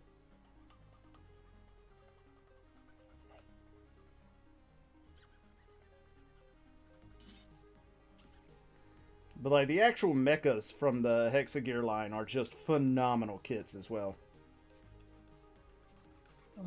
Never got any of their mechas because, well, I don't know, they're too expensive for me. I would highly recommend getting the bulk arm. Like I really liked that build. I've got the Steel Rain that I'm going to be doing next weekend. So like this coming Friday I'm going to be working on that.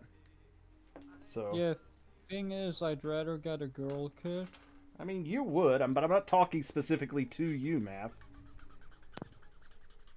I got other people out there watching my stream who might want some recommendations. Nah. All right.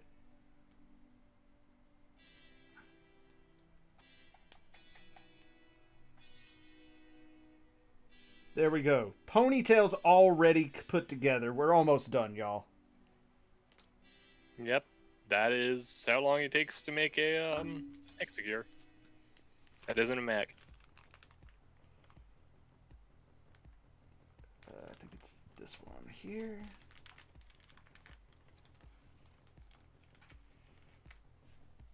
I should probably organize these runners so that I know what I'm looking for.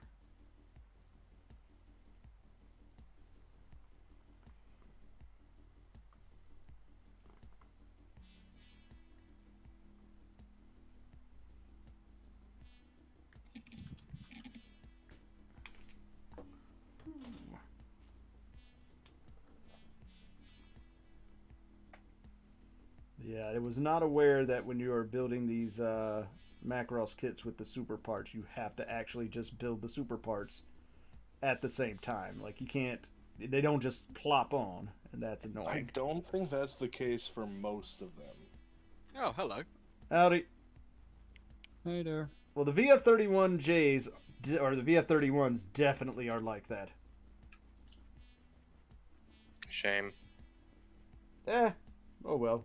Live and learn.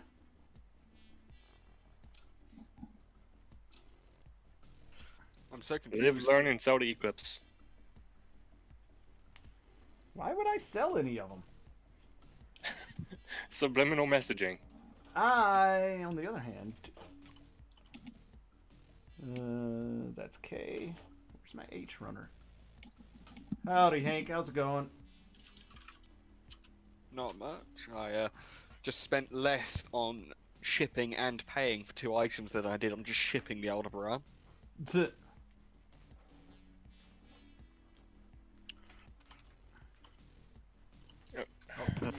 Okay, can you guys help me decide on something? Because if I don't like what you end up saying, then that means I want that more than what you guys are saying. As weird as that sounds. Okay. You know how like when some people ask for opinions and then they go completely opposite of what your opinion was? Okay. Yeah. Sure.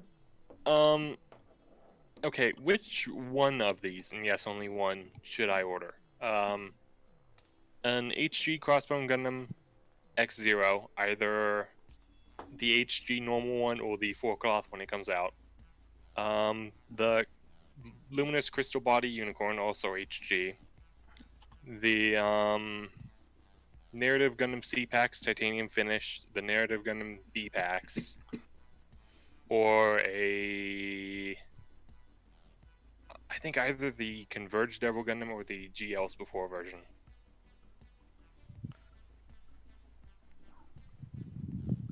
Unicorn.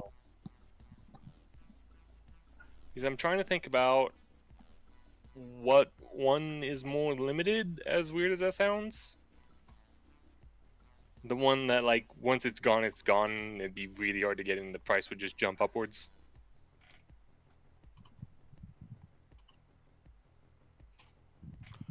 Man, I don't know. Whichever one your heart desires the most. It doesn't know. Then I can't tell you. Does anyone know when the Metal Build Dynamez Repair 3 comes out? I do not. That's actually a very good question. I need to know when to stop browsing Manda. You will never stop browsing Manda. I know, but I need to know when to, like, because I start actively looking for certain things. Just go on the Damashi website, search for it. Yeah, I could get it on Hobby Frontline, but they are expensive, and it will have import tax in it, so I might as well just get it from Japan at the cheaper price. Yeah. Well, Seriously, you the wouldn't pay import if if your country wouldn't be stupid, but I mean, I don't have to pay import on cheaper items now. £135, don't have to pay import. yeah. Here's something funny. It cost me like 2,500 yen to ship my Space Battleship Yamato 1-1000 Dreadnought and the 172 scale Cosmo Falcon, which means I'm paying less for all of those than I paid for the Aldebaran's shipping because they charged me like $75 for that. Huh. And I paid it. Oh dear. I mean, that sounds like a you problem then. Yeah, I understand zero of those sentences. Something. I'm pretty sure something Yamato and more Yamato stuff. Yeah, I've got the Yamato obsession at the moment. Clearly. Yeah. He's obsessed with Yamato. Crow's obsessed with TCGs. I'm obsessed with more than just Yamato. I've got a lot. You're of obsessed with ships. No, Evangelion as well. Gundam, Macross. Okay, Sure. does it have metal in it? Hank's into it. Everything has metal in it. Yep, Oh you're dear. into it. Pacific Rim, Star Wars. Metal. The main characters of time I got reincarnated as a slime don't have metal. One of them has a sword. I guess that's metal. There is a metal slime. The latest episode was really good.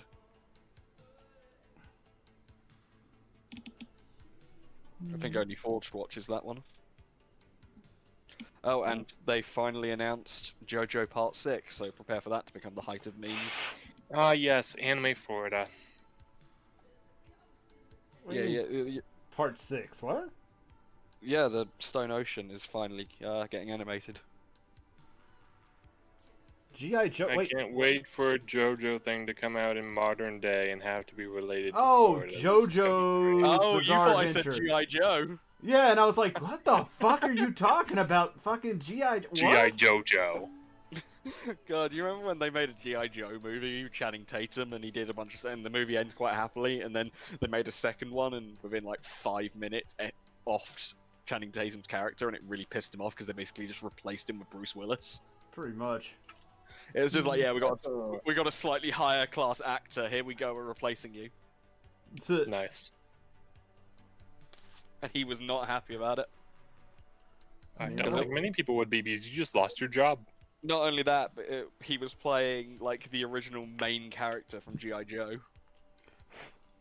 And they still killed him off to but that's have the thing, Bruce like, Willis show up. there is no main character of G.I. Joe. I know, but he was playing Duke. I think they killed off Duke and Scarlet and then just brought in Bruce Willis as a dude that was literally just called Joe. Yeah, it was fucking stupid. So he was G.I. Joe? Yeah, he was just G.I. Joe. G.I. Bruce Willis Joe. The thing is about that movie is that if you take out all the parts with Bruce Willis and The Rock, like, it's a decent G.I. Joe movie. Like, because, like, the shit that's going on with Cobra Commander and Oh god, they nailed Zartan Cobra and all Commander's that. look. Yeah, right? Like, it's just, like, all those parts of it are so good. And then literally everything else is god-awful. And it's like, oh, come on, They managed to guys. make Cobra Commander look menacing and also sound menacing. Right. Instead of sounding like Starscream. I mean, but he was Starscream. And I'm okay Yes. with that.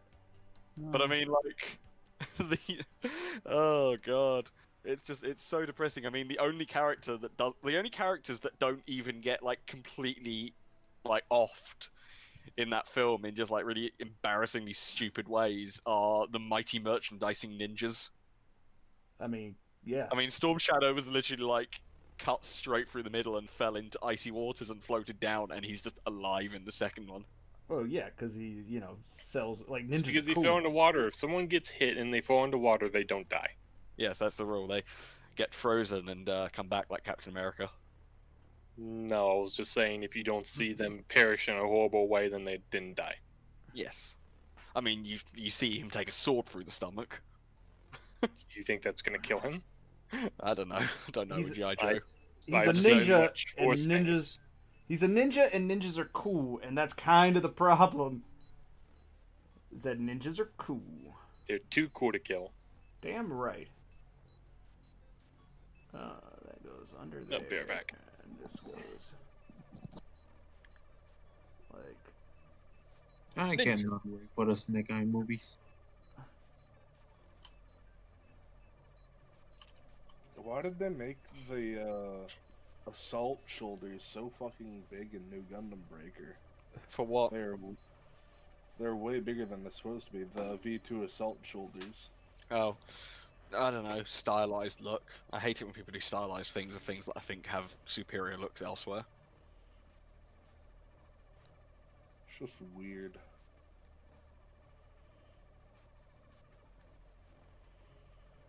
I think the bigger question we all really need to ask ourselves is, why are we not having an intervention for this guy yet?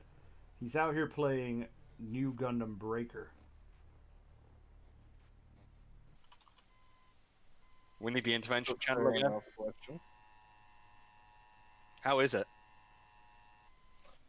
Well, I don't actually intend on playing the game, but You are boarding it up right. Are you basically just in it to make mobile suits? yes. Oh, I mean that's fair enough. Is it though?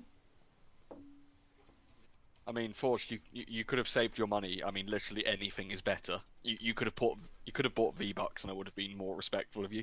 No, it wouldn't have been, Hank. It really would have. wouldn't That game is a mockery of Gundam. I mean, Like, you're not wrong, but it- I also didn't pay them for it. So Oh, do you get it for free? no, I paid like $9 for it off of a third-party key reseller website. But somebody else already paid for it, and therefore you are part of the cycle of money going to them for New Gundam Breaker. Who cares? Reviews mixed. It's still at $40.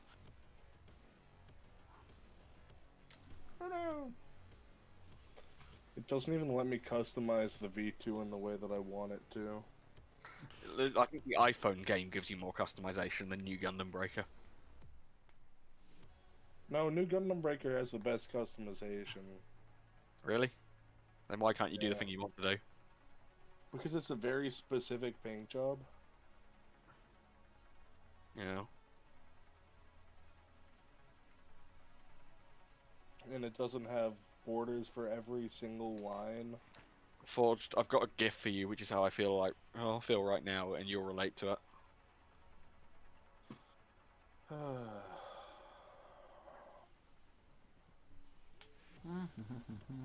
Bounced around Where's the inside of the G's on it? G-Self's cockpit. Yeah, just stop it, bounce. Just getting thrown around. Stop it, stop playing that. Has good customization though, Hank, and this one actually, I don't have to turn on my PS4 to customize stuff.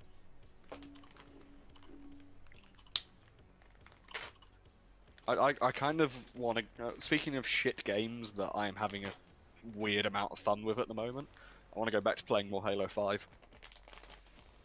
So go do The only that. downside is we've only got one headset in the house currently that works, that's not broken, that works with a Xbox, because my PC one's wireless. And it's my brother's, and he's definitely playing games right now. Yeah, my Xbox headset broke too. I mean, I could use my iPhone headphones, but those are just uncomfortable. Also, Jesus Christ, they still haven't got another figurized lab Asuka on Manda, and it's so expensive. Have you seen the price that people are charging even on Manda now for that figure? What do Forged? they want? For the figurized Labo Asuka, it's already $90 on Manda. People simping. I mean, like, it's weird because other figurized Labos didn't immediately like get discontinued, but this one was immediately discontinued after it released. No. I mean, it's Hobbylink Japan lists it as discontinued. They only do that when it's Well, not being because this taken. Hobbylink Japan is not discontinued. It's just they're doing their business. I mean, maybe. That is artificial demand if ever I've heard it before. Oh god, I'm looking for my I'm looking for a spare headset and I found a rifle scope. Neat. Oh, speaking of which, I brought out my the red dot from my Beowulf, and I was just kind of messing around with it. I fucking love red dots so much. Yeah, they are fun to fuck around with. Because if you get them at the proper angle, it doesn't even like look like you're looking through a sight. It just looks like the dot is on what you're pointing it at. Alright, yeah, I'm gonna suggest we stop now because YouTube is touchy with that subject and I don't want to get poor ambassador demonetized. Man, I don't get monetized, period. Aren't you banned in some country as well? I mean, I get banned all the time in Syria and Iran and all the countries that don't allow YouTube. It's Easter today and I've eaten an absolutely pitiful amount of chocolate. Great, my fortune cookie tells me I make a great mistake today. What have you today mostly over for you? What have you purchased today? Nothing. Also, no, First the mistake. day just started because it's like 1 a.m. or half 1 a.m. I haven't purchased anything. I was thinking about getting some magic cards. There's the mistake. Nah, man. Magic cards So, are. I'm getting the precon.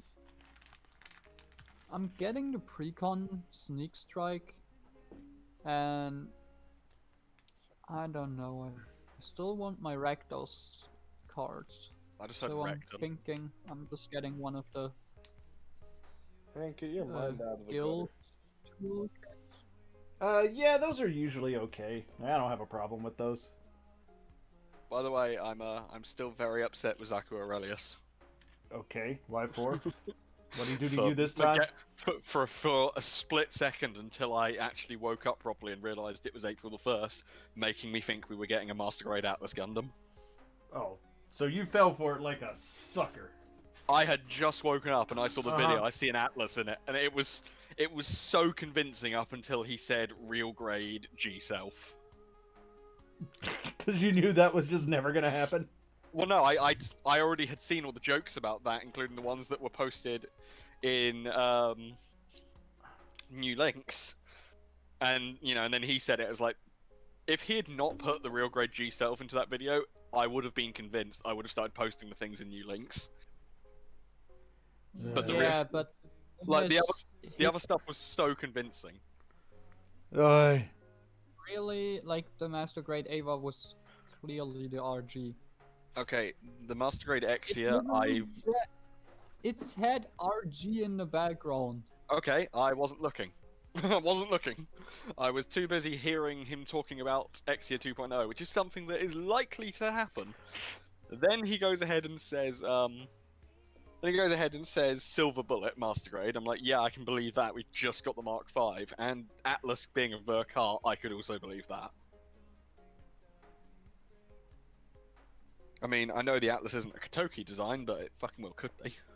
And let's face it, not all the Verkars are Kotoki designs. Mm-hmm. They're just redesigned by Kotoki. I mean, that's generally what that means, yeah. Yeah. So I could have believed it. On a lighter note, the Zaku 2.0 is really good. Yep. I'm genuinely depressed that my very first Master Grade Zaku was a Zaku Warrior. So Hank, I got a bit of information for you that What's you that? probably don't care about and you will probably never use. But if you ever decide to build a VF-31 model kit and you're like, I kind of want to put the super parts on it, maybe you literally have to build the super parts with the model kit. Otherwise, you have to disassemble the thing entirely and rebuild it anew. Well, that's a shame. I've already built my VF-31. Right? Like, that's kind of where I was. Like, I built the VF-31. I'm like, okay, now I'm going to put the super parts on. I start looking at the instructions, and I'm like, oh, you just literally can't do that. It just doesn't work that way. Yeah, which is hilarious because you can put them on with the literal easiest method if you buy the DX Chogokin. Right. Like, they just snap on. But, like, in this one, it's like, nope, you have to reassemble 90% of the kit in order to make it so that the super parts can go on. Okay, here's the It's problem. like, oh. Back when I bought that kit, I was under the same impression that a lot of people are. Stickers bad. Use water slides if you've got water slides. The water slides are about a bajillion times worse in that kit than the stickers. It doesn't help that I dumped an entire bottle of model cement over the sticker sheet. Well, yeah, there's that, too. So I didn't even think they'd work very well anymore. But, the water slides, you genuinely cannot position them without them ripping and tearing. Yeah, they're, like, I've never liked Bandai's water slides. They've always been terrible. But you can't, but there's no third-party ones, right? Like, Delpy's not out here making VF-31 water slides, which is just unfortunate. Dude. I was applying water slides to the legs of my Zaku 2.0, and it said, there's water slides on the legs that are boxes, but they don't have any middle of them, so they kind of flex around everywhere, and they're horrible. Yep. And there's also water slides that go on the shoulder spikes that are a ring that goes around them. And there Yep. is literally a panel line marked there. I'm just Yeah. going to use the panel liner. I'm not bothering with any water slide that has to wrap around something, because it's going to be in multiple pieces. I tried putting the water slide around the leg, and I had it pretty much aligned, and then I fucking covered it in top coat, and I look at it, it's like, there's like 5 holes in this. How did that happen? Yep. So I'm just going to say that poor Dozel got his leg shot at, but for some reason all it did was slightly scratch a black line around the leg and didn't scratch anything else. Because I top coated it, and I'm not getting that off without making it look shit. Yeah. The when I applied the gold trim, it's because you do it like a dry decal, except it's a lot stickier. Right. And so when I pulled off the front bit of plastic to keep the stick or the gold mark on, it yanked one of the water slides off that was underneath top coat. Oof. And I have this now Yeah. like star-shaped mark that's in the original plastic color, and I can't spray it because it will ruin the gold. So I had to sort of lightly paint on this spray bottle paint, which doesn't look very good, but it's slightly better than it was. Yeah, Bandai water slides are god awful. It's one of those you won't notice it from a distance style things. Well, did they not have the did you not think of getting the third party ones? Like, are there no Delpy decals for the Dude, those stuff? I spent enough on this kit anyway. I was just like, yeah, I'm just gonna stick them on, because to be honest, I care more about the gold looking good than I do the water slides looking good, because there's like 4 water slides on the entire kit, Ah, fair enough. and the gold does look good. But you know, if you're not gonna notice it from a distance, I don't care. There was a hole in the sticker on my, well, there was a hole in one of the water slides on the side of my Aldebaran kit, and those are in like a sort of off-white, slightly tan color. Yep. And I have deck tan paint, and so I painted over the water slide that I'd already sealed with coating. Right. Just a slightly, or literally just a dab of paint to get rid of that hole. Right. And it worked, and if you look at it really close up under light, you can tell that the paint is slightly more yellow, because it's deck tan. Right. But you can't tell from a fucking distance, and I'm never going to be like microscope inspecting this thing. Right. So fuck it, I'll keep it like that. And from a distance, it looks really good. I'm happy. Yeah, I mean, honestly, that's the thing. Like, unless you're entering it into some super, like, you know, tightly judged contest, Yeah. then sometimes that is good enough is good enough. I'm so paranoid with water slides, especially the Bandai ones, that sometimes I'll only do half the model and then spray that side with the top coat just to seal it in, so that when I do the other side, I don't accidentally hold it in the wrong place and take an entire water slide off, because it decides my hand is much better than plastic. Yeah, Bandai water slides are shit. It is just water slides in general, though, because all water slides adhere better to your hand than they do the plastic they're meant to go on. I don't know, man. Like, I didn't have any problem with the Delpy decal ones I put on my Uma Lightning Go. Definitely had issues with Airfix and Revel as a kid, but I mean, they're meant for kids. Yeah. But no, I had no problems with it. That's why I was asking if Delpy had ones for the Dozel, because like the Delpy decals I've worked with so far have been just a joy to handle. Well, the Dozel those are not an issue. The gold looks really good, and it's sticker based, so you just, you know, you place it into the right position, you rub really hard along the surface of it like a dry decal, and it fixes on, but it's still a sticker. Fair enough. The issue is not that they are bad, the issue is that they go onto curved surfaces and aren't fully aligned properly, because Bandai's never been good at curved surface stickers. True. So the ones on the shoulders, at the very middle of the shoulder, they don't meet up. In fact, they're too long, so they kind of flick up and look a bit silly. Ah. And I can't really cut them because I'll ruin the finish, so I'm under the proviso of I'll just put it at an angle where you can't see that. Fair enough. Like if I put it at the back of the shelf, so it's kind of pressed against the shelf, so you can't really go to the side of it. You only see the front of it, and it's just looking cool with its machine gun. You're not going to focus on the shit aligned sticker. Right. And I mean, the top coat I bought looks really good. It took 2 coats, and it looks absolutely perfect. Nice. Good top coat is always very satisfying. In fact, I will get a picture quickly because I'm happy with it. Oh, I've just spent £65 on my account. Well, Hank is gonna have to file more fraud charges. What is that? No, it's no, it was me. It was Manda. Ah. Somebody trying to steal your identity, Hank? No, I put a stop to that. So, I just made my password slightly better. I see. There you go, though. That's the top coat after 2 coats, and I'm very happy with it. The nubs aren't the best because that green plastic is evil, but Yeah. it's a good top coat. It's smooth. It auto levels or whatever the fuck they call it. Right, right. Well, that's not too shabby then. Yeah, it really feels like there should be gold marks on the inside of those legs, like the Right. circles, but there just isn't. And it's also amusing how many people confuse this suit for the one from Thunderbolt. You could actually potentially make that in this kit, because it does include the black chest. Well, It what is includes a whole the... run. Is the black, is the one from Thunderbolt also Dozel, or is that just a different one with the same sort of markings? It's called the Royal Guard Zaku, and it basically uses the exact same design. They're slightly different locations. Ah. But it has a black chest as well. And it was really amusing because it's referred to as the Royal Guard Zaku, and it's one of the few things to just get absolutely shit on by a general purpose Federation machine. They get annihilated, they get phalanxed by, well, essentially Gundams, but they're just Gundam head machines. Right.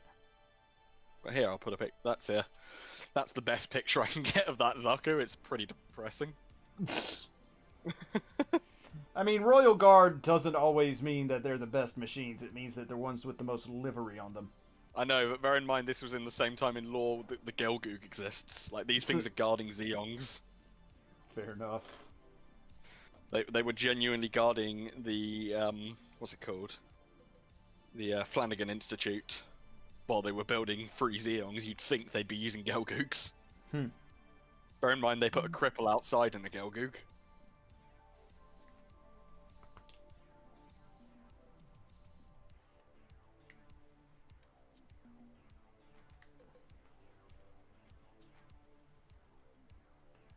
That would be a waste of a Gelgoog, though. Well, I mean, yeah, but the Gelgoog has a beam rifle, which would have been able to go through the shields.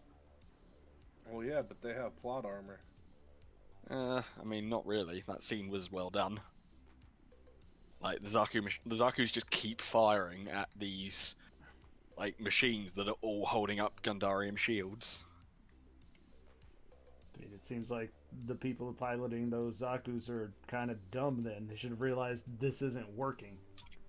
The best part is that they all seem to reload at the same time, because the second one of the Zakus goes to take its magazine off, immediately every Gundam thing there just raises a double beam rifle and just blasts them. I love that how advanced they made the tech in Thunderbolt. Like, everything is just so much better than it was in the original. Well, doesn't it take place, like, during the 1 Year War? It does, but like it's definitely, you know, they've said it's alt history. I mean, oh, okay. There's so many Gundams in it, and even the Gundam head machines are all using double beam rifles in 0079. Yeah. It makes about as much sense as the Pale Rider does to lore. I see.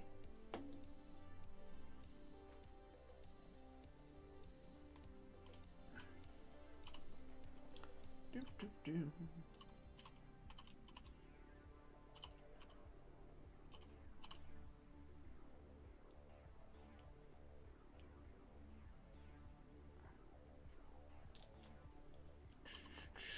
All right. Let's get this cleaned up a little bit here.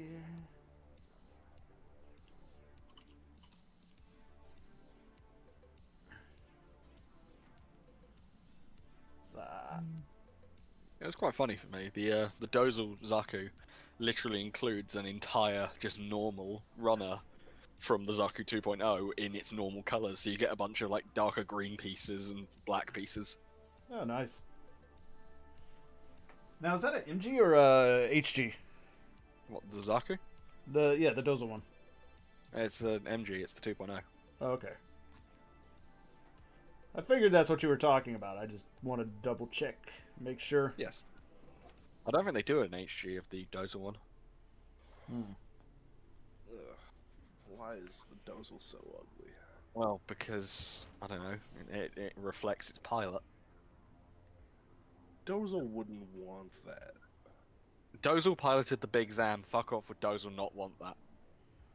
It's too flashy. The Big Zam wasn't flashy. It was. Okay, the Big Zam didn't need to be flashy, it was like 6 times the size of anything else on the battlefield.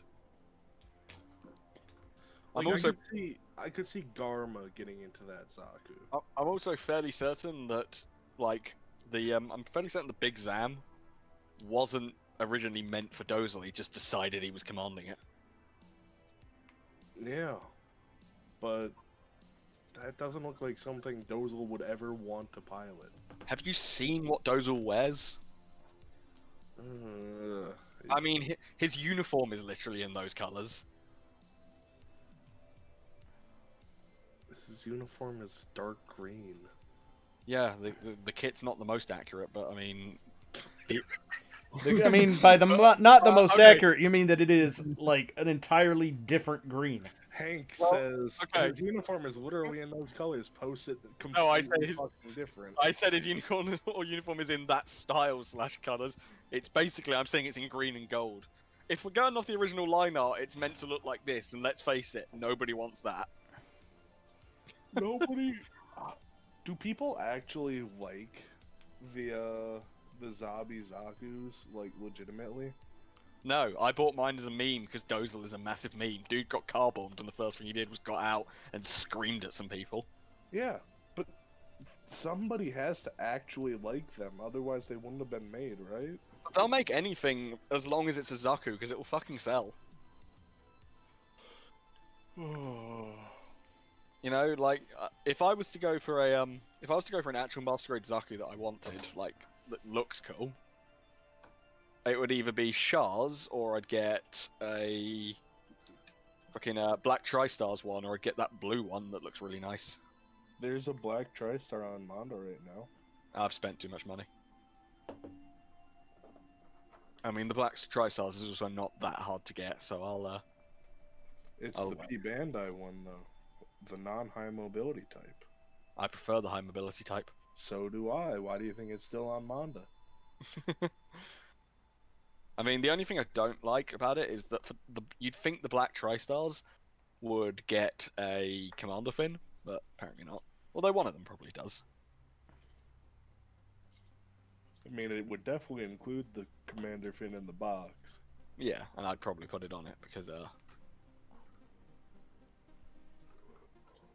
You want the high mobility type? yeah, I like the high mobility one. It's got cool legs and it's fancy. High mobility type is definitely the better looking Zaku. If it's $60, do you want it? I don't know if I'd pay $60. Also, look at that. Damn. What's the retail for it? Like 45? I think? Is it just me, or when the Commander Fin is added, does the head suddenly not look like a goddamn egg? Like, somehow it changes the entire look of the head. I'm pretty sure it's the exact same head, but it doesn't look like a dome anymore. It's also a completely different angle. I know, but even in other angles, it looks like a dome. A dome. Dome. I'm not that brutally British, you fucking wanker. I mean, I just put on the accent. Sometimes it comes through. Silencio. Sometimes. Here's a. I don't know. I see so many Zakus pose like this, and every time I see it, I'm just like, yeah, I still want to do that. That's such a good pose. Ambassador, what is a Fat Pack bundle? So fat packs is like you get like what 10 or so packs of cards and like a set of lands and stuff, and I think you get like some promo cards in them as well. They're usually a pretty Okay, good deal so- if you can get them for retail because like you get like 10 packs for like $20 or like Oh, 30 man, bucks. So Okay. it's slightly cheaper 10 than just buying them. packs? It used to be Uh, 10 packs. okay, It wait, depends on which one. If you got a link, send Yeah, it and I'll no. let you know.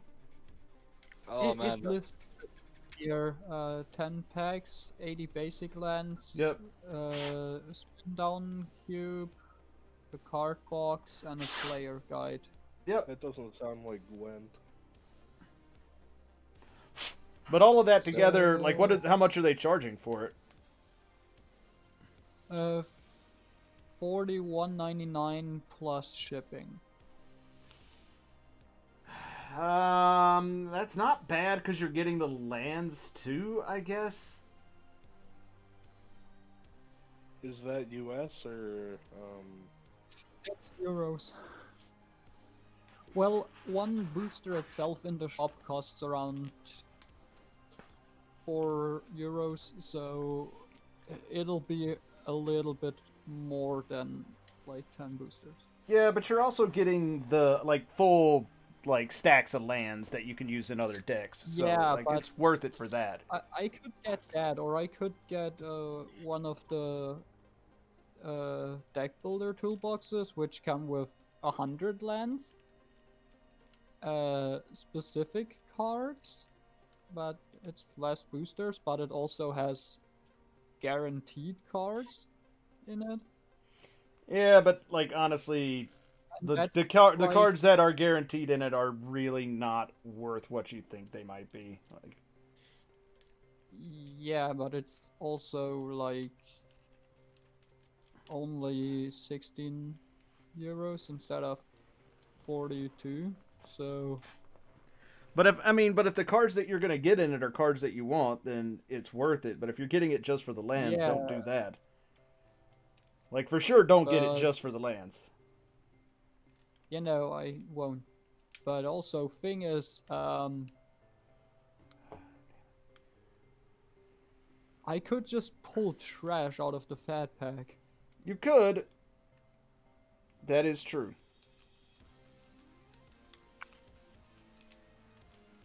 couple things. Do you ever think they will do a Master Grade Zaku, but the Origin style one?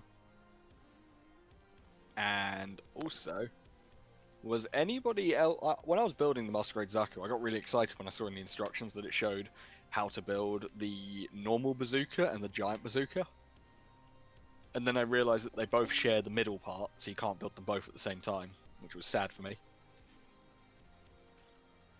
I mean, if that's what you find sad, then I wanted to have two bazookas, it would look awesome. well, imagine my belief when no fucking G3 kit includes two bazookas. Yeah, I It know, does I had not. to make my two bazookas. Like how does the high grade 2-pack or whatever with the G3 have two bazookas? Likely. which one? Because there I are don't several. know. There's one with the Rickdom, right? Yep. None. Like, wasn't the G3's whole thing the twin bazookas? No, that's what it does in battle operations. I've seen other pictures of it that predate battle operations. Battle operations 1. No, the robot Damashi, I think, did it. Yeah, but I think that's something that just happens every now and then. It's not the main thing of it. Yeah, but it looks so good. I know it does. I had to do that with mine. I've lost one of the beam sabers for it. I'm pissed.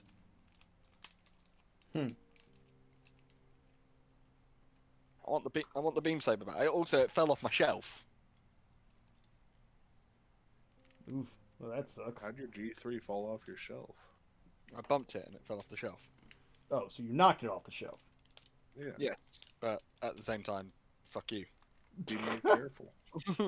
You get a glass shelf. I have. I've got a detail if I just put my extra special kits on it. Sounds to me like It's that funny, needed 'cause- to be one of your extra special kits if you didn't want to knock it off the shelf and ruin it. Well, I got a lot of other things on normal shelves, and they don't get knocked off the shelf. Well, Like It what? seems- The freedom? I mean, I'm Yeah, not it gonna doesn't lie. matter. This sounds more like a you need to be more careful than it is the fault of anybody's shelving here. The freedom didn't fall off the shelf when I knocked the shelf. I was holding it and it fell off its stand.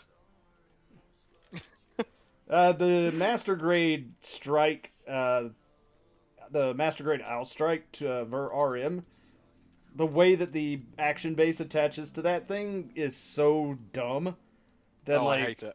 like It's I have to just so keep. you can do one pose, and it's so annoying. Yeah. The only things that I've ever had fall off of my shelf in terms of kits would be my Psycho Zaku Verka. Yeah, it's always the And my- Thunderbolt. It's always the fragile kits. It's always the Thunderbolt stuff. Yeah, my Both of which came out perfectly fine, by the way. Thunderbolt's fallen off my shelf. My full armor, it lost its V-fin crest at some point, but I need to get another full armor. Well, the problem I have with the L strike is that the way it attaches slowly pulls the back skirt off. And it's like, okay, it's just like slowly separating over time because of the weight, and it's like, okay, that's just annoying. But like the only real option there is to like literally glue it to the stand, and I don't want to do that either. Yeah, that one's not on that one's not on a stand anymore for me. I just have it standing in a cool pose. Yeah, but you've probably like I've got the perfect packs on it and everything, so Yeah. Ew. Oh. God. Ew, somebody posted Transformers in general. I mean, good on them. I was so like I know it's expensive and stupid, but I'm still fucking tempted just to get the Twitter uproar Transformers figure.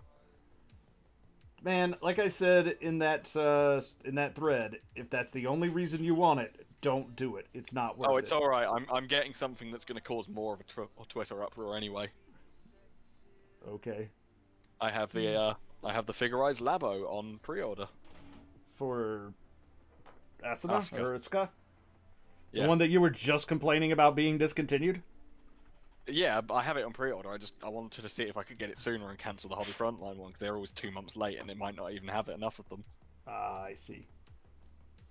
But I mean, it's actually more expensive in Japan right now than it is on Hobby Frontline.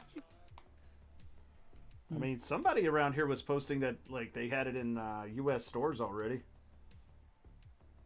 I mean, they'll have made a lot of it. It's fucking Asuka, which makes me laugh quite a lot purely because, like, that's a 14-year-old character in the most absurd pose. I thought, so is that from when she's 14, or because I thought that was from like later on in the movies after they. If did she's the in time the jump. standard red plug suit or the test plug suit, she's 14. If she's in the damaged plug suit or has an eye patch, she's 28. Ah, The eye patch is really the defining feature of 28-year-old version. okay, yeah. I mean, when I turned 28, that was one of the things I got for my birthday was eye patch. So.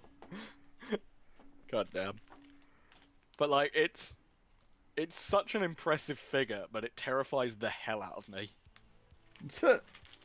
I don't like how they've made it so that the eyes track you. Like, I know it's all just it's all like, you know, it's a trick of the eye. It looks like it's following you, but that's the problem. It looks like it's following you. It's like a Scooby-Doo painting. That's our breakdown now. It's a Scooby-Doo painting. Also, the chest is really creepy. In that It it has- is too large for a 14-year-old girl. No, not that. It's that's creepy as well. Oh no, not that. It's No, too that's small for fine. Hank's taste. I was about to say, No, that's fine. No. Look in here. Look at this picture. Like the multi-tone skin tone underneath it, and then the little bit of yellow just to cover things. So like, I actually like the way they designed that, like the way that they did the effect. But yeah, it is creepy that they did it on a kit of a character that's supposed to be underage. Well, the downside to that statement is that that's completely legal in Japan. Yeah. Yeah, well, The thing is that this is sold universally, so it's really creepy. why? Because I kind Well, of it's good want to it know she- because it looks so know impressive, she's but at wearing the same underwear time, under it. Would be way worse if she wouldn't be wearing anything under it, though. So... It's creepy, but I'm getting it because it's the only figurized that doesn't makes me want to just like, ugh. I don't like some of the figurized labos. They're really bad. Molding No, soft they material always into push, like, thickness. super What- cool wait, looking what- technology What on is their that lab. description? Molding soft material into the thickness. Oh, it's English. Don't worry.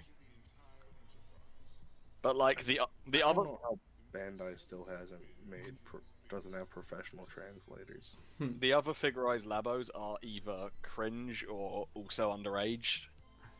So, Huh. for instance, there's two of them for Fumina.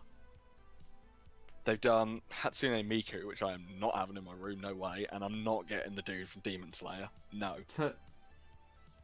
You know that not figurized level, right? What is that then? Entry It's a grade. normal figure. He's It's an a entry more grade. normal model figure. What, the one that has the checkered clothing? That's Yes. like, Yeah. that's normal. not a Yeah, that's the entry grade, isn't it? That's Yeah. entry grade, yeah. They do multi-tone No, there's injection. an entry grade and there's one model figure. They do multi-tone allowed. injection for a simple figure like that gives him a checkered coat, but you buy a high-grade premium Bandai Pale Rider and they expect you to put like 400 stickers on it. Oh no, come on. For the longest time, we know that Bandai is very cheap with Gundam. And, Yeah, because they know it a lot will more sell. working with the stuff. It's not because it's not gonna sell as much as fucking Demon Slayer. Yeah. No, I still think that they're cheap with Gundam, not because they're not going to sell as many, but because they know it will sell. Yeah. It's like Nintendo with their recent Pokemon games. They're very shallow and they do it because it's gonna sell anyway. Gundam fans are used to it and they'll buy it anyways. It's like buying an Apple Should. product. Is it the same phone as last year? Yes, it is. Will you buy it? Yeah, alright. Does it cost 2,000? Do you have a euros? choice to buy it? Honestly, no, if you want to keep using Apple products. Yeah. Do you have to, do I have to buy a new phone? Well, according to their special software, my old one's going to die soon, so yeah, apparently I do.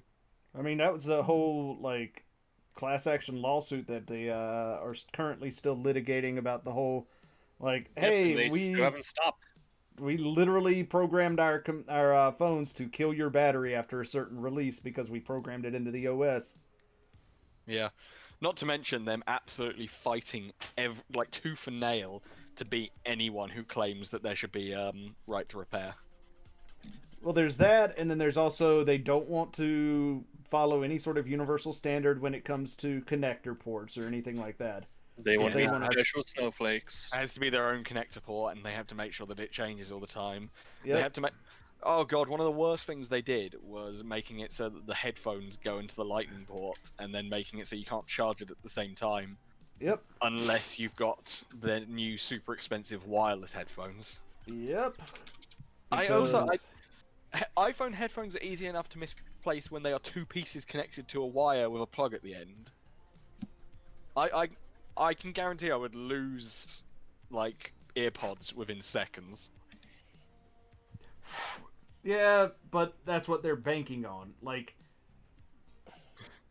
Also, I love that they couldn't call it earpods. Also, I love they called it earpods because they can't call them iPods.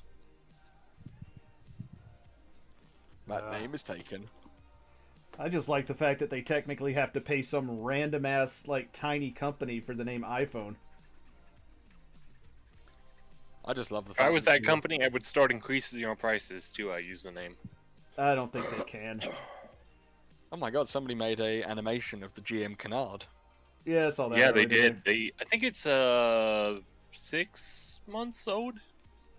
Yeah, just showed it's, up on my no, it's YouTube today. January. Yeah, Oh, it's okay. mine as well. So it's clearly the YouTube. I knew it was semi-recent. I just wasn't sure if it was last year or this year. But no, it's very nice looking. I want a Canard. Maybe Bandai will make a kit one day. Because I feel like body-wise, it is different enough to need a kit. Okay, if they haven't done a master grade of the Pale Rider yet, they're not doing the Canard. The Canard will get a master grade before the Pale Rider does. God, that I'm rioting. Literally doesn't have a head. Oh, come on, the Canard's head is cool. Actually, that will save them some money.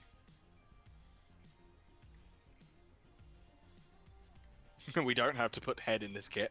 And people won't complain as well, because it won't need stickers for the eyes. God damn it. So, I will say I have a much less vitriolic response to the Pale Rider stickers having built this VF-31J. Yeah, but I mean, the Pale Rider stickers have one specific massive issue, which the VF-31 doesn't have. Oh. And that is that at one point you have to press the Pale Rider stickers into the chest vents so that they bend inwards around the rim of the chest vents and then push outwards and go inwards again. Yeah, like you might as well cut up the stickers and place them on the edges yourself, because that would be a lot easier. This flat sticker requires you to literally, like, bend it 7 times, and it's not got notches in it, so it's not designed to do that. I am fucking afraid of my Toads Ritter now. Thank you. Like, I don't even think the Toads Ritter all- have the same vents. It doesn't have the vents, but the Totus Ritter has the shield, and the shield is just as bad. No, the shield pisses me off. They could have at least made a new mode for that fucking thing. It'd be 2 pieces. The shield is the one thing I use the stickers on my Pale Rider because it's a flat surface, which means it's simple. Well, okay, no, with the Toads Ritter, the entire Xeon logo is pushed that's outwards and stuff like that. That's seriously 2 pieces: white piece, blue piece, done. What I did for the Pale Rider, because the actual vents are already molded in grey. So instead of using these absolutely horrific stickers, which I never want to touch ever, I just took the chest part out, painted the inside of the rim white, which is really easy, and then put it back in because the grey's already there. Oh, nice. I think the Toads Ritter is, ironically enough, a little bit better with color separation. It's just when Hades mode or the other mode is on, then it gets weird with colors. No, if you've seen the Toads Ritter sticker sheet, it's ridiculous. No, yes, I know that, but I'm saying without stickers, the Toads Ritter doesn't look as bad as the Pale Rider does. That's what I'm trying to say. Maybe it has. It's got some white vents as pieces on it already, so it doesn't look as bad. That's true. You know, it's got some color separation. It's not specifically for the inside of the vents, but it's because the rim of the vents got it. That's still horrific, and you know what's going to be even worse, and we all know it's going to be dreadful? It's going to be the Red Rider. No, even worse than that, the Red Rider will be the same as the Pale Rider. Okay, the Red Rider has a very similar body type to the Pale Rider, but it has those armor plates slapped on top of it, and those are definitely going to be fucking stickers all over. What I'm thinking is going to be worse is the Cavalry. Maybe. I've seen a few pictures. I have noticed where some of the stickers go, but I think it's gonna be a tiny bit better, and that's just a feeling I have. Yeah, but I also have the feeling that the V-fin's not gonna be color accurate for some stupid reason. I don't know. It probably will be. I know that most of the grey on that is going to be I know that the Dolahan is going to be fucking perfect because it's like one color. The D2 is going to be perfect because it's one color. The V2? The D2. Well, sounds like a rip-off.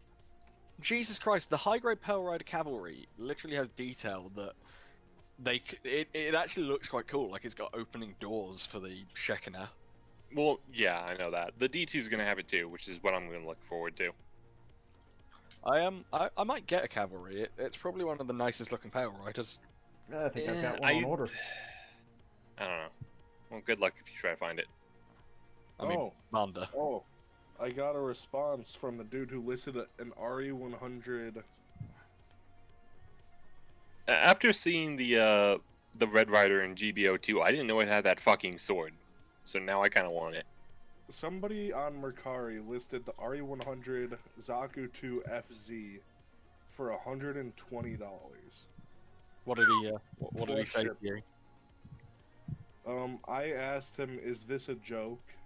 And then he responded, "I am confused." He originally it's had not a it joke. listed as like metal composite from Gundam: The Origin, and it's like it's fucking not. It's the RE100 Zaku 2 FZ, but $120 for the fucking. This thing is still in Barnes and Nobles. And Yeah. you can get it on Munda. You can get most things on Munda, admittedly, but No, you Well, cannot get if it's the in Barnes FZ and on Nobles, Manda. there's no need for Manda What? anyway. God, I still feel sorry for everybody from the US at the moment. Jesus, why have they not opened anything else but DHL yet? Who knows?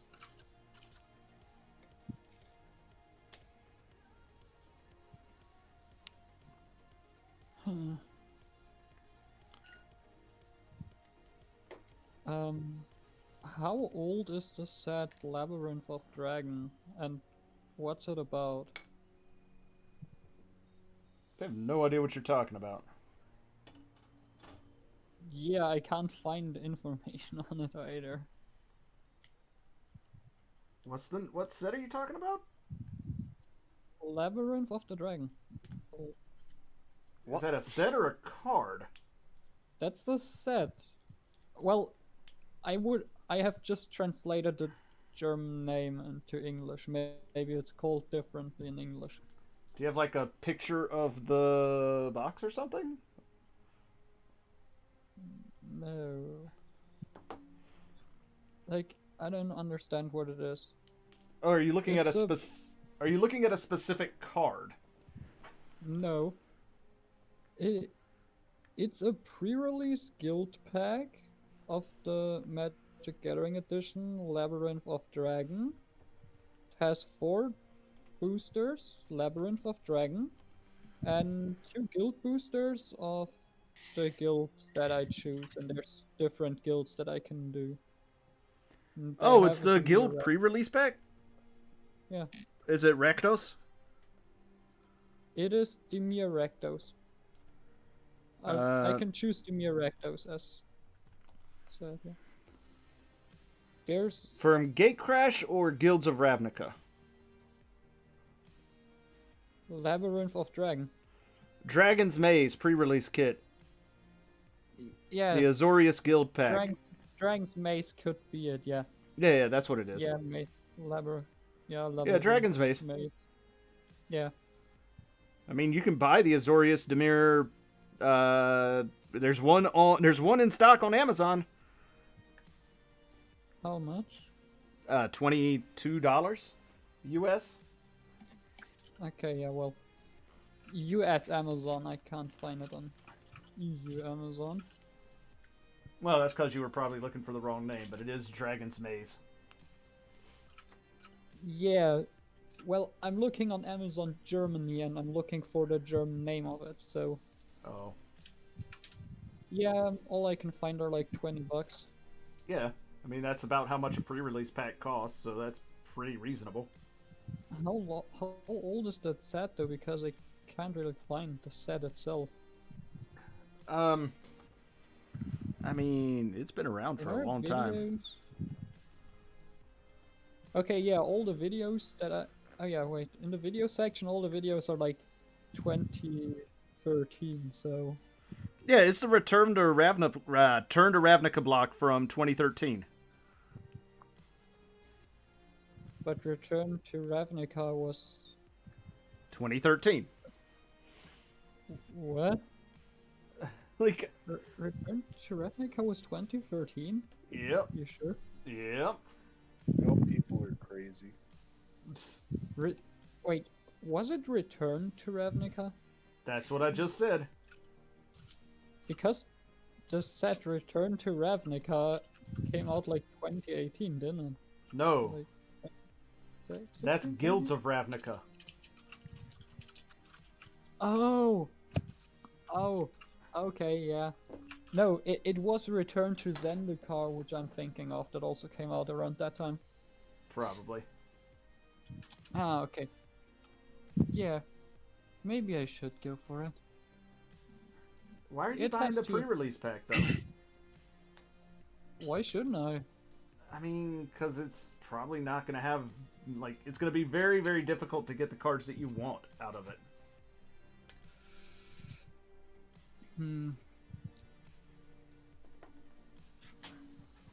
Yeah. Like, you're only getting, like, 6 packs, but you're getting, like, some seeded stuff. Like, honestly, if you are looking for specific cards, just buy specific cards. Don't try and buy packs to open to get cards. Like, just buy singles. Okay, in his defense, opening packs can be sort of exciting. Yes, it can be. But if you're looking for specific cards, never buy singles. Or never buy packs to get specific cards. Buy singles. It's going to be so much cheaper in the long I would run. have the opinion of buy one pack, and if you luck out and get it, cool. You just got it for really cheap. But if you don't get it, then just order it. You know? He's like, there is something to gain by just opening a pack and getting the card you need. Don't. It's so But much I'd say better. just Just do it for buy one the pack, one you want. you know? If you need a specific card, buy the specific card. I opened up a pack and got a $40 card out of it. I mean, yes, you Well, can I do don't- that, but if you're looking for the a thing is- specific card, just buy that card. Yeah, I'm not looking for specific cards. I'm looking for Rakdos and Dimir cards in general. Because I only have the newer ones from... Then I'd Guilds say of get a Ravnica. few packs, like 2 or 3. Yeah, I mean, yeah, if you're looking for specific stuff, then that... If you're looking for specific stuff, just get the specific stuff. If you're looking for just random stuff, get the random stuff. Yeah, I'm just looking like random stuff, and it's a... Aren't the older sets usually worth more? Not really. Not really. No, depends on what's in them, but not as a rule, no. Okay. Well, so choice is between the deck builder toolkit, the fat pack.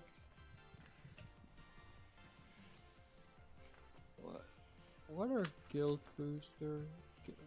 What? Man, so much stuff I have to look into.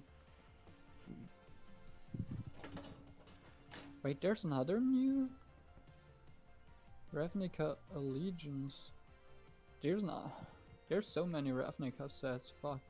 Yeah, Ravnica is a very Why are popular there Magic so setting. many Ravnica sets? Because it's a popular setting. People like it. Yeah, no. Nobody likes it. What are you City talking is about? great. Shut up. City is great. Kidding. Ravnica's like the second most known and most important plane, I feel like, next to Dominaria, which is like the center of the universe or multiverse. It's Phyrexia is a close second. That's not a actual thing. Yeah, it is. New Phyrexia is totally a thing. The Phyrexians still exist. Yeah, but was there sets for that? Yeah. Oh, okay. See, you know more than I do because I just started 2 years ago and mainly focused on Ravnica cool because big city. Right. But I mean, that most of my knowledge just comes from having hung out a lot with people who are really into magic lore. Yeah, I watch a few. Huh. Someone on eBay is also just selling random cards that are Oh, yeah. themed around the guild. That happens quite a bit. Yep. Question is, for 13 euros, for 15 euros, should I just go for it? It's 60 cards, so That seems like a prime way to get ripped off. Well, if I 60 cards. Unless you know what the cards are, don't like buying random sets off of people of eBay. It's just like nah. Yeah, but it would be like 6 cents per card. Can't I be mean, that bad. They're just trying to offload their crap commons, man. Let me check description. Blah. Themed around Rakdos.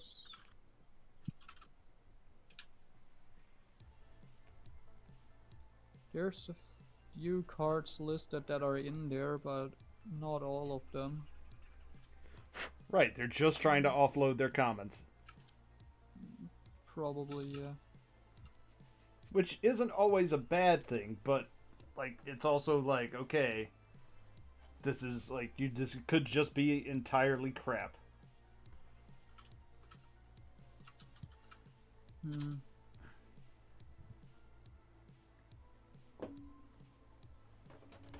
Alright. This attaches where now?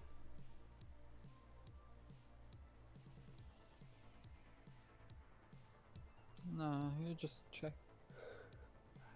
I'll just see if the cards that he says on top are worth anything. If not, then wouldn't really be worth it. I mean, it's probably not. Yeah, probably not.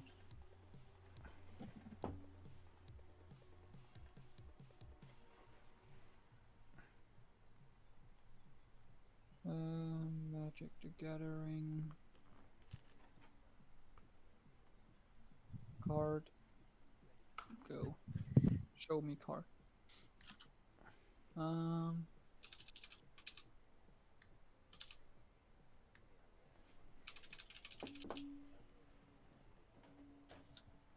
Okay, that card is worth 5 cents, so... Huh. Oh no, wait, if it's... Okay, it's worth 5 cents in French and shitty condition. Give me... I want it in German or English, so I can actually play them and understand what they want.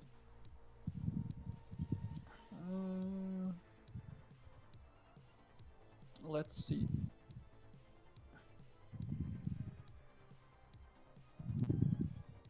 Yeah, okay, so it's around 20 cents.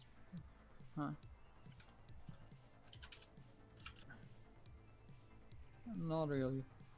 Right, like it's just somebody trying to offload their old bulk stuff. Yeah. It is a legendary card though, I could just... Yeah, but I mean, it doesn't sound like it's worth it. The thing is, like, it's not really worth buying the card for 20 cents because shipping. Yeah, but I mean, again, if you're looking for specific cards, you shouldn't be looking at singles. Like, if you're just looking for random cards, just buy sealed packs, because you're going to get far more value out of it. Yeah. But if you're looking for specific cards, then you just buy those cards. It's just so much easier.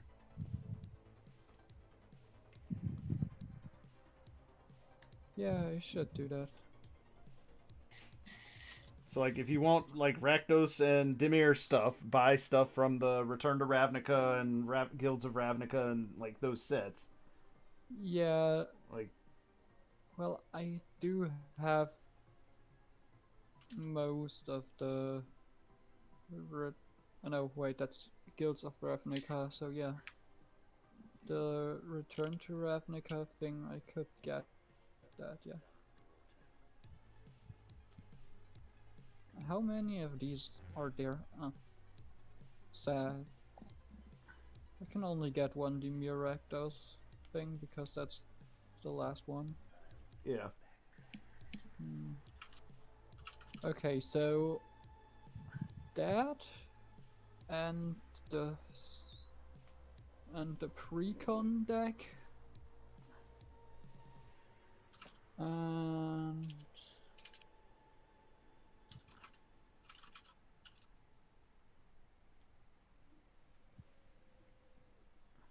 What is this? Ah.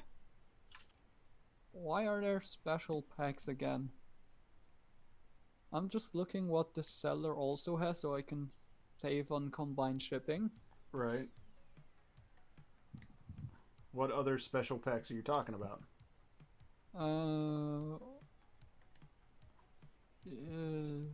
The guild themed, the Rakdos theme boosters.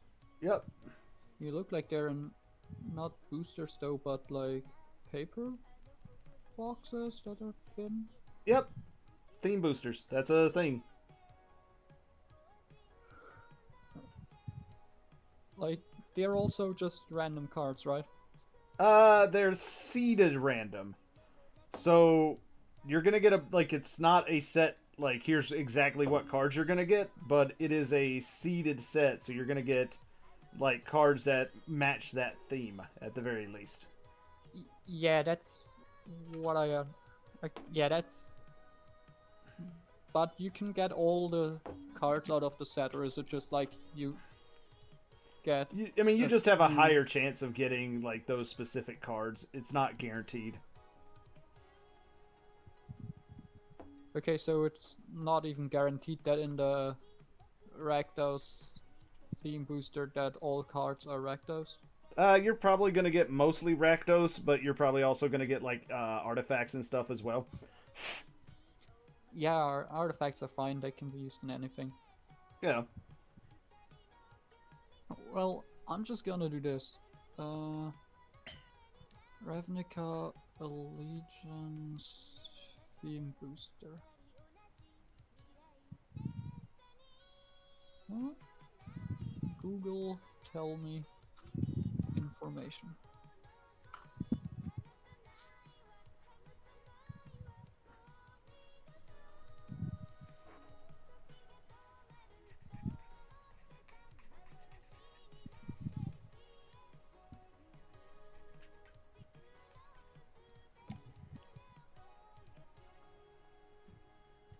Hmm.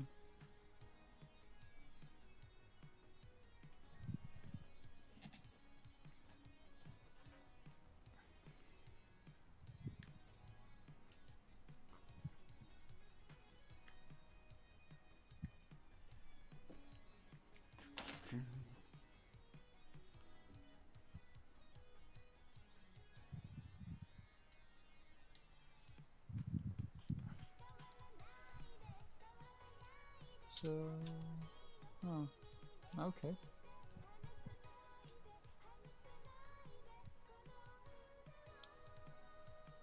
Oh, huh. So, how much does one of these theme boosters usually go for? Usually close to 30 if they're new. That's Close to US 30? dollars. Huh? Wait, 30? Yeah. Well, I mean, that also depends on what set. Like, the Zendikar ones were more expensive. So. Yeah, because I have it for 10 on eBay, and on another site it's like 5. Yeah, though nobody really cared about those. The Zendikar ones are more expensive, though. Okay, so I'm just gonna check if he has more. Ravnica, there we go. Why would you put that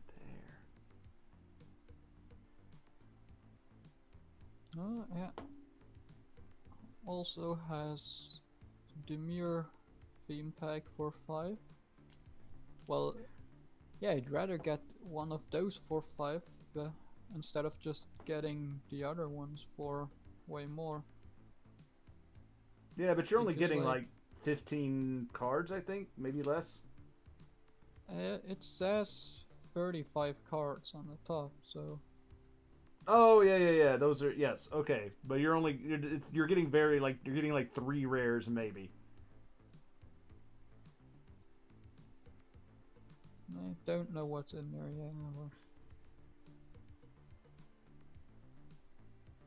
I never really paid attention to the theme boosters because they're always a pretty crappy deal for most people. That's... Well, that doesn't help.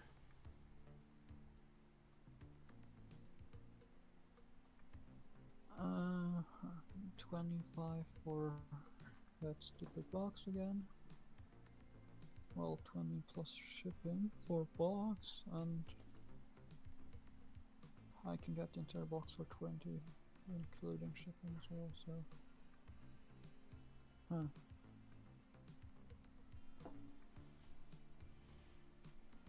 Yeah, here's the fat box for 30.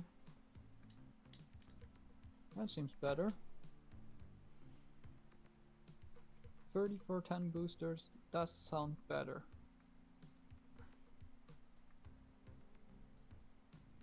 Yes. But they're not going to be all the same theme, but your chances of getting something worthwhile are much higher. Yeah. Wait, just... Wait a second. Why does it tell me that the Ravnica Allegiance Fat Pack has 10 boosters rival of Ixalan? No idea. Is that true? Does it? Wait. Confusion. Ah.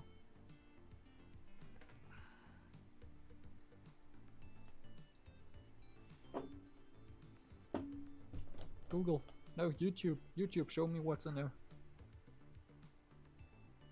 YouTube will help me.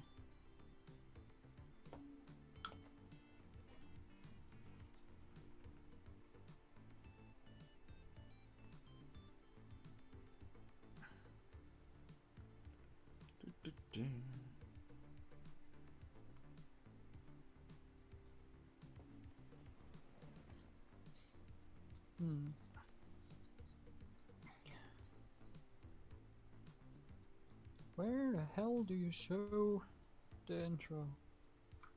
Okay, skipping intro.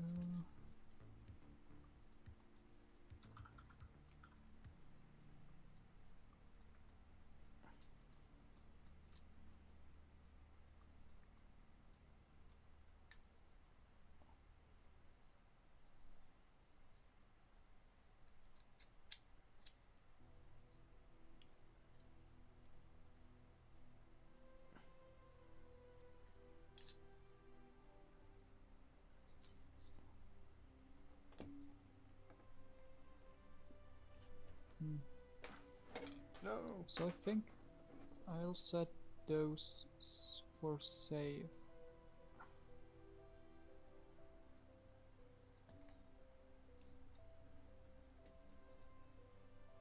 So precon and that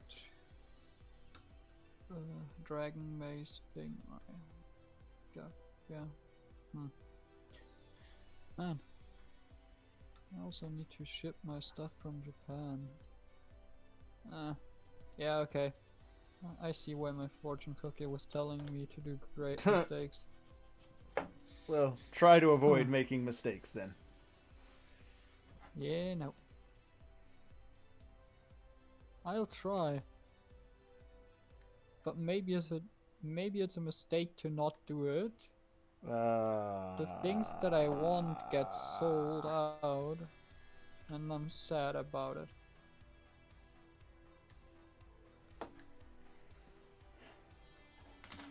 I still say that your best bet is going to be to find something you really want and buy, like, build a deck and buy singles to support that deck. Yeah, I know. The thing is, there's way too many cards and I don't know all of them. And I need a solid base to begin with. Because I don't really have that many Rakdos cards. To be exact, I have like 3. And those are pirates from another set. Because there were no Rakdos cards in the Guilds of Ravnica set.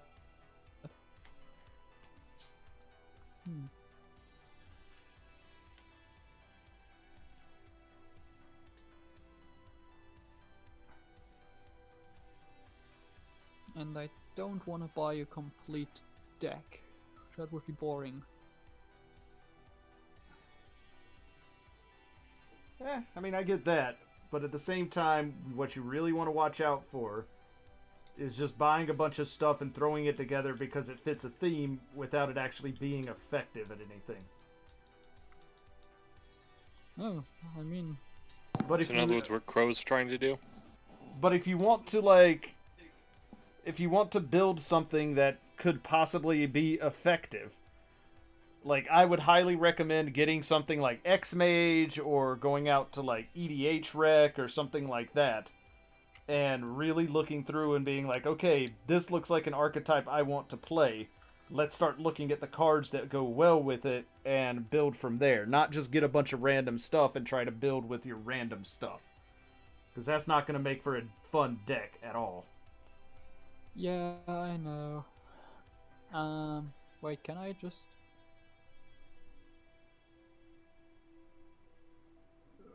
Wait, which were? EDH...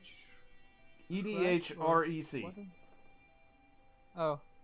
Oh, rec, okay. Yeah, I understood EDH crack. REC. No. Okay. Okay, is there... That's not what I thought.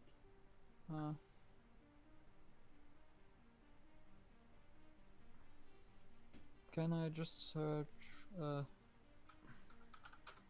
Demir Guild?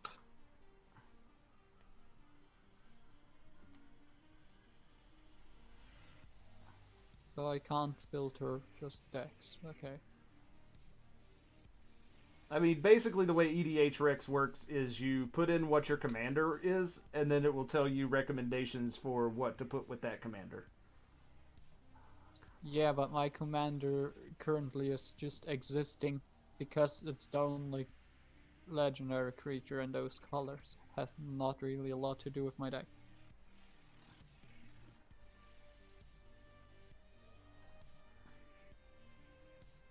Well, just 2-color commander, Demir.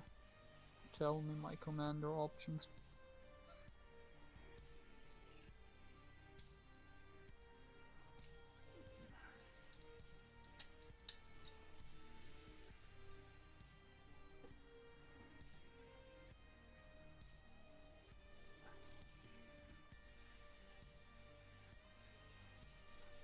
I know that, dude.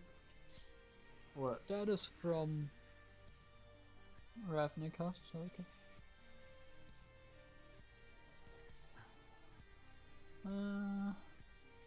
When he enters the battlefield, surveil 1. Becomes a copy of target creature in the graveyard. Okay, so I can copy everything from my graveyard. Huh. Not sure how good that is. I mean, if you've got a deck that's milling yourself out and you've got a lot of really good things in your graveyard, you can get really good creature out for cheap by being a copy of it. Well, I have to pay X mana for it, where X is the converted mana cost, so not really getting cheap stuff out of there. It's Yeah, just but you can get casting them out for free. But you can get good stuff. Like that's the point of that. It's one of the reasons why Muldrotha is such a really good commander, because he just lets you cast stuff out of your graveyard, so it doesn't matter if your opponents kill it. You're just like, okay, I just go get it again. Yeah. Anything else that I noticed from Ravnica? Bigger boy. Oh yeah, right. Same cards can be in multiple different cards. Yeah. There we go. Whenever Now I have creature a card is put into your opponent's graveyard, Quetzal. I can have him become a copy of that. And it's legendary and has hexproof.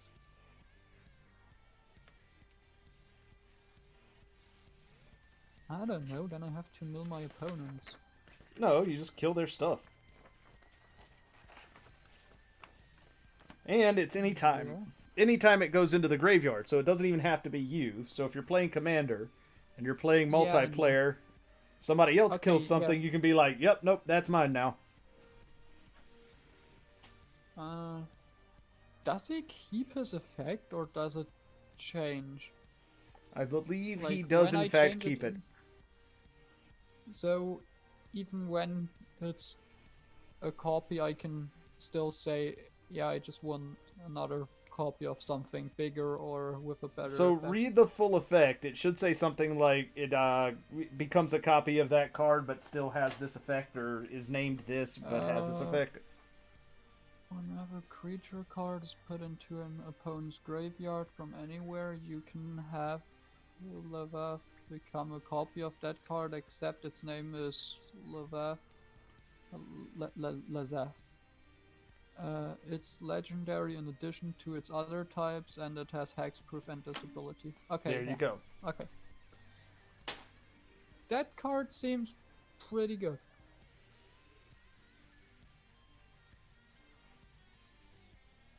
Ooh, I do Okay. like this. I should keep that card.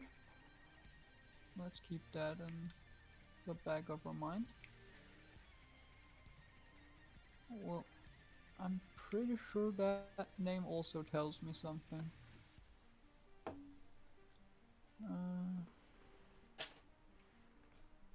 Whenever a card deals combat damage, that reveals top card of his library.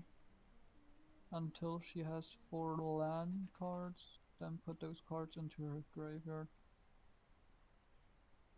Huh. I mean, it sounds like a decent card, but not as a commander. Yeah, I mean, as Commander, the problem there is you like mill and Commander is not great. But if you're playing that with the other card as your Commander, then you can be like, all right, I'm gonna mill you. Oh, look, your thing went to the graveyard. I'm going to make it become a copy. That's exactly what I was thinking about right now. Yep. And he looks like he's also a thing. I mean, there's the same card that I already have, but that has nothing to do with the deck itself, because it's just like, yeah, whenever I attack, I deal the stupid counter thing and make you lose the game.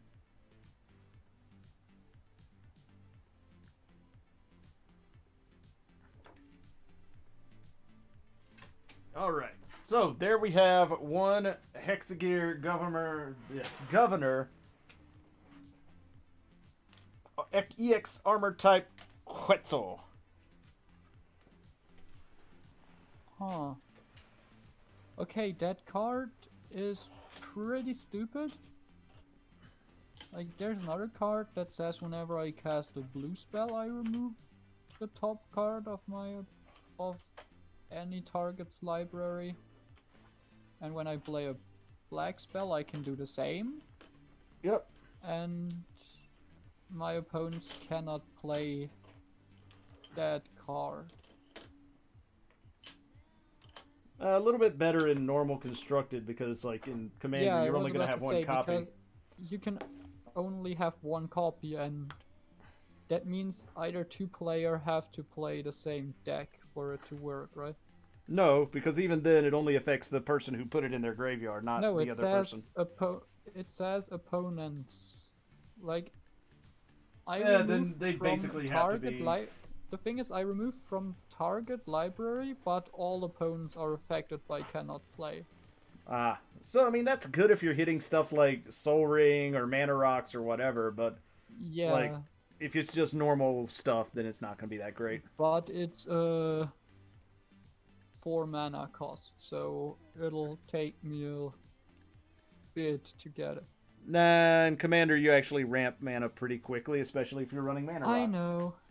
It still takes a bit to get it. Like, even then, like, if I'm hitting Soul Ring off of it, there's the chance that, like, 1-2 people already have it out. Yeah, I mean it's a chance you take. Yeah, but I don't know. Doesn't look as good as I can turn into everything. Oh no, that guy would definitely be a good commander to have and to play. Yeah, he's also. I'm pretty sure in law he's also the guild leader, so that makes sense. All right, so those of you watching my stream, I think that's it for today because I'm disappointed with the fact that I can't build my armor without taking apart the Valkyrie. And I'm not going to take apart the Valkyrie just to build the armor. So, yeah, instead I built this fantastic little Hexagear Governor. It's a fun kit. Go grab yourself one. They're like tiny little G.I. Joe guys. And they go inside your Hexagear mechs, which always a bonus. So, there you have it. I think that's where I'm going to end my stream for today. And then sometime tomorrow I'll probably try and do filming some of the review for this VF-31J. And then from there, you know, move on to other things. So thank you all for watching. Thanks for your support. And have a nice day, folks. You're Thanks, welcome, Andy. me.